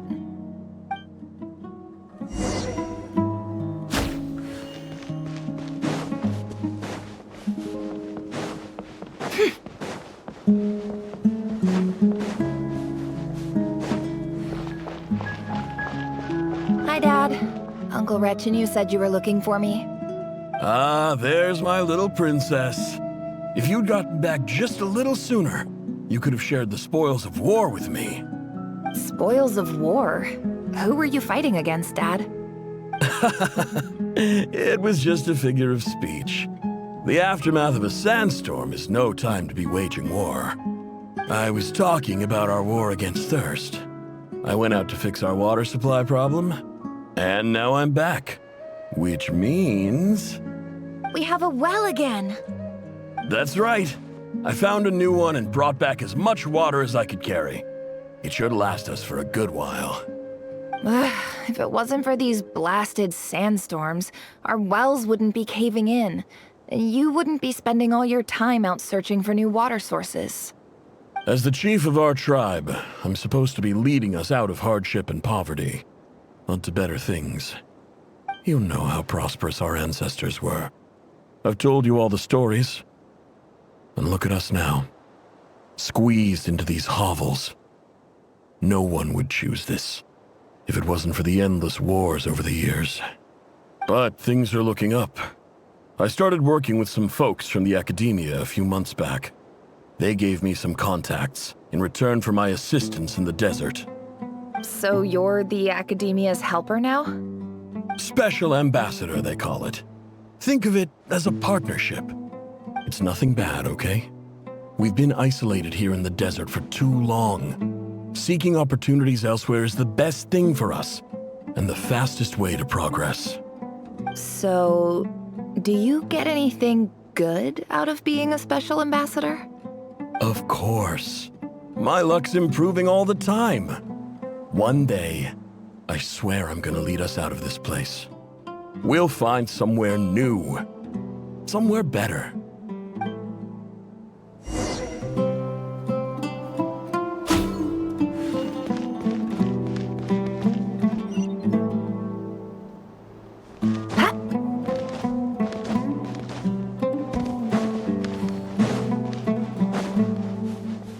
It all adds up.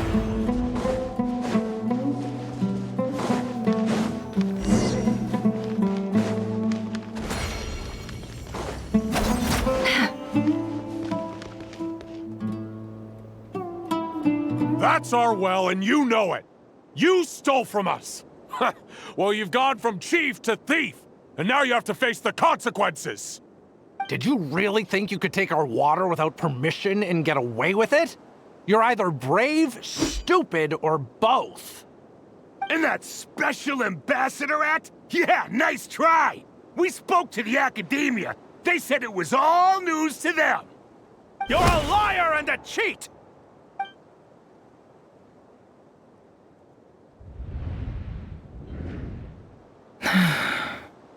I heard Yehoda gasp, but I don't blame her.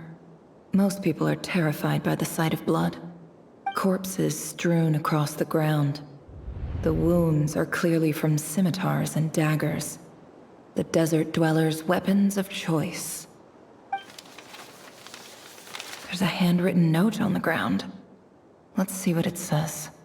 Halil, this is Sinuhe, chief of the Shimti tribe. Surely you remember me. I was the one who helped you and your colleagues avoid the quicksand in the desert. This is my second time writing to you. I assume my last letter must have gotten lost in the mail, as I didn't receive a reply. I hope this one makes it to you safely. I'm writing to you because I need some help. That sandstorm the other day completely blocked up our well, forcing me to look for another water source in Iab and Unut territory. It was a matter of survival. Praise the gods. The well of the Iab tribe was intact. It was my last resort. I drew what water I could and left, but not without being spotted. I fear they will retaliate. You told me to write to you if I ever needed help. You said you'd be my ally in the academia. I urgently need you to formally recognize my title of Special Ambassador and send some of your people to assist me for a few days. It's the only way I can convince them that this was the academia's decision and prevent them from retaliating. This is an emergency. Please send help as soon as possible. Looks like this letter never got sent. The writer died a grisly death, and the letter was trampled into the ground. It's badly defaced. Some parts are barely legible. What a ridiculous lie the surviving Shimti tell. Their whole village was butchered over a sip of water.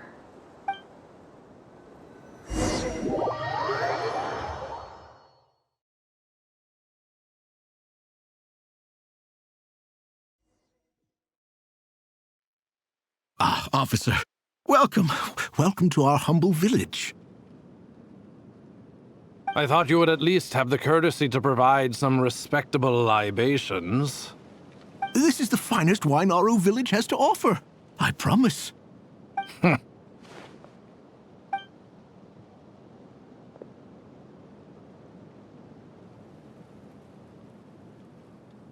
The Academia has agreed to reserve a single space for a candidate from your village.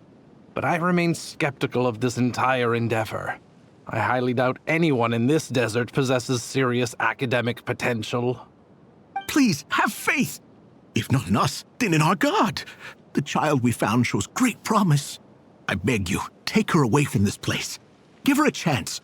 Don't let her talent go to waste. I don't recognize her. New arrival? She showed up here a few days ago and we took her in. She's a really bright kid. Please help. I'm begging you. So, where are you from? Nowhere special. Just a sand dune. What about the rest of your family? How many of you are there? Just the one. It's only you? Correct. So, no brothers, no sisters, no mother or father? Any who have slept on a bed of sand, I call my brothers and my sisters. Apart from that, I have no family. All right. Get over here. Sign your name on the form.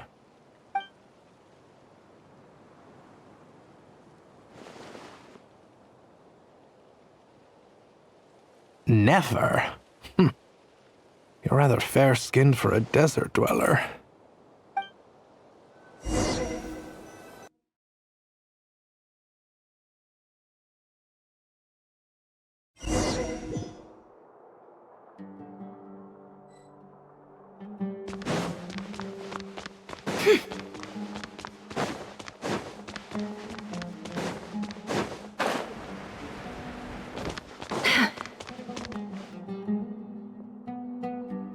Nefer, this term's assignments have been issued already. Please read through the materials thoroughly, conduct your own additional research, and then write an essay on the topic. Yes, Professor, I'm aware. I just had a couple more questions I wanted to get your perspective on. Oh? Please, ask away. Well, I saw the other students' problem sheets, and I couldn't help but notice that my assignment is much easier than theirs. Do you really think I'm a weak student? A weak student? Goodness, no. Quite the opposite. You have a sharp mind, almost too sharp. I think what you're saying is, a weak student wouldn't have noticed the discrepancy. And if they did, they certainly wouldn't complain about the lighter workload. You see, sharp as they come. You see things the way they are, and I'm sure you know why they're like that. Because of where I come from. Because I'm different. I'm sorry, Nefer. I don't like it any more than you do. It's just... Anyway, you said you had a couple of questions. What's the other one? I wanted to check. If someone sent me a letter to the academia, where do I go to collect it? Ah, your family wrote to you. Well, as long as they put your name on the envelope, someone should hand it right to you. Not exactly. It's not even a recent letter. I was just curious where the mail would end up if no one collects it. The House of Dana, I expect. I know there's a box for unclaimed mail somewhere in there, probably sitting on a shelf. Whatever you're looking for, that'd be the place to start. Okay, got it. Thank you, Professor. Oh, don't mention it. Honestly, I feel like I failed you. I'm supposed to be your teacher, but I haven't taught you anything. Hey, don't say that. You're a great teacher, and you do your best for all your students. But the rules are the rules. You're not allowed to teach students like me. It's not just the academia either. The whole world bends over backwards for the successful, and leaves the losers to suffer and die. Oh, my dear child. Don't tell me you've given up on life already. I haven't. I just think that if you want to make it in this world, you have to find a way to become successful.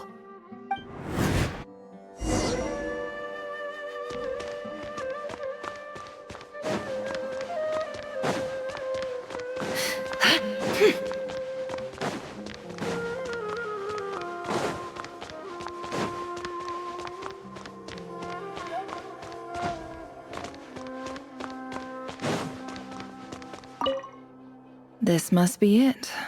A big cardboard box full of unclaimed mail. And probably some letters that ended up here by mistake, too. Let's take a look.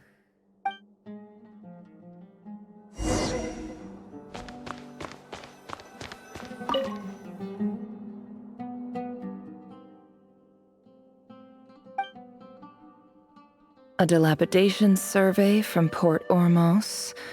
Looks like it's from a Core of 30 representative. What a strange thought.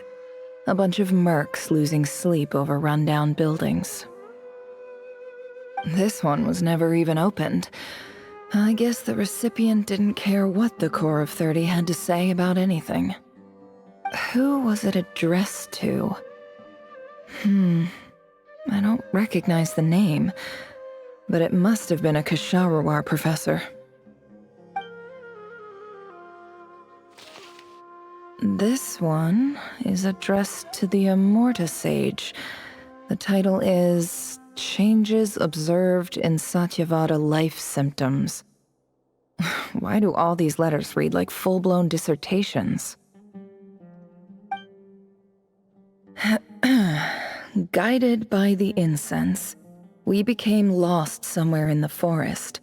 All the barriers between levels of consciousness disappeared as our minds soared around in circles, looking for a branch to seek refuge on.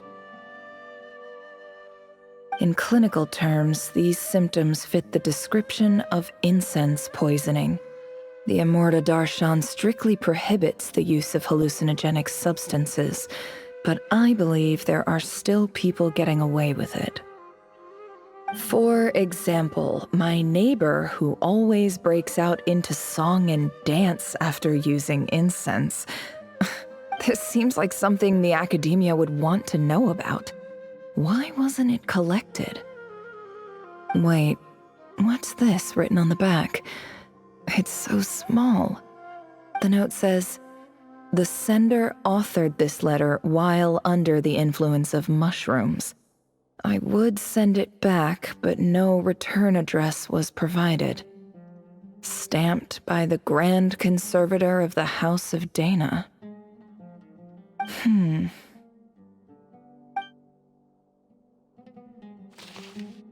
This next one is addressed to Grand Sage Azar. A few words of protest regarding recent changes in Sumeru's educational policy. In recent years, the academia has taken on a small number of students from the desert region, as per the policy to this effect. However, it appears to me that these students have not, in fact, been provided with educational opportunities that are, in any meaningful sense, equal to those enjoyed by their peers. As well as receiving dumbed-down assignments and perfunctory tutoring, they do not even have full access to the Akasha system. Education is the fundamental purpose of this institution, which should go without saying in a nation whose founding virtues are knowledge and wisdom. I ask you, is the lip service we pay to the policy of education for desert students truly the standard of pedagogy to which the academia aspires? As Grand Sage, policy decisions are your prerogative. But do not forget your roots. You and I were once students too, as was everyone else in this institution. I do hope you will give some serious attention to this matter. I encourage you to discuss issues like this with myself and others, and listen to some alternative opinions. Great letter. Shame it didn't get to where it needed to go. And the sender is... Huh? Sage Cyrus of Spontamod. I didn't realize anyone else even knew how bad students like me have it in this place. So this is where letters from the Sage of Spontamod end up? Nice one, Grand Sage. Really enlightened leadership. Whatever. This isn't what I came here for. Moving on.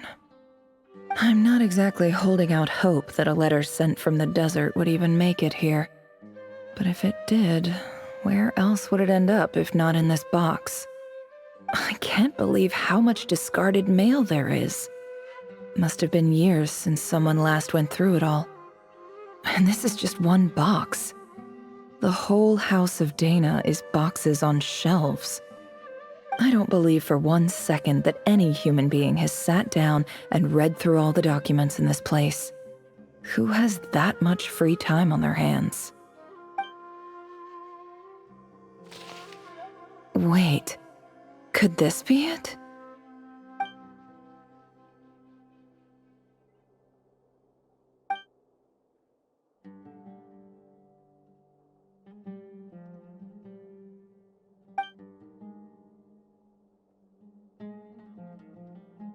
Greetings, Halil. My name is Sinuhe, chief of the Shimti tribe. I was the one who came to you and your colleague's aid when you ran into trouble in the Great Red Sand. I don't know how well you remember it now, but I brought you to safety and gave you some water and other supplies. You seemed very pleased and told me your name. In my tribe, learning a person's true name is serious business, and I therefore see you all as friends. You were kind enough to leave your contact details, so we could stay in touch. The Shimti tribe lives a harsh, nomadic existence in the desert. You were sympathetic towards my plight, promising to make me a special ambassador of the academia and help us find a way to make a better living. This brings me to my reason for writing. Our tribe has fallen on particularly hard times, and I would like to ask for your assistance. There was a terrible sandstorm a few days ago, which blocked up the well in our land. To ensure my people's survival, I had no choice but to venture into Iyab and Unut territory in search of an alternate water source.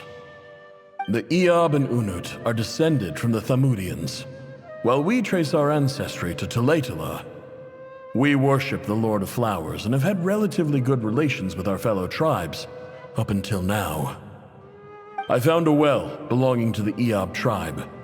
They declined to help us, but I really had no other option, so I took some water to keep me and my tribe alive. My actions are certain to incur their wrath. When we met, you assured me that you would be my ally in the academia. I would like to take you up on that offer, because I really need your help. I wonder if you could send an academia representative to meet with me. That aside, the last time you were here, you mentioned that the academia had started accepting students from the desert, and I told you a little about my daughter, Nefer. We have next to no resources here in the desert, and my power and influence are limited. Would you consider enrolling my daughter at the academia? She is a smart girl. I know she won't disappoint you. From the outset, the academia never took you seriously. Those things they promised were just empty words. I doubt they even remember the name Sinuhe. And you were so emphatic that your luck had finally changed for the better. You swore you'd lead us to a better place one day. You spoke with such conviction, like you were the most powerful chief in the whole desert. You liar. You lied about everything. You promised the world and delivered on none of it. And who fell for it? Just me, by the looks of it. Despite your best efforts. Which makes you a pathetic liar. You weren't even any good at it. I think I'll take over from here. Let me show you how it's done.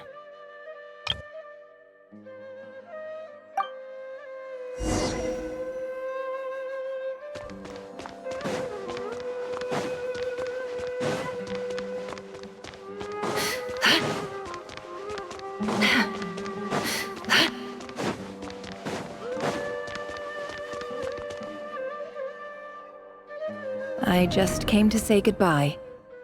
Thanks for everything you've done for me in my time here. Nefer? You packed your bags. Where are you going? I'm quitting.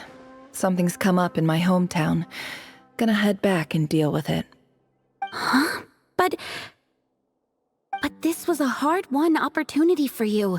You know that better than I do. It was, but it doesn't matter. I have more important things to deal with, and they can't wait. Oh, and I didn't want to overfill my bags, so I left some incense on your desk.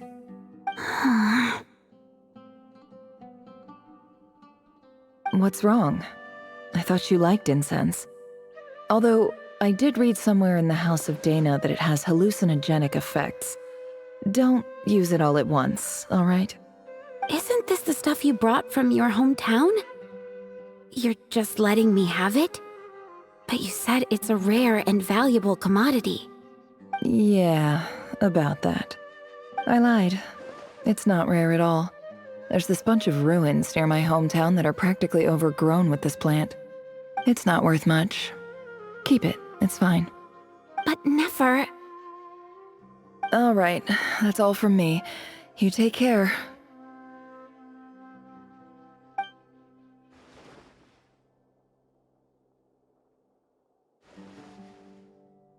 Don't forget me, okay? I mean, we're more than just classmates, right? We're friends. Yeah, I'll remember you. I lied again. That incense is worth a fortune, and it's a rare find even in those ruins. And as for remembering her, I have far too much to do when I get back. No time to reminisce. I'll be lucky if I even make it through this alive. But either way, I expect I'll forget you pretty quickly.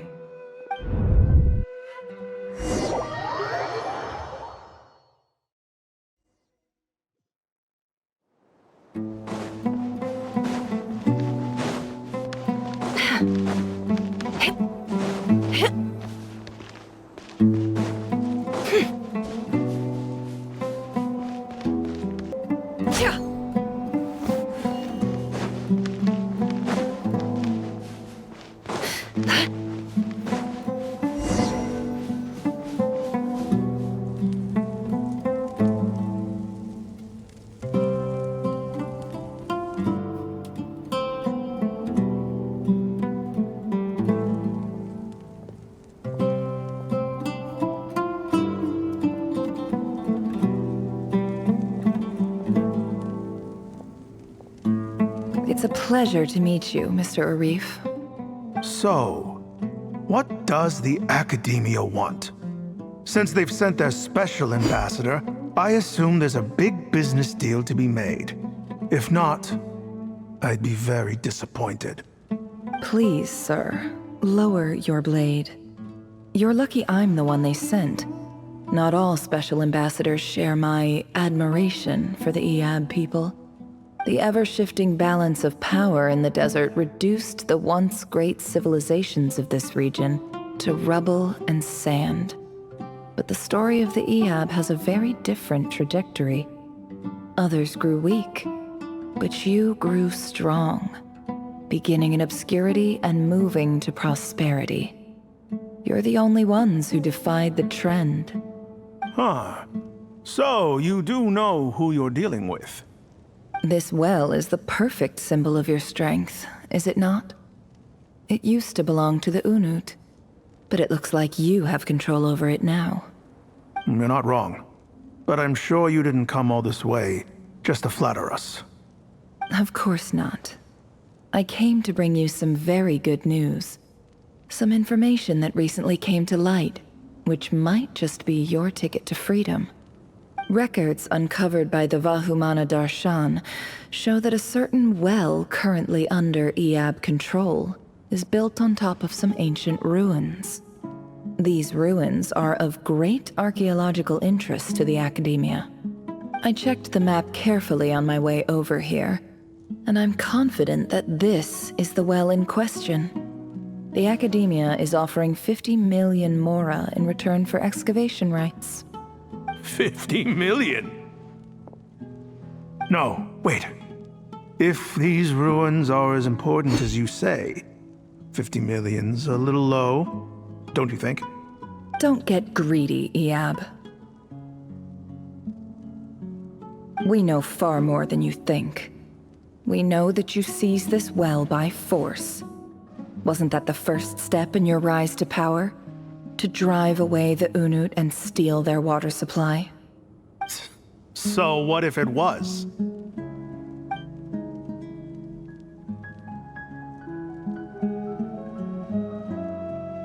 Don't worry.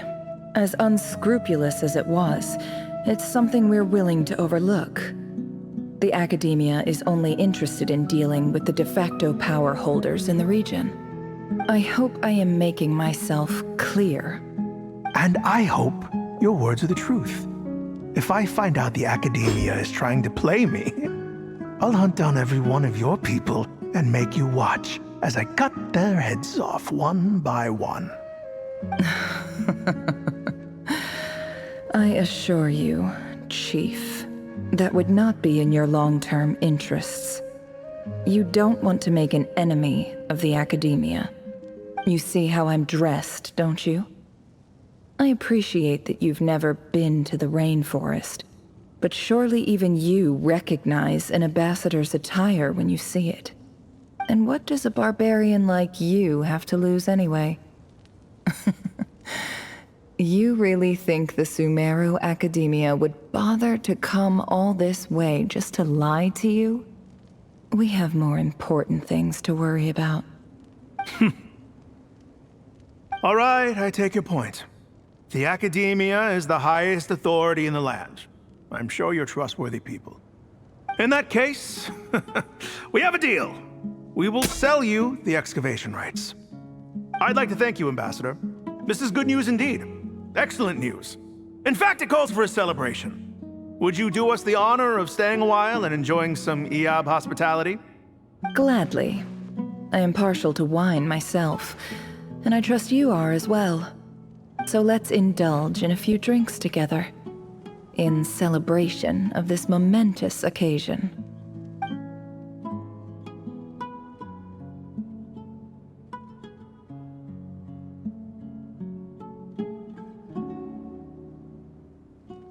Chief!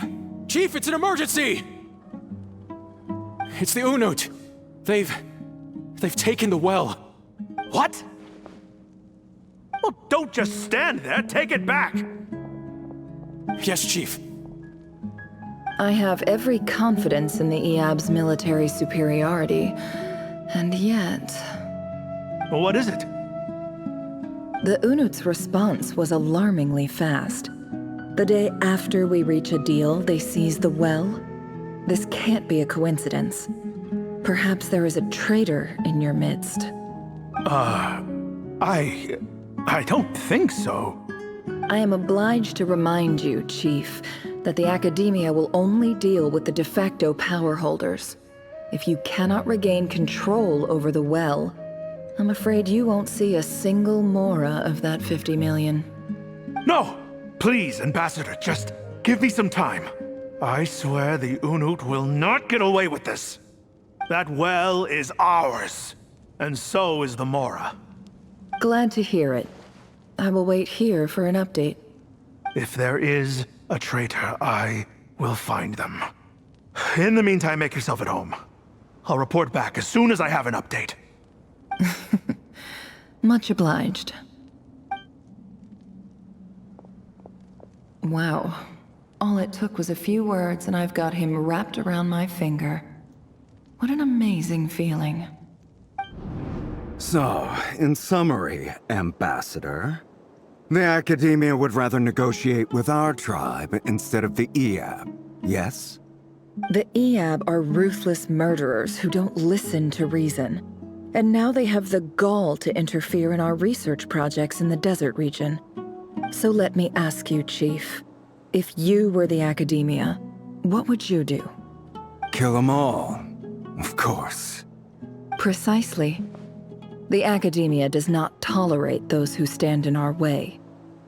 The Eab have held back our academic pursuits for too long, and our patience is wearing thin. At the same time, there is simply no way that the Academia can be seen to be intervening in desert affairs.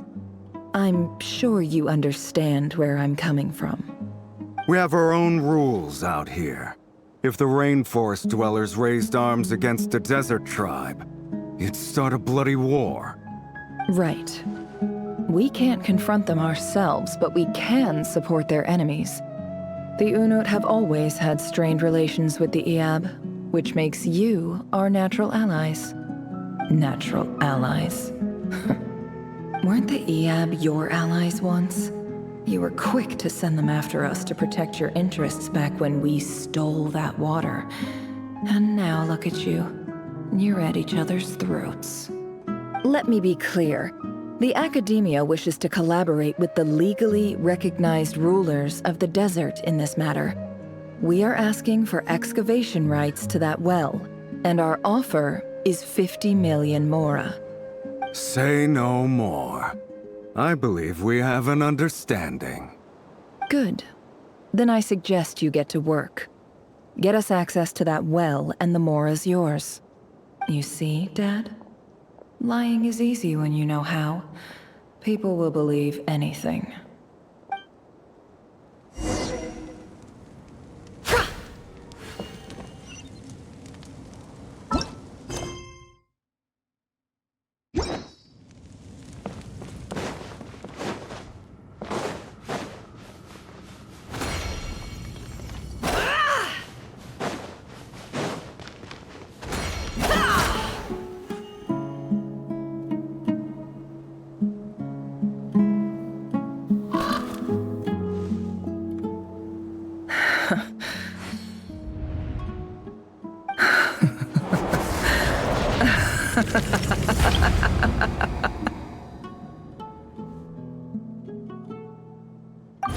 at yourselves. You may be vile, savage monsters, but your butchered bodies bleed like any others. You're no different. You're nothing special at all. The monsters who destroyed my home, they're just ordinary, petty human beings. What a joke. I think we're even now.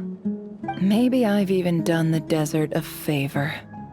It's a better place without all these people around. Oh, Sinuhe, my gullible fool of a father. Perhaps if you'd been as ruthless as I was today, our tribespeople would still be alive. In this dog-eat-dog world, a chief needs to be tough to survive. But you couldn't do what had to be done. So I did it for you. Nefer, it's okay. All of this is in the past now. I believe I remember you promising to remain silent. Yeah, but even so... Yehoda, is there anything you can do to ease the tension? Alright, time for a sharp turn onto a completely different topic. So, anyway, that's enough of that. When are we getting out of this place? Feels like we've been walking forever. I'm getting pretty tired. Oh, lauma, you tired? Yes. If we can find somewhere to sit down, I could certainly do with a rest. It's not far now. There should be a temple just up ahead. Yes. Really? A temple? That's where this story ends? I guess that's how things go in the desert.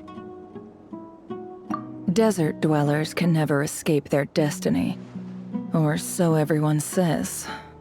I never wanted to believe it, but looking back now, I'm as desert as they come. You mentioned a temple. What's waiting for us there? My biggest trade secret of all. Ah. Then I'm guessing it's where you got your power from. The power to peer into other people's minds. I didn't know you were clued up on any other religions. I'm no expert in the history of Sumeru, but since you come from the desert, I would imagine it has something to do with King Deshret. Sounds impressive. Oh, I know who you mean. General Mahamatra Sino. The spirit of Hermanubis dwells within him. That's Boss Neff for ya. She knows everything. Sino's hardly a figure of obscurity, but I know about Sethos too. What about him? Is he a big deal or something? Well, he's not a small deal, let's put it that way. Please, this is the bare-bone basics. Save the flattery. Thanks for your patience, everyone. I'm sure it's been a lot to take in. With any luck, that's our exit just up ahead.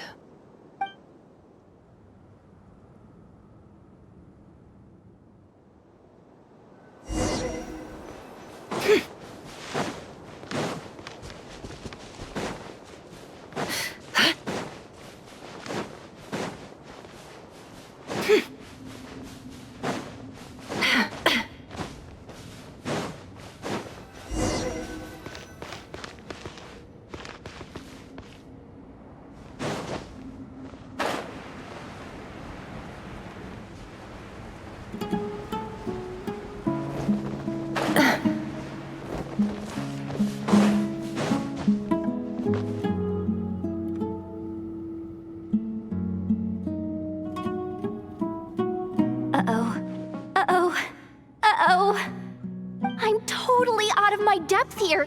I don't have anything to add about any of this stuff. Like, look at that statue, for instance. I want to do the whole name-dropping, this girl knows her stuff thing too, but I've never seen anything like it before. A statue with the head of a bird.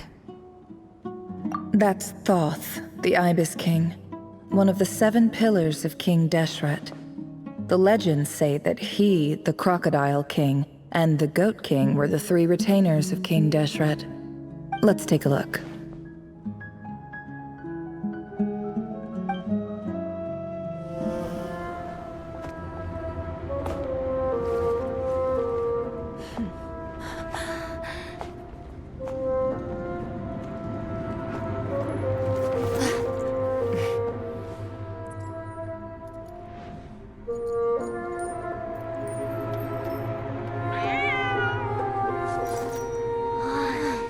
It's just Ashru. So, all is well?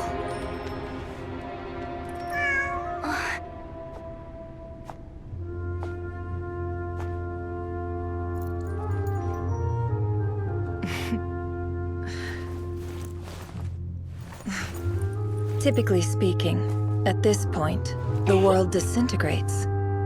Then we find ourselves back in the outside world. Besides, these are my memories. There's nothing to fear. You're sure? Of course. It's almost over.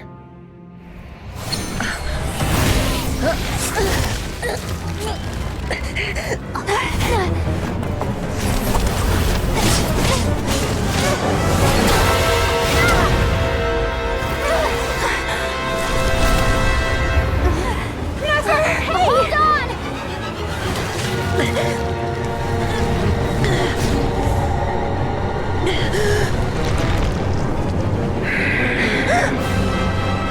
Knowing too much is always a death sentence. Speak for yourself.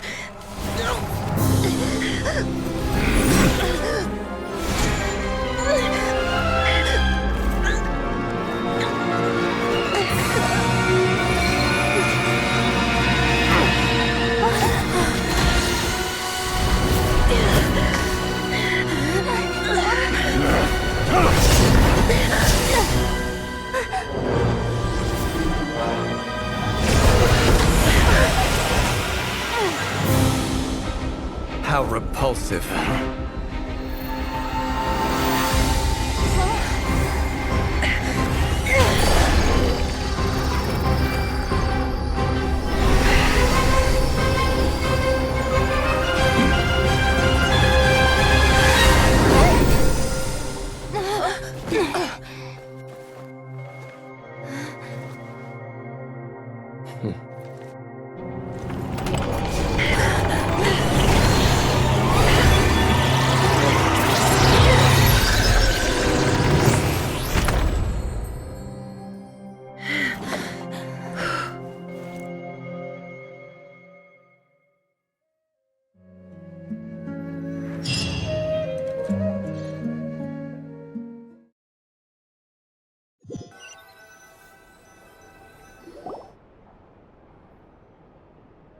Timed that pretty well, didn't I? It's okay. I'm just glad no one was hurt. Paimon noticed you doing something too, Dainsleif. Were you helping get them out? Of course. When I asked Nefer to conduct this investigation, I was not naive to the dangers involved. I had a duty to ensure your safety. Good to know your sense of justice is still intact after all these years. I take that to mean that you saw the truth. That comes as a great relief. I certainly did. And thanks to your help, I also managed to trap Rerir inside the chess set. Whoa, really? How'd you manage that? Well, to be honest, I sensed that something was wrong long before we made it to the temple. By using this fragment to probe into Rerir's past, well, the monster formerly known as Rerir, it seems I alerted him. I was tracking him, then he caught on and started tracking me too. Can't say I'm surprised. But how did he track you through your thoughts alone? That shouldn't be possible. Rerir was a secret agent who reported directly to the Vinster King.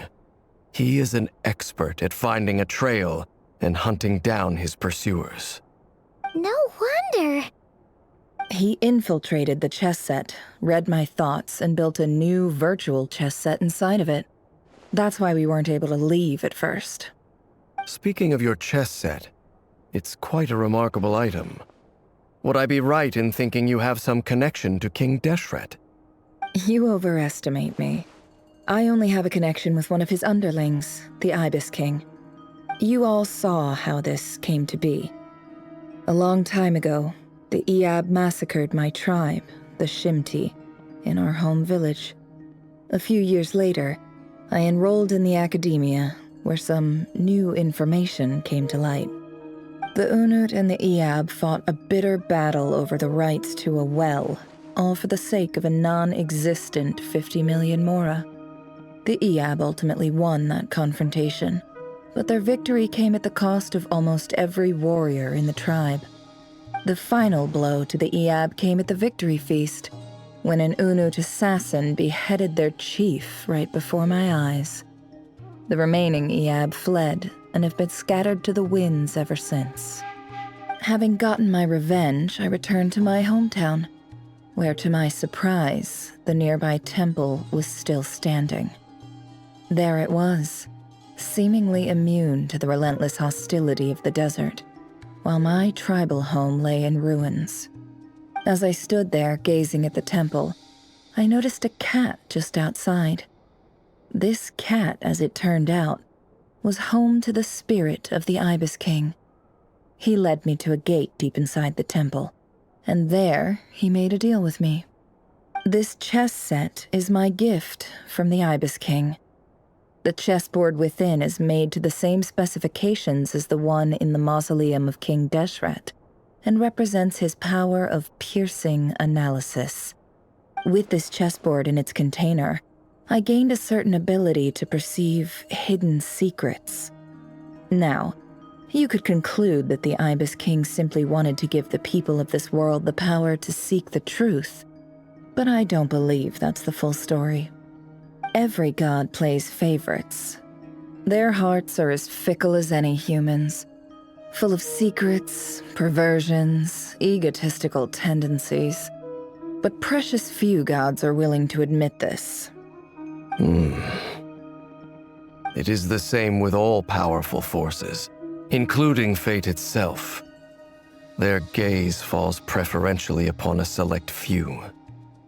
As you rightly point out, this is an act of favoritism. If you're alluding to the Abyss, then yes, I agree. Gather the others. It's time to share everything I've learned.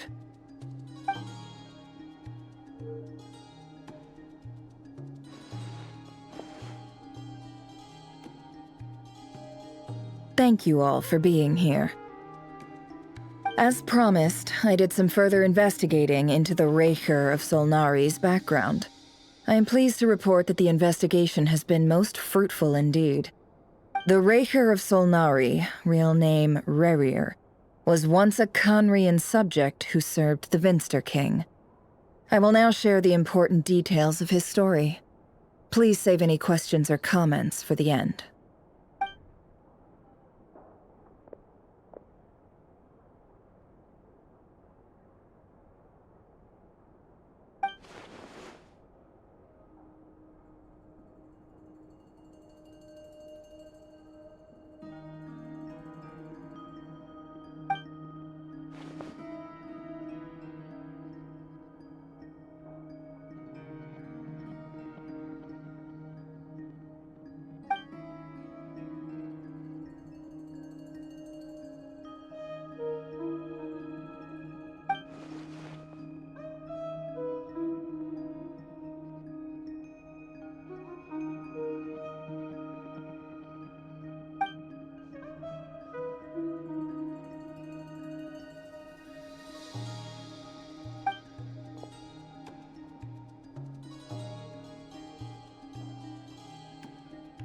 So that's why he's so obsessed with the moon. A tragic tale, to be sure. But it does not excuse his many transgressions. No matter how much Rerir suffered in the past, the fact remains that he is what we know today as the Wild Hunt, wreaking havoc upon innocent lives in Krai. He becomes more dangerous with each passing day. If left unchecked, it is simply a matter of time before all of Teyvat suffers the consequences. This is a threat that the Knights of Favonius cannot ignore. A question for Miss Columbina. Forgive me if this is presumptuous, but have you ever seen the spatial gateway that appeared in Rerir's memory? Never. But I have heard stories of something called the Moon Gate, and this seems to fit the description. Miss Lauma, any thoughts on this? In the lore of the Frost Moon Scions, the moon is believed to hold many secrets.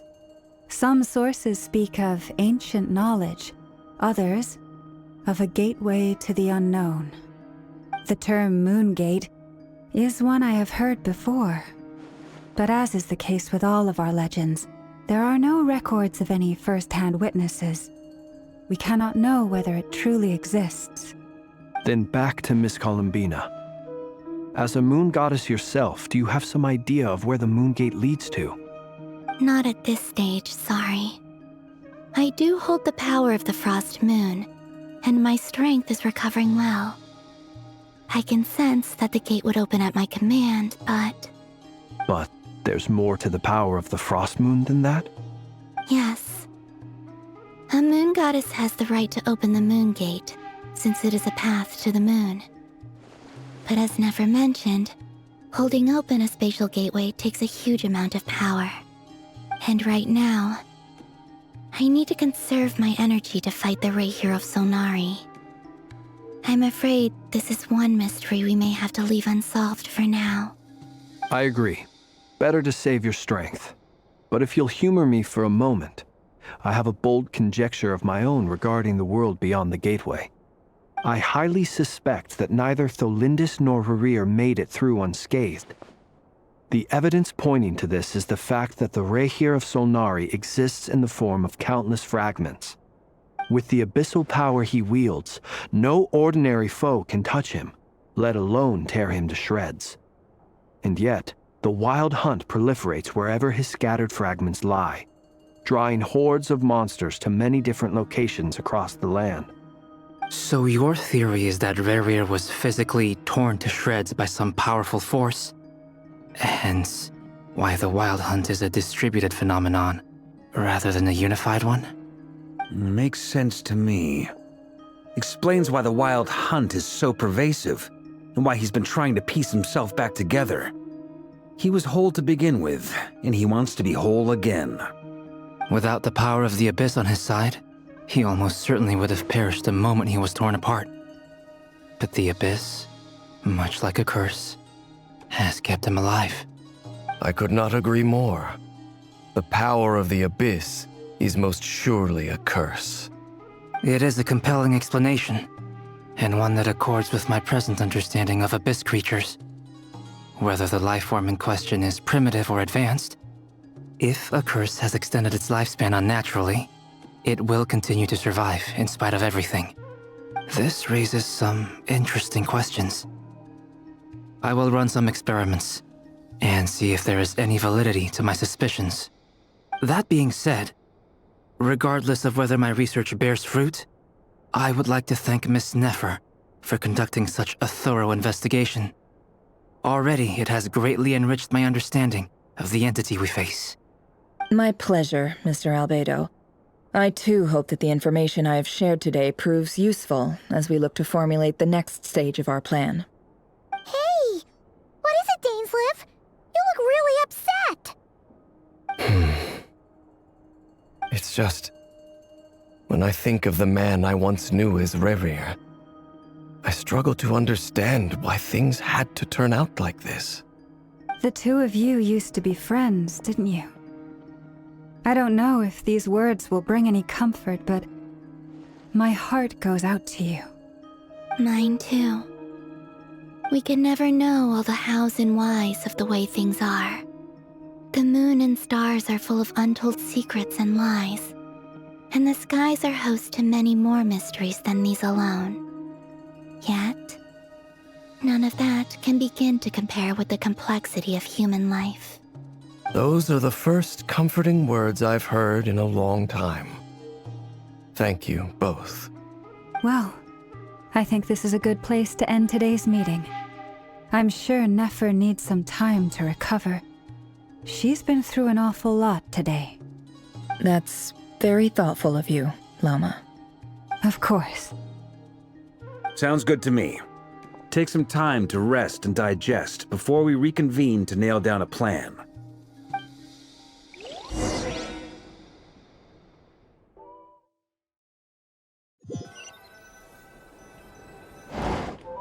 Hey, is this a bad time? Hope I didn't kill the conversation.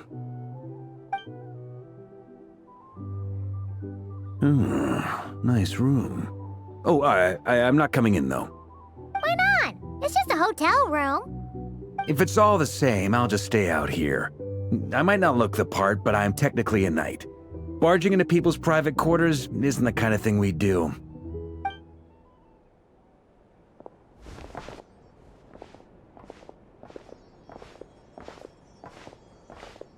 Anyway, Nefer went back to the curatorium to get some rest. But before she left, she shared some things with me that I thought you should be aware of. Firstly, although she managed to trap the Rerir of Solnari inside her chess set, there's no guarantee that the power of the Ibis King is any match for one of the 5 sinners. Their powers are beyond our comprehension. It's only a matter of time before he finds a way to break out. We have to come up with a plan and take care of him before that happens. Honestly, my mom figured that might be the case. So, how long have we got? Well, I asked her that same question. She talked for a long time, but for the most part, it seemed like she was trying to convince me how precious her chess set is. What a long and storied history it has. It felt like some kind of sales pitch, you know? The kind where you end up handing over Mora against your will? Anyway, after all that, she finally answered the question.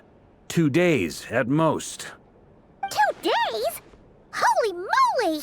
Can we even recruit enough help in that time? That remains to be seen. Which brings me to the second issue. Dainsleif is obviously conflicted about this whole thing. But given how little time we have, there's no way we can pull this off without his help. You have some history with him, right? Do you think maybe you could talk to him for us? Great. I appreciate it. All right, on to item 3. So, Albedo, Durin, and I put our heads together and came up with a plan. Can't promise it's gonna work yet, but at least it's a start. We figured we'd bounce the idea off you first. We'll explore it further once everyone's recovered. Oh, Paimon's dying to hear this. All right, so here's what we're thinking.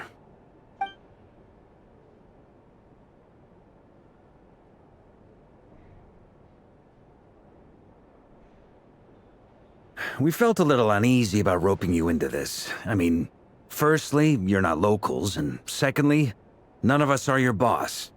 You're well within your rights to refuse if you so choose. Roping us in? Why would you even say that? We know the stakes here. It's all of us against the Rerir of Solnari, or none of us stand a chance. I choose my words very intentionally, I'll have you know. I like to think there's an art to striking a down-to-earth tone even when the stakes are through the roof. Sir Varka, I have a few thoughts about this plan. I'm all ears. I think we can be more flexible with how the roles are allocated. In my view, the most sensible lineup would be like this.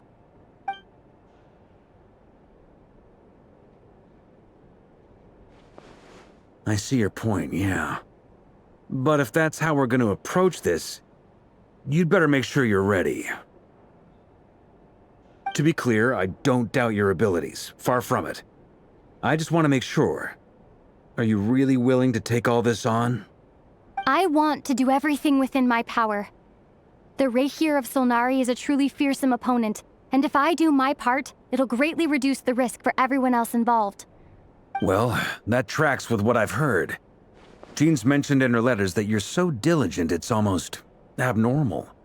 As in, most people weigh up the risks and rewards in situations like this. But you seem to just march towards danger without a moment's hesitation. Of course, everyone appreciates a fearless pioneer. But all that aside, I'm the Grand Master of the Knights of Favonius. and you're our honorary knight. I want to make sure your courage doesn't come at the expense of your safety. Thank you, Sir Varka. I should be the one thanking you. It means a lot to have you on board. I'll give some serious thought to your suggestions.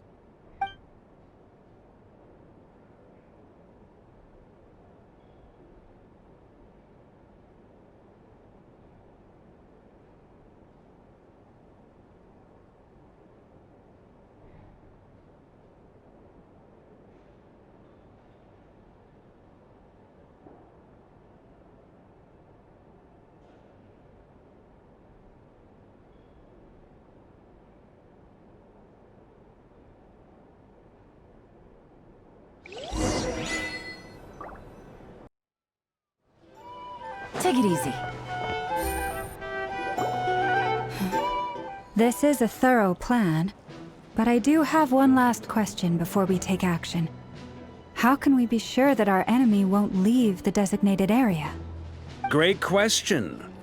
Albedo's been hard at work analyzing Rerir and the Wild Hunt's behavioral patterns. His conclusions are as follows. Firstly, from the earliest known confrontation until now, Rerir has never displayed any ability to manipulate the dimension of space, so it's unlikely he has any power in that domain. Secondly, he seems to have a particularly strong vendetta against our group. If we put him in a fight-or-flight situation, he'll choose to fight every time. Thirdly, finally, and most importantly, he is consumed by hatred, both for the moon and for his enemies.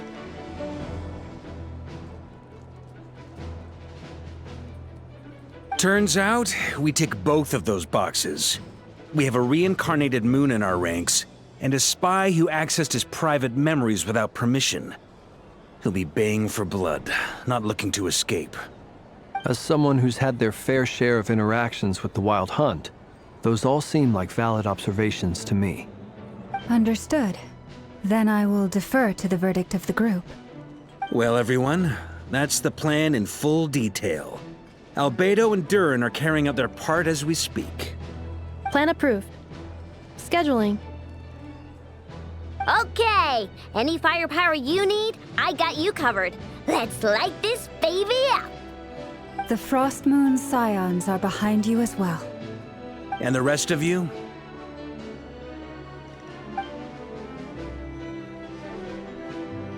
No objections? All right, then it's settled. This is the plan we're going with. Next up, an old tradition of mine. Anyone who wants to back out, now's your chance. Wait, we can still back out of this? Everyone says things they regret, right? I don't want anyone feeling trapped because their mouth said yes before their brain had time to think things through. A very people-first approach.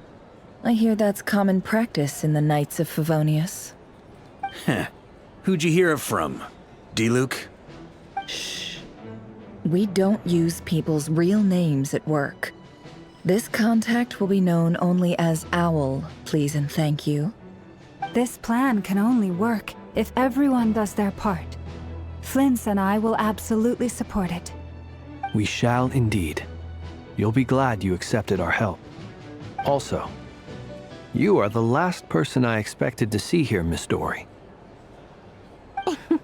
It's not often I get called Dory in a work context. My peers usually call me Lord Sangamabe. So, the longer your name, the higher your net worth. Is that the idea here? In that case, Mr. Flint's here must be worth a fortune. That's right, I know your full name. It's... The walls are thin here. I'd appreciate you keeping that a secret. Okay, fine. I'm actually only here as a favor for someone else. Do you have any idea how much it would cost to hire me otherwise? Oh, does this mean someone out there actually has the power to boss Dory around? It most certainly does not. We have a long-standing and mutually beneficial business partnership. She's actually the mom of a friend of yours. Said mom supplied me with a great little trinket, but now that lady's ruined everything. If I don't start building a little goodwill now, my whole business in Krai is gonna go down the drain! Okay. So what exactly is so special about this pendant? It's a lucky charm that a great mage made for me. We have a business relationship, and she was worried that something bad might happen to me. So, she wanted me to have something that can store power to protect myself with. I finally got it all fully charged up with Kovaki, and then Nefer went and used it all up at once! Never lost so big in my life! You're right. It was all my fault. I didn't mean to drain all the Kuvaki in the pendant, but I'll make it up to you. You will? Well, in that case, how about you give me your chess set, and we call it even? I knew you'd say that. Well, it's yours if you want it. In fact, take it now, and I'll even throw in a free Rerir of Solnari. Deal? You're putting me in a difficult position here. It's a very useful thing to have around, but I have a funny feeling it won't be around much longer. I guess we'll see in a couple of days. Looks like bankruptcy for me. Hey, don't be so pessimistic.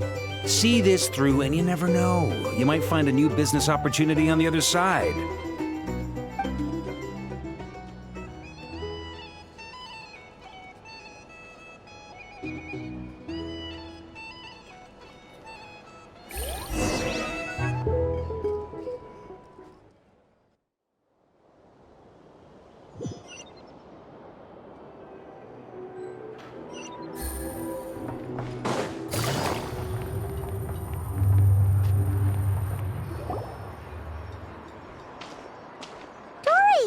How are things going?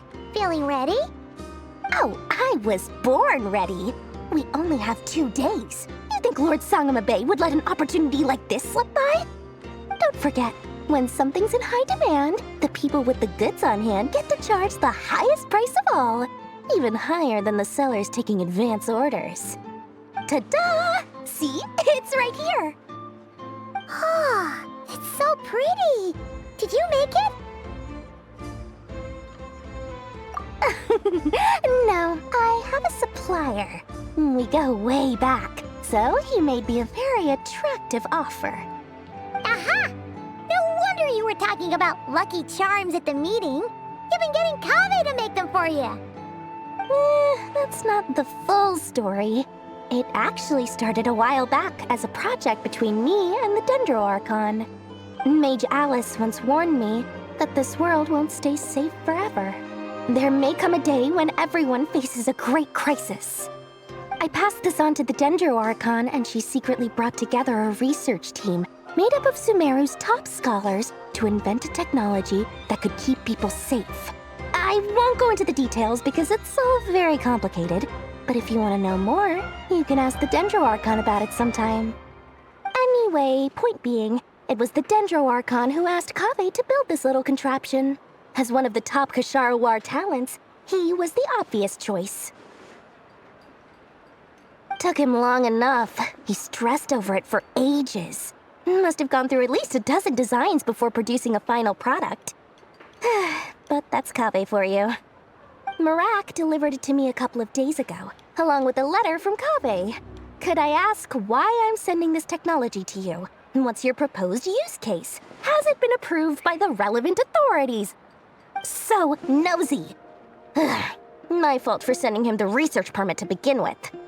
Surely Nahida must have told him you were involved in this project. He was probably just nervous because you're always so secretive about your business. Could be, could be. Anyway, I just replied, let's hope there never has to be a use case, because it would involve grave danger. Fair enough. But it sounds like he was just being cautious. He probably felt responsible as the one who made it. Or maybe he was asking as a favor for his housemate. He's done that before. Not sure why, though. His housemate doesn't seem to really care that much about this kind of stuff. Either way, all's well that ends well. I'm just glad to finally have my hands on the product. I wouldn't want to be without it, given the potential dangers that lie ahead. Huh? What does that look mean? Paimon's just super surprised. This must be the first time we've ever seen you actually get serious about something. Well, a long time ago, I made a promise to myself. I promised that I was gonna live every day of my life with a big beaming smile. Obviously, Mora plays a big part in that. But there are always gonna be times in life when you have to give something back. That could mean paying back a debt, returning a favor, or showing some kindness. Alice has been a huge help to me over the years. She was the first investor I ever had. And I want my investors to know that Lord Sangama Bay is the best in the business. And more than that, no one knows what the future will bring. Whatever happens, I want to make sure the Dendro Archon and all of Sumeru is prepared to face whatever comes. Oh, that? I was just making sure Nefer and I are square. Don't be thinking it was some sort of benevolent act. I'm no saint, so don't treat me like something I'm not. My priority is doing the business that I want to do, so long as my conscience lets me, but it usually does. That's the Lord Sangama Bay business model. All right, if you say so. I do say so, and that's the whole point. I'm a businesswoman. Don't go trying to figure out what kind of person I am. You'll exhaust yourself. Much easier for everyone involved if you just take my word for it. Oh, and could you two help me get this stuff where it needs to be? Thanks so much. You're my favorite assistants.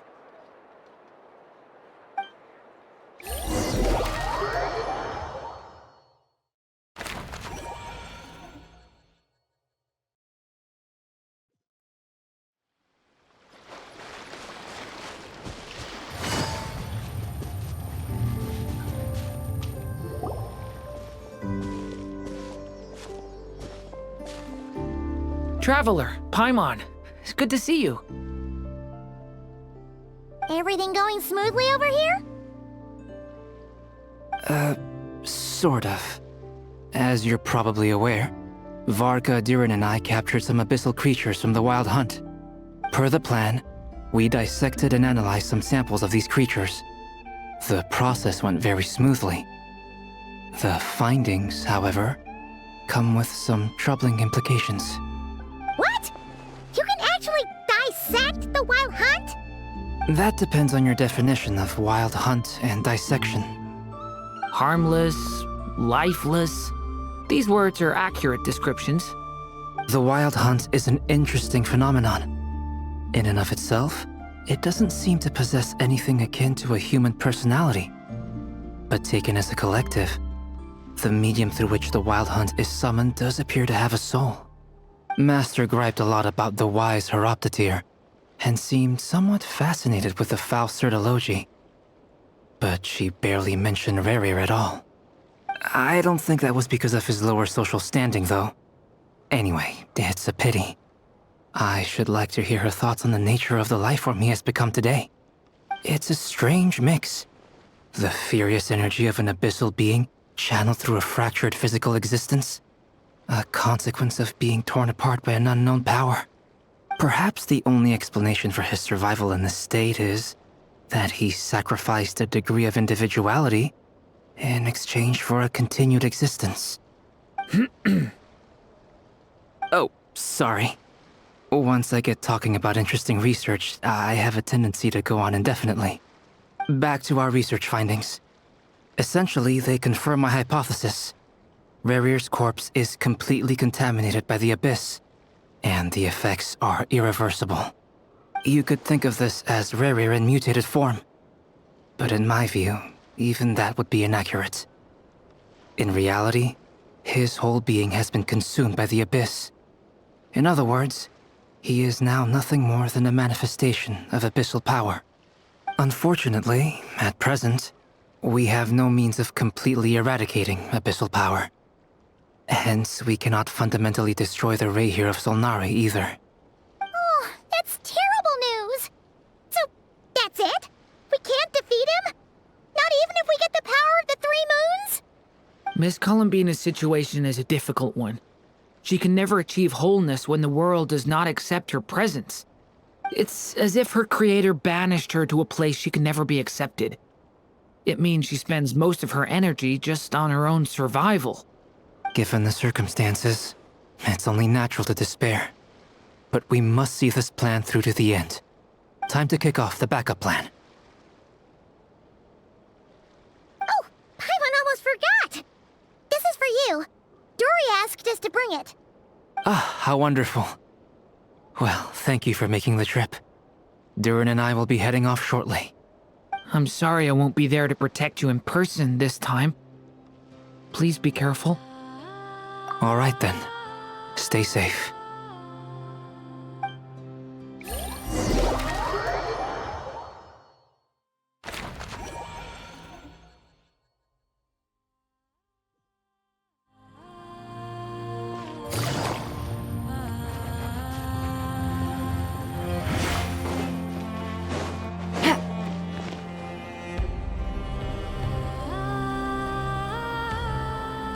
Miss Lauma, is everyone here? Yes. The fate of my flock is in your hands, Grandmaster Varka. Please keep them safe. My lady, what are you saying? Within the next 24 hours, we will face the biggest crisis the world has ever seen.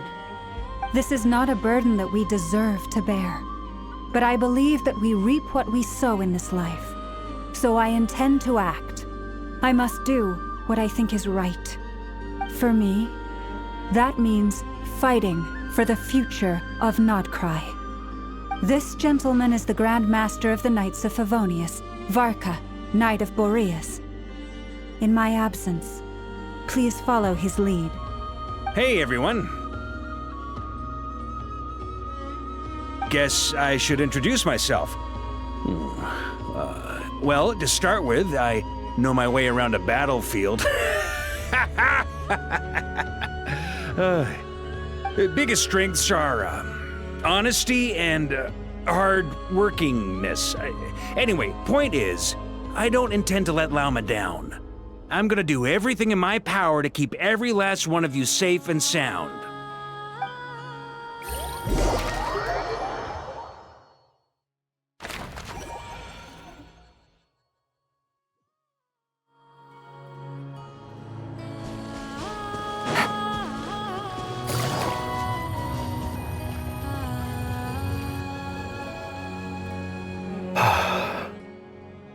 Something on your mind? Miss Columbina, was it? I believe that's how the others addressed you. That's right. Names are funny things. Have you always been called Dainsleif? Yes. I take it your own name has a more complicated history. I have a different relationship with names than other people. To be honest, I'm not even sure that Columbina is my name. At least, not in the same way that Dainsleif is yours. But it's what everyone calls me, and I go along with it. A lot of my life has been that way. I get so used to things that I forget to question why they are so. I never used to think much about where names come from, or what they mean to people. Maybe something's wrong with me. You're different from other people. I sensed it the first time we met. You're more perceptive than most. I'm sure your long life and rich range of experience explains that. Do you ever find yourself missing Conria, Mr. Dainsleif? Difficult to answer. I have dreamed of the past many, many times. Sometimes I'm fighting tooth and nail. Other times I'm lying on the ground, defeated. I don't recall any happy moments from that time. It has been too long. Is that because hatred survives longer than love and affection? That would not be for me to say. I make no excuses for the grudges I bear. But whatever the reason, I remember little that was beautiful or sentimental. Thank you for your help with the Rerir situation. Without your efforts, I never could have learned the hidden truth of his story. You're welcome. I know he's your friend. Friend? He betrayed me. And I never really understood what he was going through in life. Some friendship, that is. Okay. So, do you plan to fight him with us? You see, you're torn. Now you know what really happened. You see the things he's done in a new light. I need some time. Of course. I completely understand. Anyone else in your position would feel conflicted too. Actually, I went through something similar myself recently. Something happened that changed my perspective on a situation. A situation I took for granted at the time, but now I feel very grateful for it. You mean the Harbingers who still support you, even though you've left the Fatui? Yes. I always thought they were only helping me because Harbingers are forced to work together. But then I abandoned them. A warrant was even put out for my arrest. And even now, they still support me. Which means I was wrong about them all along. Clearly, they view you as a friend. I feel a little guilty now. I regret not seeing her help for what it was, and not treasuring it. I see the guilt that you're feeling now, because I feel it too. Hopefully, talking about it will do us both some good. Have you noticed that the Traveler and Paimon are over there? I think they've been listening. Huh. Shall we say hello? Sure. Hello. Ah! They caught us!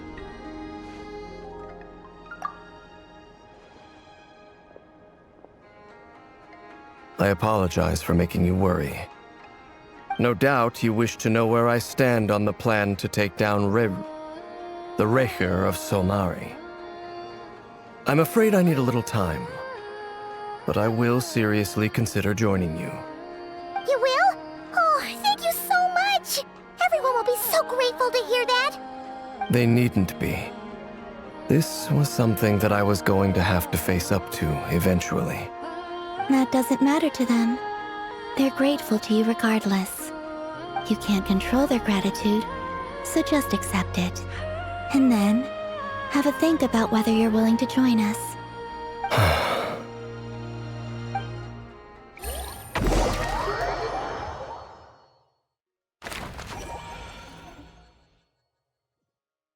It's nearly showtime! Let's go rendezvous with the others. You know the place.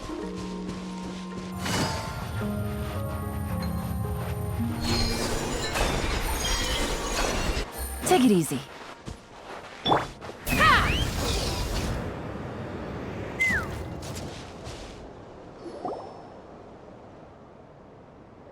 Ah, you're earlier than I expected.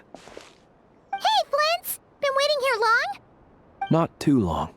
I came a little early so I'd have some time to think. Are you nervous about the battle? Quite the opposite. I'm reminiscing on my past battles. When I was awakened by the Ratniki, I had not touched a weapon in many years. I felt like the battlefield was not where I belonged. But after waging war against the Wild Hunt for so long, I came to realize something. A life of absolute peace is simply not a possibility for me. My restless flame indicates that somewhere inside of me, there is a deep yearning to root out the evil in this world. Oh, that doesn't sound like such a bad thing. Well, in the past, when I was a Fae whose primary concern was hibernation, it was hardly ideal. But it certainly serves me well here in the present. And I am delighted to be able to join forces with you in this endeavor. Looks like I'm not the first to arrive. Ah, Miss Lauma. Did you sleep okay last night? I struggled to settle down at first, because of the nerves. But don't worry. I got enough sleep in the end. I'll be just fine. please. I'm just doing my part. Nefer! Over here! Aino asked me to relay a message.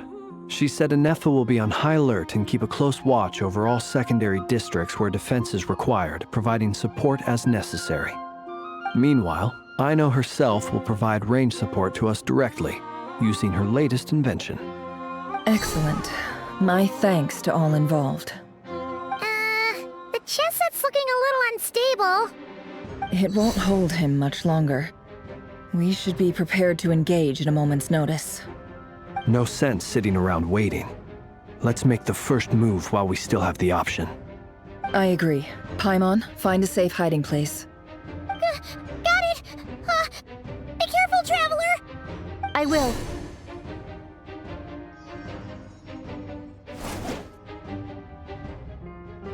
Everyone, take your positions as soon as the battle starts. Every ounce of strength we have in our bones, let us bring to this fight. Ready?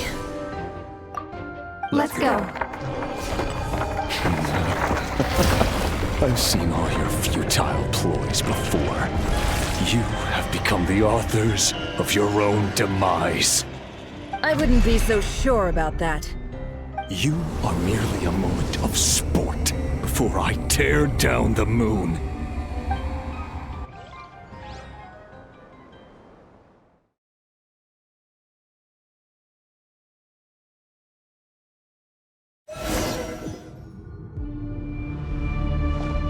Stay on your toes. Let me help you guys. Eat this! Moonlight betrays you. Move.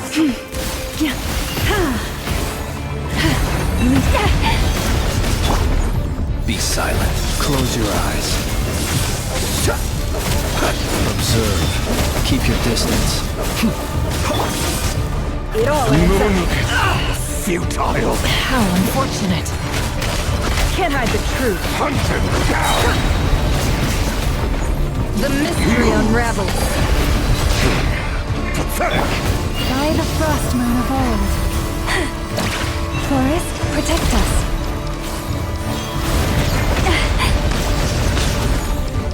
Close your eyes. Be silent. Raise you.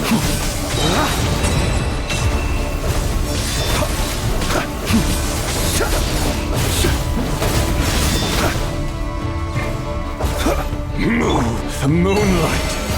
Move. The moonlight betrays you. It's all futile. Hunt him down. Move. Seek within. It all adds up.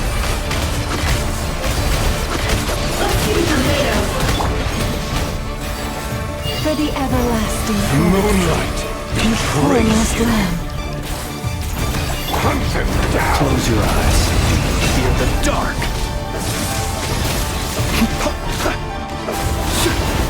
Move. Fear the dark. Observe. It began with the moon, and so shall it end. The moon will protect you. Move. The moonlight betrays you.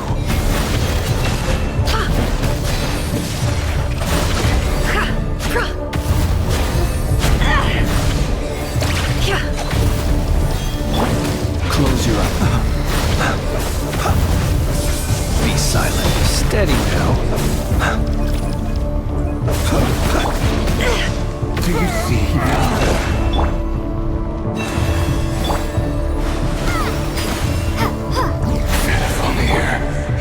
When will it be as you foretold?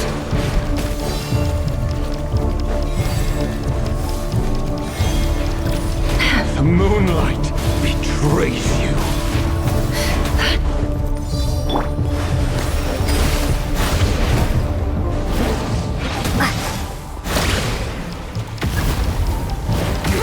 Spirit is not welcome here. Close your eyes. The long sleep beckons. The mystery unravels. Can't hide the truth. What a joke.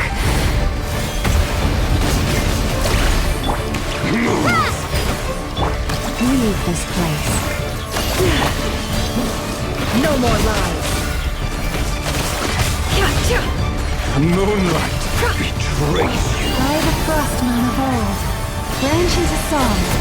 The deception ends here. Can't hide the truth. Pathetic. It all adds up. Go! Can't hide the truth.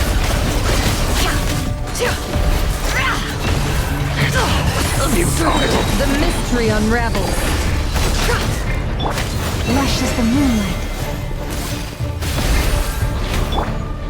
Be silent, to dust. It all adds up. Can't hide the truth. For the everlasting forest, you poor lost lamb. Water jet! Pathetic. The deception ends here. Futile. No more lies. Moonlight betrayed you. Pathetic. Coward. Receive my blessing. A grave transcript with one heart, we pray. It's all futile. Go! Can't hide the truth. Hunt him down. Seek within.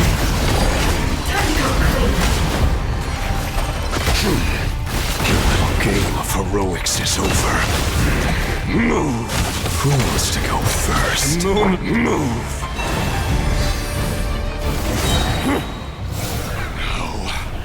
Get out of my sight! No! We've been separated. You okay? Nefer, where are the others? Stuck outside the barrier. I guess he really doesn't like us. I told you before. Knowing too much is always a death sentence. Be careful what you wish for.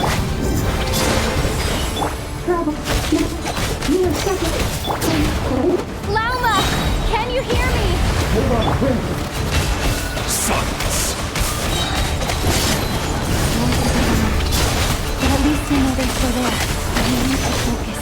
Stick to the plan. Remember my most important task. Just stalling him. If I can stall him for long enough, the moment will come. The unravels.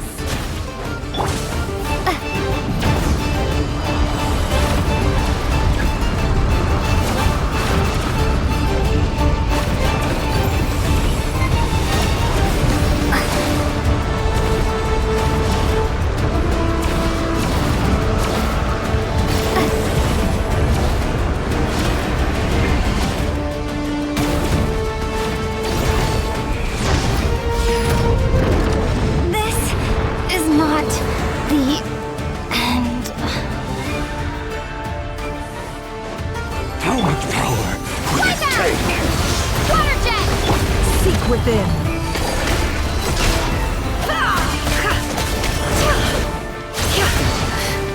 Can't hide the truth. No more lies. Water jet!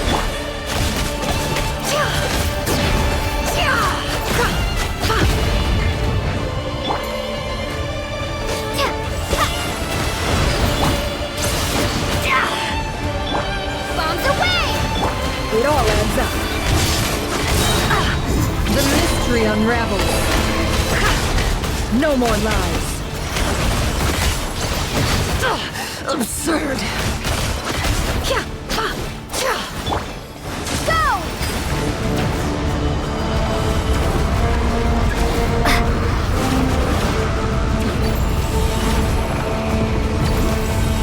I've got this.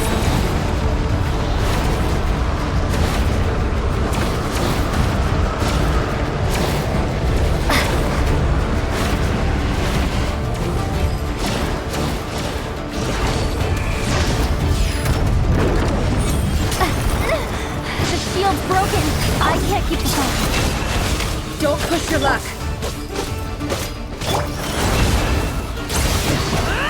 Destroyed! Reborn!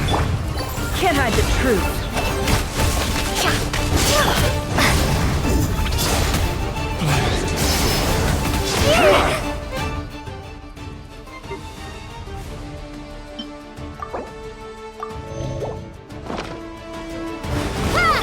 It all adds up.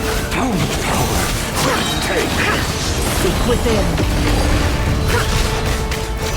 No more lies. How unfortunate. Wipe out!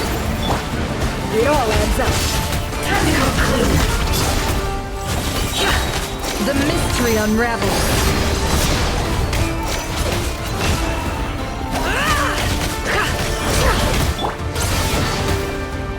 Run, nowhere to hide.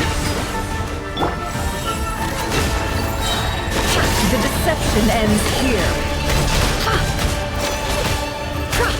Time to go clean. Absurd.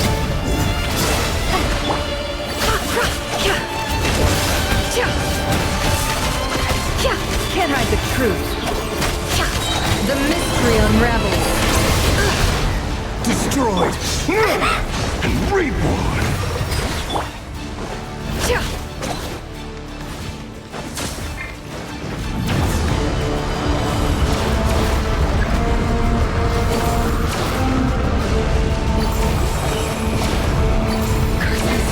There's no other way.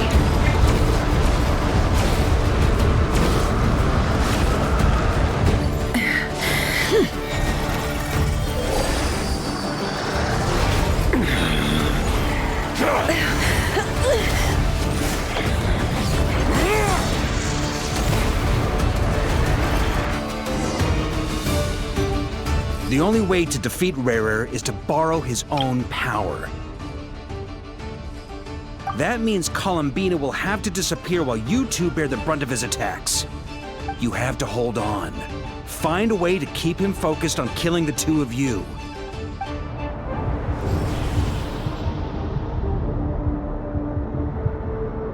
Nefer! Your eyes are bleeding. Soon you will be powerless to resist. And then, I will reduce you to dust. But that dust will plague your memories. Come on, keep holding on. Any other tricks up your sleeve? Let's see them. As entertaining as they are. You've backed yourself into a corner. You don't fool me. I see your fear clear as day. I have to stoke his rage. Make him unleash everything. You fear what you could never defeat. You fear the thought of never being able to save your beloved. You cannot win the fight against fate, Rerir. Is that what you think? Well, now it's your turn to feel afraid!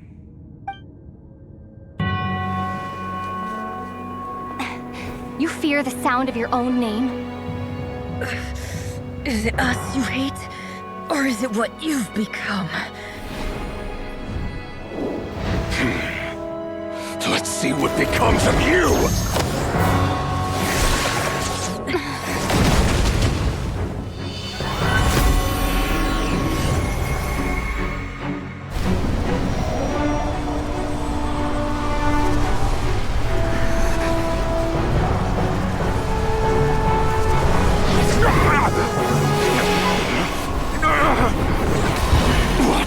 Happening? That power. I've seen it before.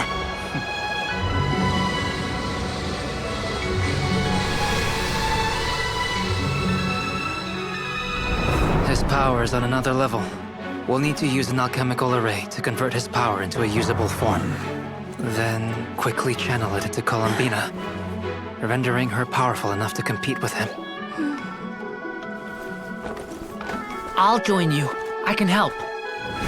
If I release enough abyssal energy into a confined space, it'll create a potential difference, allowing us to extract a huge amount of elemental energy. Next, I'll synchronize with everyone's minds using pyro, then give you temporary access to their abilities and fields of view. But it won't last long. Can you see? Well enough.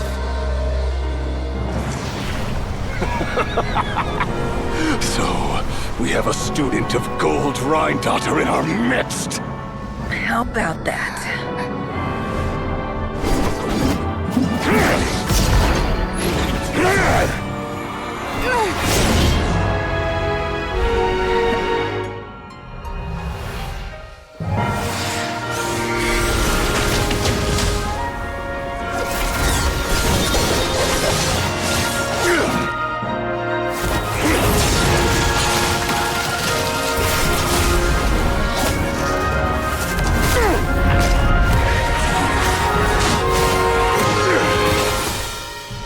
You use my own power against me? Just like how you stole Kuvaki. Look familiar?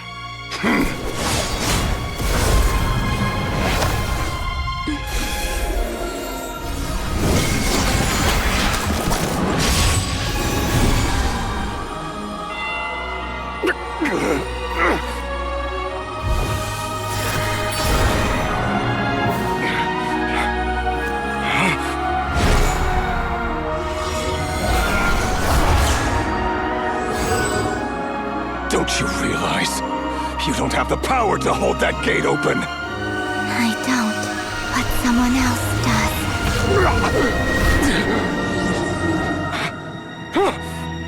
Goodbye, Rerir.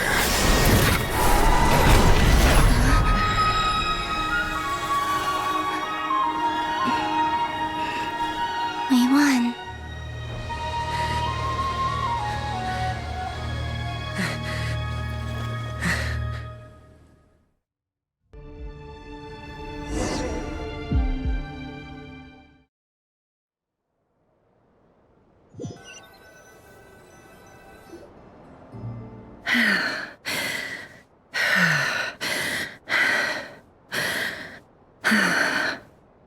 Nefer, how are your eyes? They're fine. Apart from the blindness, of course. It's not too late. Let me handle it.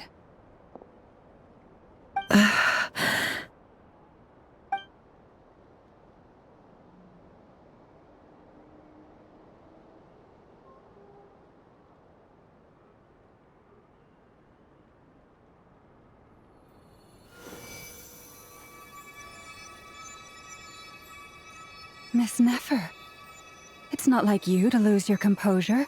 That was the most reckless thing I've ever seen you do. Reckless how? The situation was critical. Our lives were at stake. We had to do something. Even so. Okay. I guess you're right. Under the circumstances, it was a wise decision. You traded your eyes for an incredible victory. In business terms, I suppose that's a huge return on investment. I'd be hard-pressed to argue otherwise. Still, I don't like this outcome, and I don't want you to lose your sight for good. People suffer when they make sacrifices they shouldn't have to make, whether that means faith, strength, or in this case, your ability to even see. I had hoped you could win without sacrificing so much as a single hair on your head. Thank you. Really. All done. Don't try and open your eyes just yet. We'll see how you're doing in a couple of days. Until then, please follow your recovery plan to the letter. I'll send full details through Yehoda. For now, just get yourself home, relax, and rest. My dear friends, we have fought bravely and achieved a spectacular victory. A dark cloud has been lifted from the skies of Krai. All in this land will be grateful for what you have done. The moon will remember this day. Thank you both.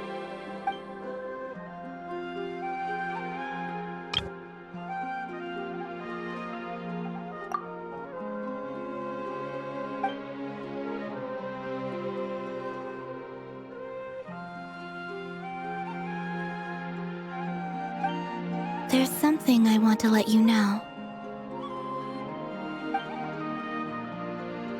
What is it? When Durin connected everyone's minds so I could access their powers, I also felt everything they felt. And since Nefer's eyes were injured, my eyes are hurting now too.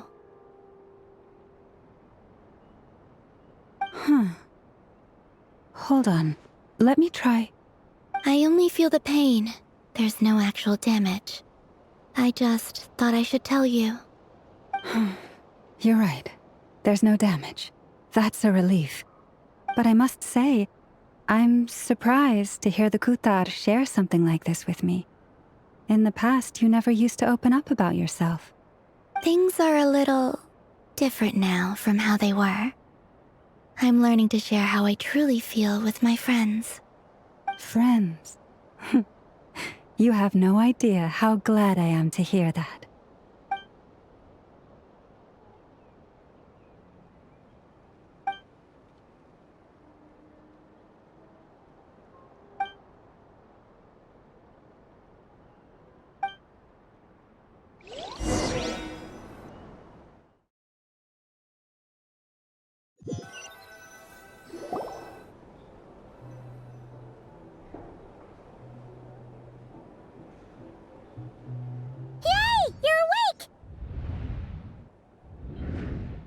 How you feeling?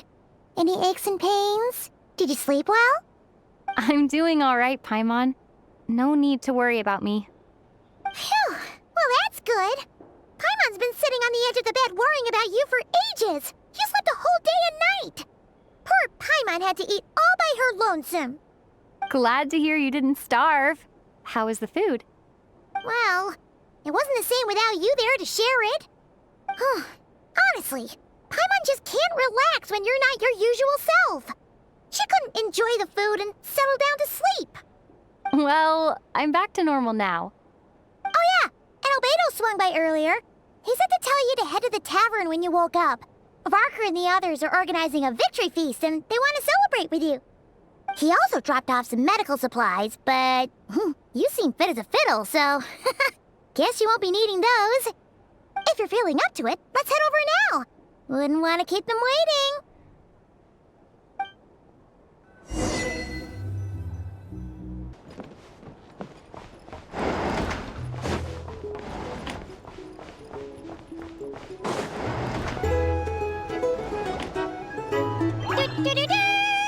We're here! Oh, Traveler and Paimon! Perfect timing! We were literally just saying how there's no way we're holding this victory feast without you any longer, and we would have postponed it till tomorrow. How are you feeling today? Much better, thanks. Don't worry about me. Relieved to hear it.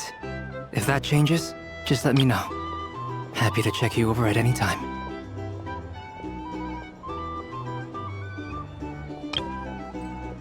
Yep, we're here for you.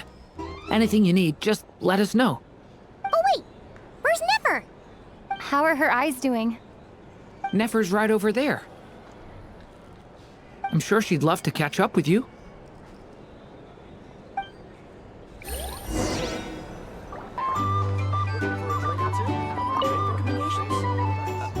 Hello, you.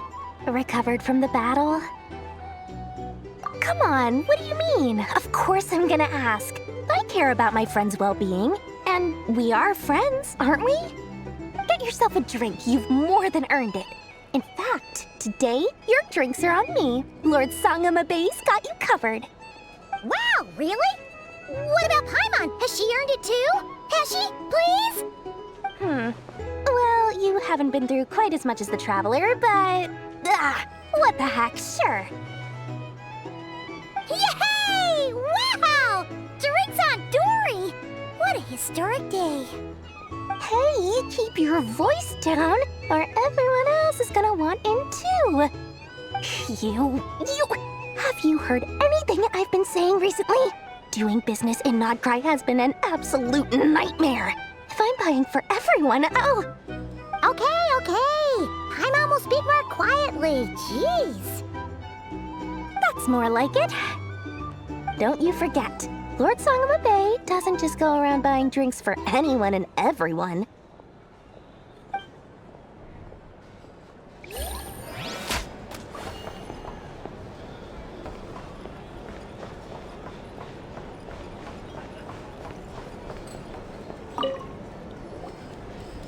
I thought of 1,000 ways to congratulate you, but now you're here, words are failing me. The honorary knight stuns them speechless once again. Well said. The honorary knight showed us all how it's done. The other knights tell me that Mondstadt was the first stop on your journey. All of us are truly delighted to count you as our friend. I'd like to thank you for supporting the Knights of Favonius, and also for helping us save Krai. Nonsense! Of course I'm gonna mention it. This is more than just business. It's a relationship. And there can be no relationship without showing gratitude where it's due.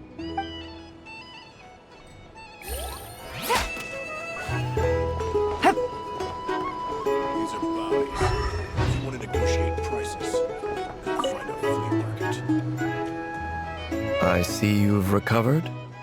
You bet. Snoozed your way to a full recovery. Glad to hear it. A healthy body is paramount. Nothing else in life is possible without it. So take it slow.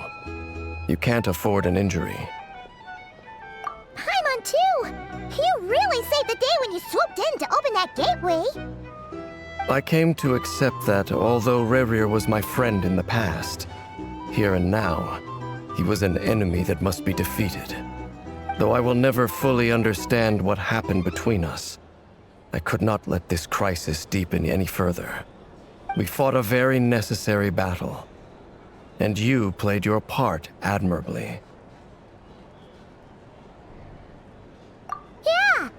And if you ever need to talk, just remember, we're always here. I'll do that.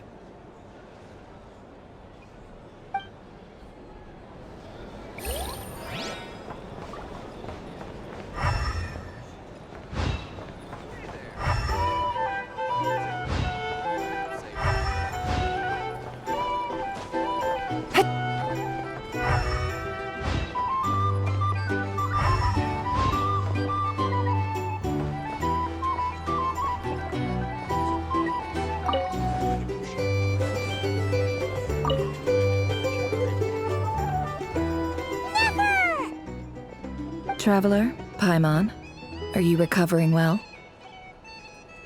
Turns out that moon chanter has some real talent after all. My eyes were mostly recovered after just a couple days rest. I can actually open them again now. Yeah, but you gotta be careful. Lauma says not to strain your eyes while they're still healing. Yes, thank you. I'm well aware. Yehoda, could I borrow you for a moment? I could do with an extra pair of hands. Oh, sure. Coming. Did you hear that? I gotta go help Lauma for a second. You guys chat among yourselves. I'll grab us some drinks on the way back. Paimon, you still like them sweet? You bet. Make it extra sweet, because Paimon's earned it. Sure thing.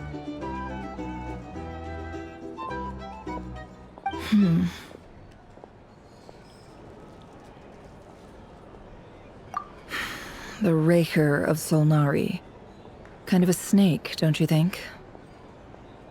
No, definitely a snake. A poisonous one who spewed his venomous hatred everywhere. Anyone who seeks revenge out of hatred for other people has become a snake. That's something my dad used to say. Perhaps. I'm sure it sounds like a very wise and open-hearted perspective to your ears. But me? I think hatred is a perfectly justifiable emotion. What else is left when everything you depended on in life gets stripped away? Something's gotta fuel that drive to keep on living. If you're worried about me, you can nip that in the bud. I'm not someone who gets stuck in the past. It's just... I suddenly feel like I was wrong to call my father a liar. He was just a fool. That's why the Academia turned their back on him, and why the other tribes ganged up on him. Oh, Father. How much better things could have been if you were a skilled liar. Look at the Ibis King. Thoth is a fiendishly cunning liar. And yet, strangely, he feels more like a father to me than my real dad ever was. He's never brought it up, but I'd bet he feels the same way. Why else would he give me the power to perceive the truth, while at the same time training me in the art of deception? Well, King Deshret banished him to Aru, which is essentially a prison, and posed 3 questions to him. He promised that he'd have his freedom if he could find the answers. His response was to take on a physical form and approach me, hoping that I could become his envoy and search for one of the answers on his behalf. Did he really think I'd fall for that? He's stuck there. He can't make me return what he gave to me. So that's enough for you to decide he's nice, is it? He's a prisoner, and he was scared. So he decided to perform some good deeds to win people's approval. He lives in fear because he's a deceiver. How is Rerir any different? You can't work as a spy your whole life and expect a happy ending. It's preposterous. Yet I can't say I don't understand it. Liars live in the darkness of their own making, but it's still human nature to want to go on living. They say that a liar's soul is the most worthless thing in the world. What do you think? Good. If you understand that, it means you're smart, and you see things objectively. What do you think? Oh, really? Well, it takes a very kind person to find compassion even for liars. If you ask me, the soul of a liar really is worth nothing, because all they care about is themselves. For example, when something good falls into my lap, I don't go sharing the news around. Stops other people trying to steal it from me.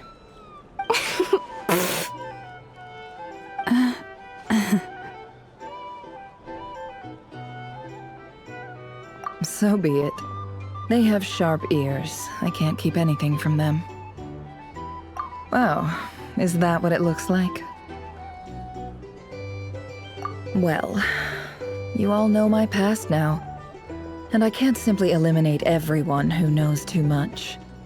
So I guess I just have to put up with you, for the foreseeable future at least. When you find yourself in a situation you can't control, the safest play is to keep calm and start monitoring everyone involved like a hawk. In the intelligence world, you need to have a sense of perspective and play your hand accordingly. If you understand what's at stake, please ensure my secret is safe with you. I trust you'll respect my wishes as a friend. But don't forget, I will also be watching you like a hawk. Very good. Oh wait! Now that the panic's over and we've all calmed down, Paimon suddenly remembered something. After all that build-up, our mystery ally never showed up even once!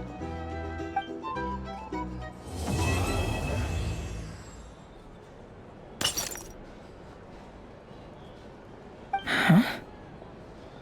Am I imagining things?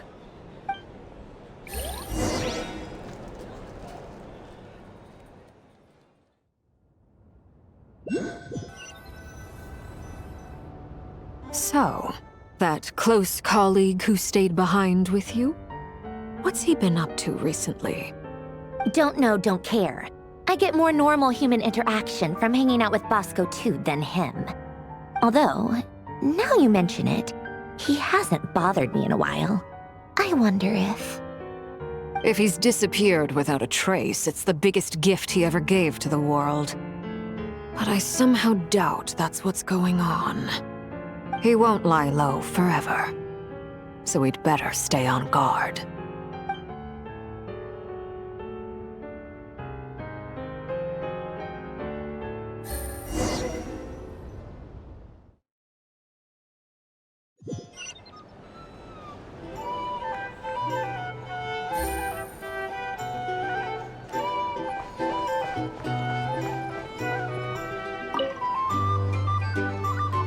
How have you been holding up? Any adverse reactions? If you start to take a turn for the worse, make sure you tell me right away. You don't need to worry about me, Grandmaster. I'm fine. I mean, I barely did anything, so... What? You're too humble, young man. You played an indispensable role in the battle for Krai. We can't thank you enough for your support. Sometimes, when people praise you, it's because you deserve it. The best thing is to accept it calmly and with grace. It's important to learn how to respond to words of admiration. Let's do a quick demonstration. Albedo, that was an incredible feat of alchemy. The pressure was on, but you worked flawlessly at lightning speed to get the job done. Thank you. I can't take all the credit, though. Durin played a big part in forming the alchemical array. See? Did you catch that? A masterclass in how to take a compliment. Okay, yeah. I did work pretty hard to help prepare for the battle. No point denying that. Hey, you guys! Hey, look who's bounced back. Looking good, traveler. Seems like you've recovered. You won't need to take any more medication. Can I get you a drink? Huh? You know how to order at a bar now? You've sure learned a lot recently. Handling a drinks order is ridiculously simple compared to alchemy. Don't worry, I'll blend into society yet. Paimon believes it. You're clearly a fast learner, just like your brother.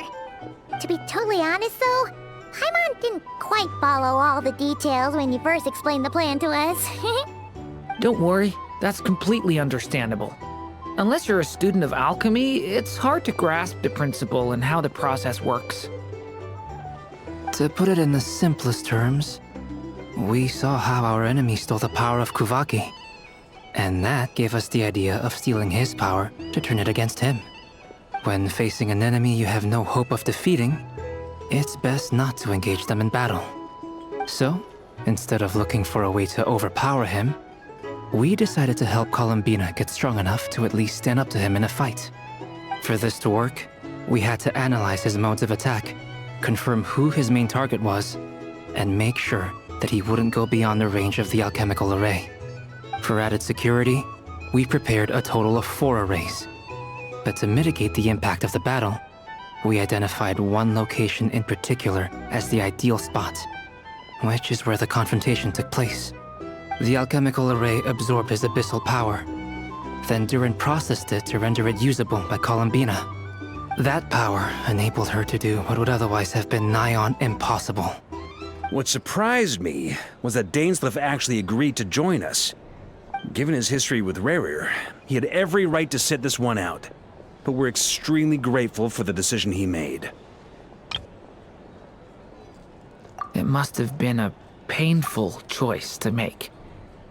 But I'm sure that making a decision was far better for him than staying in limbo. Absolutely. He was torn between 2 paths, but in the end, he made his choice and stuck to it resolutely. He doesn't strike me as the sort of person who'd stay trapped in limbo for long. Anyway, however you cut it, everyone gave a stellar performance.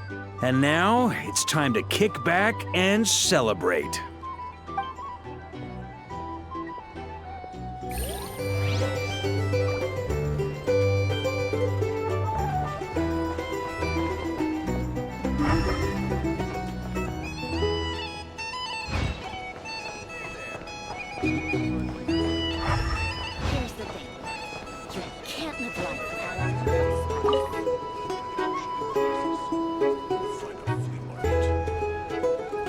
Ah, Lord Sangama Bay. How lovely to see you. I must thank you for the device you provided. It was an enormous help. Would I be right in thinking that it was developed by the Academia? Why come and ask me when you clearly know already? I mostly came to thank you. That's more like it. A little gratitude goes a long way with Lord Sangama Bay. Play your cards right, and you might even stand a chance of becoming my long-term supplier. The chance to work with such a kind and charitable investor as yourself would be a great honor for the curatorium. Huh? Charitable? Who said anything about charity? First time hearing about it. Let's see. The first plot of land you purchased in Krai, your desert interests, and... Stop! What do you think you're doing? Exposing my investment history! It's nothing to hide from. They're all perfectly legitimate investments.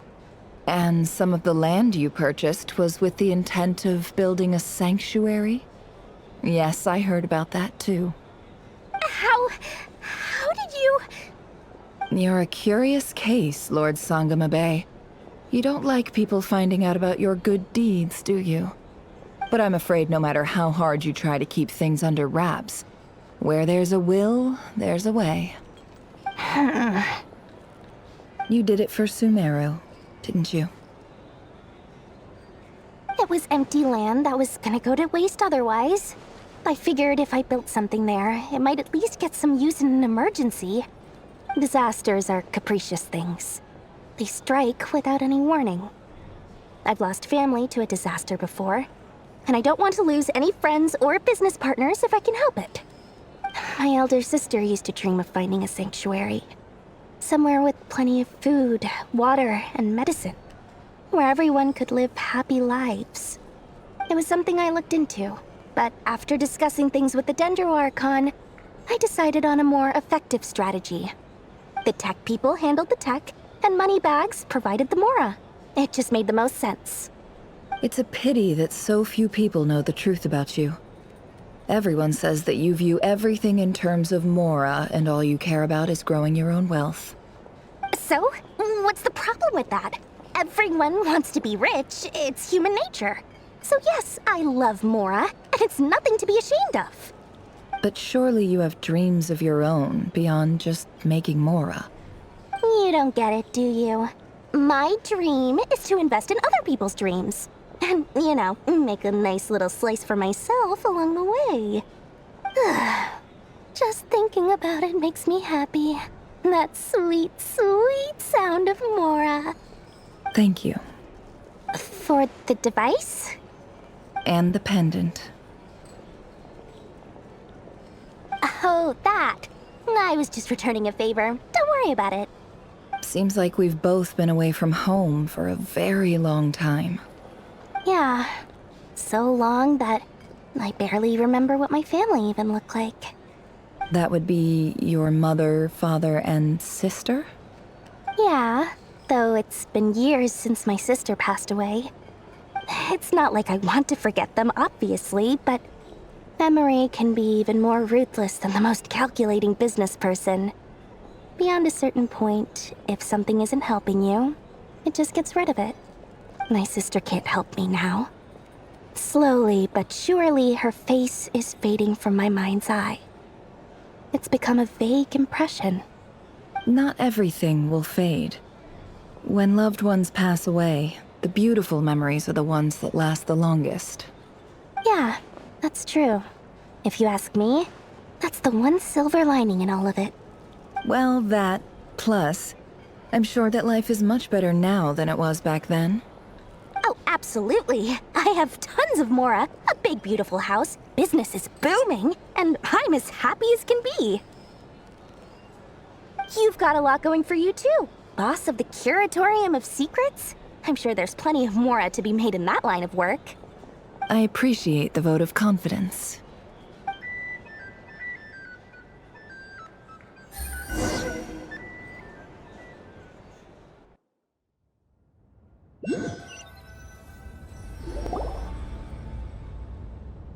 That's the only reason you're here. Yes. I've thought a lot about it. And I've realized that you, me, and Arlecchino should be friends. I think this is very important. So I felt I had to come and tell you. Well, this is a new one. I'm so moved. I can't even hold my teacup. If that's all, you can leave now. Do you not want to be friends with me? Or is it that you prefer being co-workers? What is this, Columbina? Are you deliberately testing my patience threshold? Right now, my politeness module is active. But if you say another word, I swear I'll shut it down.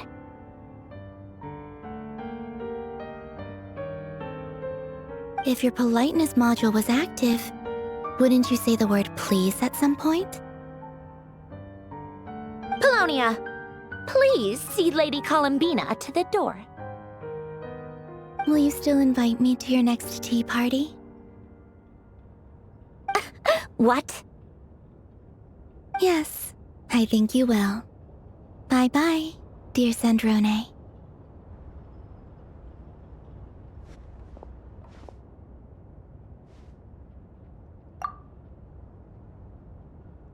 Last time, the Wild Hunt escorted you out. Would you rather I handled it myself this time? We just wanted to, see how you were doing now that it's all over. Why? Out of concern for my safety? I hope you didn't seriously think that the Rerir of Solnari would be able to lay so much as a finger upon me, given how prepared I was. Mostly because you kind of helped us out, so we just wanted to check you were okay. Looks like all your robots are fixed, huh? Oh, don't you worry about that. Tea time is already a write-off. The visitor before you managed to kill my appetite. If you're in the mood for tea, go ahead and help yourself. Otherwise, it's going to waste. My coasters are still missing in action, though. Use this notebook instead. Whoa! Pretty hefty notebook. Look at all those calculations. You can ignore those. They're just dumb scribblings. I doodle and write in my free time. Sometimes I remember the distant, dreamlike past. Sometimes I imagine the far-flung future. And other times, I grit my teeth and note down all the crazy nonsense going on in the present. Some people do the crosswords in the newspaper. This is my equivalent of that. Trying to predict the future is like daydreaming. And writing about the present just makes me furious. The past is my favorite. If nothing else, it's already set in stone, so I don't have to rack my brains trying to figure it all out. Huh. Although, having said that, the only vaguely interesting memory in my past is probably that guy they call Lord Artificer. Who else? Pretty much all the mecha in Fontaine are his personal handiwork. Wait, are you saying you know him? Like, personally?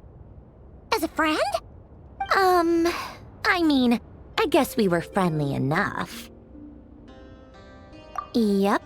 In fact, I'm probably the only normal person left who knew him at all. We used to chat occasionally back when he was still around. Before he passed away, he asked me to destroy all his manuscripts. I honored his request, but I did read through everything first before destroying them. I mean, I couldn't let the genius of Lord Artificer Alain Guillotin disappear like that. Would have been such a waste. So, that's where the formulas in your notebook are from? I just told you. Those are my equivalent of crossword puzzles. They're just dumb formulas that I solve for fun when I'm bored. Alain's work was like epic poetry. The formulas in my notebook are just silly little riddles in comparison. Not that there's anything bad about them. I mean, at least, solving those riddles isn't going to hurt anyone. Except me, 'cause I lose a few brain cells in the process. Anyway, while we're on the topic, I might as well tell you about what happened to him and his friends. Alain Guillotin had two close buddies, René and Jacob. They spent their childhood years together in the Nazissenkreuz Institute. They were all quite competitive, so there was some rivalry between them, but it was a friendly rivalry. But beneath the friendship and the rivalry ran something deeper, a sense of nostalgia for the past. Unfortunately, childhood would end. The prophecy would come true, the apocalypse would arrive, and the future would never be. A mad dream that would normally only capture the minds of lunatics begin to take root in their hearts. A dream of saving the world. And if René and Alain had been people of lesser wits, that dream would probably have ended up as something for them to joke about in their older years. But alas, They were some of the sharpest minds around. They nurtured that dream with the full power of their intellect, and it grew into something that ate away at their souls. The first of them to fall under its spell was Rerir. Against Alain's wishes, he persisted in experimenting on a mutual friend of theirs to try and save their life. Alain did not approve and parted ways with Rerir. It's complicated. Alain wanted to believe that Rerir only did what he did for the sake of their friendship. But when he told me about what happened, I could tell he still had some suspicions about Renee's motives. Perhaps the seed that would grow into a nightmare had already sprouted in Renee's mind. Even then, the next time they met, Renee's soul had been completely engulfed by the dream of salvation. His futile attempt to change the tide of fate only resulted in a wave that swallowed up the world, even before the apocalypse came. And although that wave died down eventually, I hear that it just recently came back with a vengeance. As I understand, Rerir wanted to live out his dream of salvation once more. But I'm told that the attempted resurgence finally died out for good. At long last, Rerir awoke from his deluded dream. Though of course by then it was far too late. What do you think of Rerir? Do you admire his transcendent genius? His view that any price was worth paying to achieve the lofty goal of saving the world? Or do you despise him? Dismiss him as an evil madman who wrought havoc on the lives of everyone around him as he pursued his delusional dream? Same difference, really. Just a matter of perspective. Doesn't surprise me. You share one thing in common, after all. You both want to be the savior. The only difference is, your dream came true, and his, well, he wasn't the one who made it come true. Just a matter of perspective. Really? I can't tell whether that's because you disapprove of his deeds or because he failed. Or maybe you have some other reason. Rerir no longer exists in this world, and the dream he started went on to be realized by someone else. Just a matter of perspective. What a cop-out. But I suspect you'd have a more incisive and insightful answer if we dug into it further. I don't like fanatics who give up their whole lives for their ideology. Nor do I like fools who let their delusions take control. Maybe I could understand if Rerir had just been an ordinary person. But he had a sage-like intellect, and still managed to get himself lost in the labyrinth of his own desires. Anyway, that's enough about Rerir. Now, moving on to Alain Guillotin, the Lord Artificer. He managed to put a stop to the first storm whipped up by Rerir. But after that, Alain lost his friends and family. To his credit, I suppose, the loss of his family and friends was purely a tragic accident. It's not like Alain sacrificed them for his cause or anything. After that, the only thing supporting his work was the same dream that had dragged his closest friend down to the abyss. But although the desire to save Fontaine drove him to found the Fontaine Research Institute, Alain continued to reject any form of transcendental knowledge or power. He was suspicious and fearful of it, having seen the way it had affected his closest friend. I think that formulas and machines derived solely from human intellect were the only thing that gave him a sense of spiritual comfort. Yet Alain's intellect was simply too great. It barely left him space to breathe in his lifetime. Once he realized that the end of his life was approaching, he finally accepted the truth. The Nazissenkreuz Institute needed someone, and a human being, to see its story through to the end. He quit working on his formulas, trading them in for the fairy tales that had played such a formative role in his childhood, but which he barely touched in his adult life. He told me that the director of the Kreuz Institute used to read those fairy tales to the children as bedtime stories. Apparently, they worked wonders at sending kids off to sleep. I think that all he wanted at that time in his life was to be able to sleep deeply without being plagued by depression. By that point, nothing else really mattered. At the very end, he laid down to rest in the ruins of the former Kreuz Institute orphanage, while the Fontaine Research Institute he had founded continued tirelessly with its work. Many years after that, tensions over competing dreams would once again cause a rift, this time between members of the Fontaine Research Institute. But the actions of those fools had nothing at all to do with Alain. And that is the story of two people from the Kreuz Institute who both wanted to save the world. One went all in on his fantasy of salvation without ever looking back, and ended up calmly sinking to the bottom of the deepest sea. The other sought desperately to burn bright in his life, even though he wasn't sure where he was going. I do sometimes wonder, why is it that people like them have such grand hopes of saving the world? Even the grandest tree starts as a tiny seed. So perhaps, for each of them, their mission to save the world began with a very simple desire: to save themselves. They were young children with friends and family who mattered to them, desires to explore the meaning of life, ambitions to have a successful career. They didn't want to see all of that taken away in one fell swoop. Or maybe they just wanted to find something to anchor themselves within the chaos, to stop them getting quietly swept away by the storms of life. But instead, the search for their own salvation took them down the rocky road laid out by fate.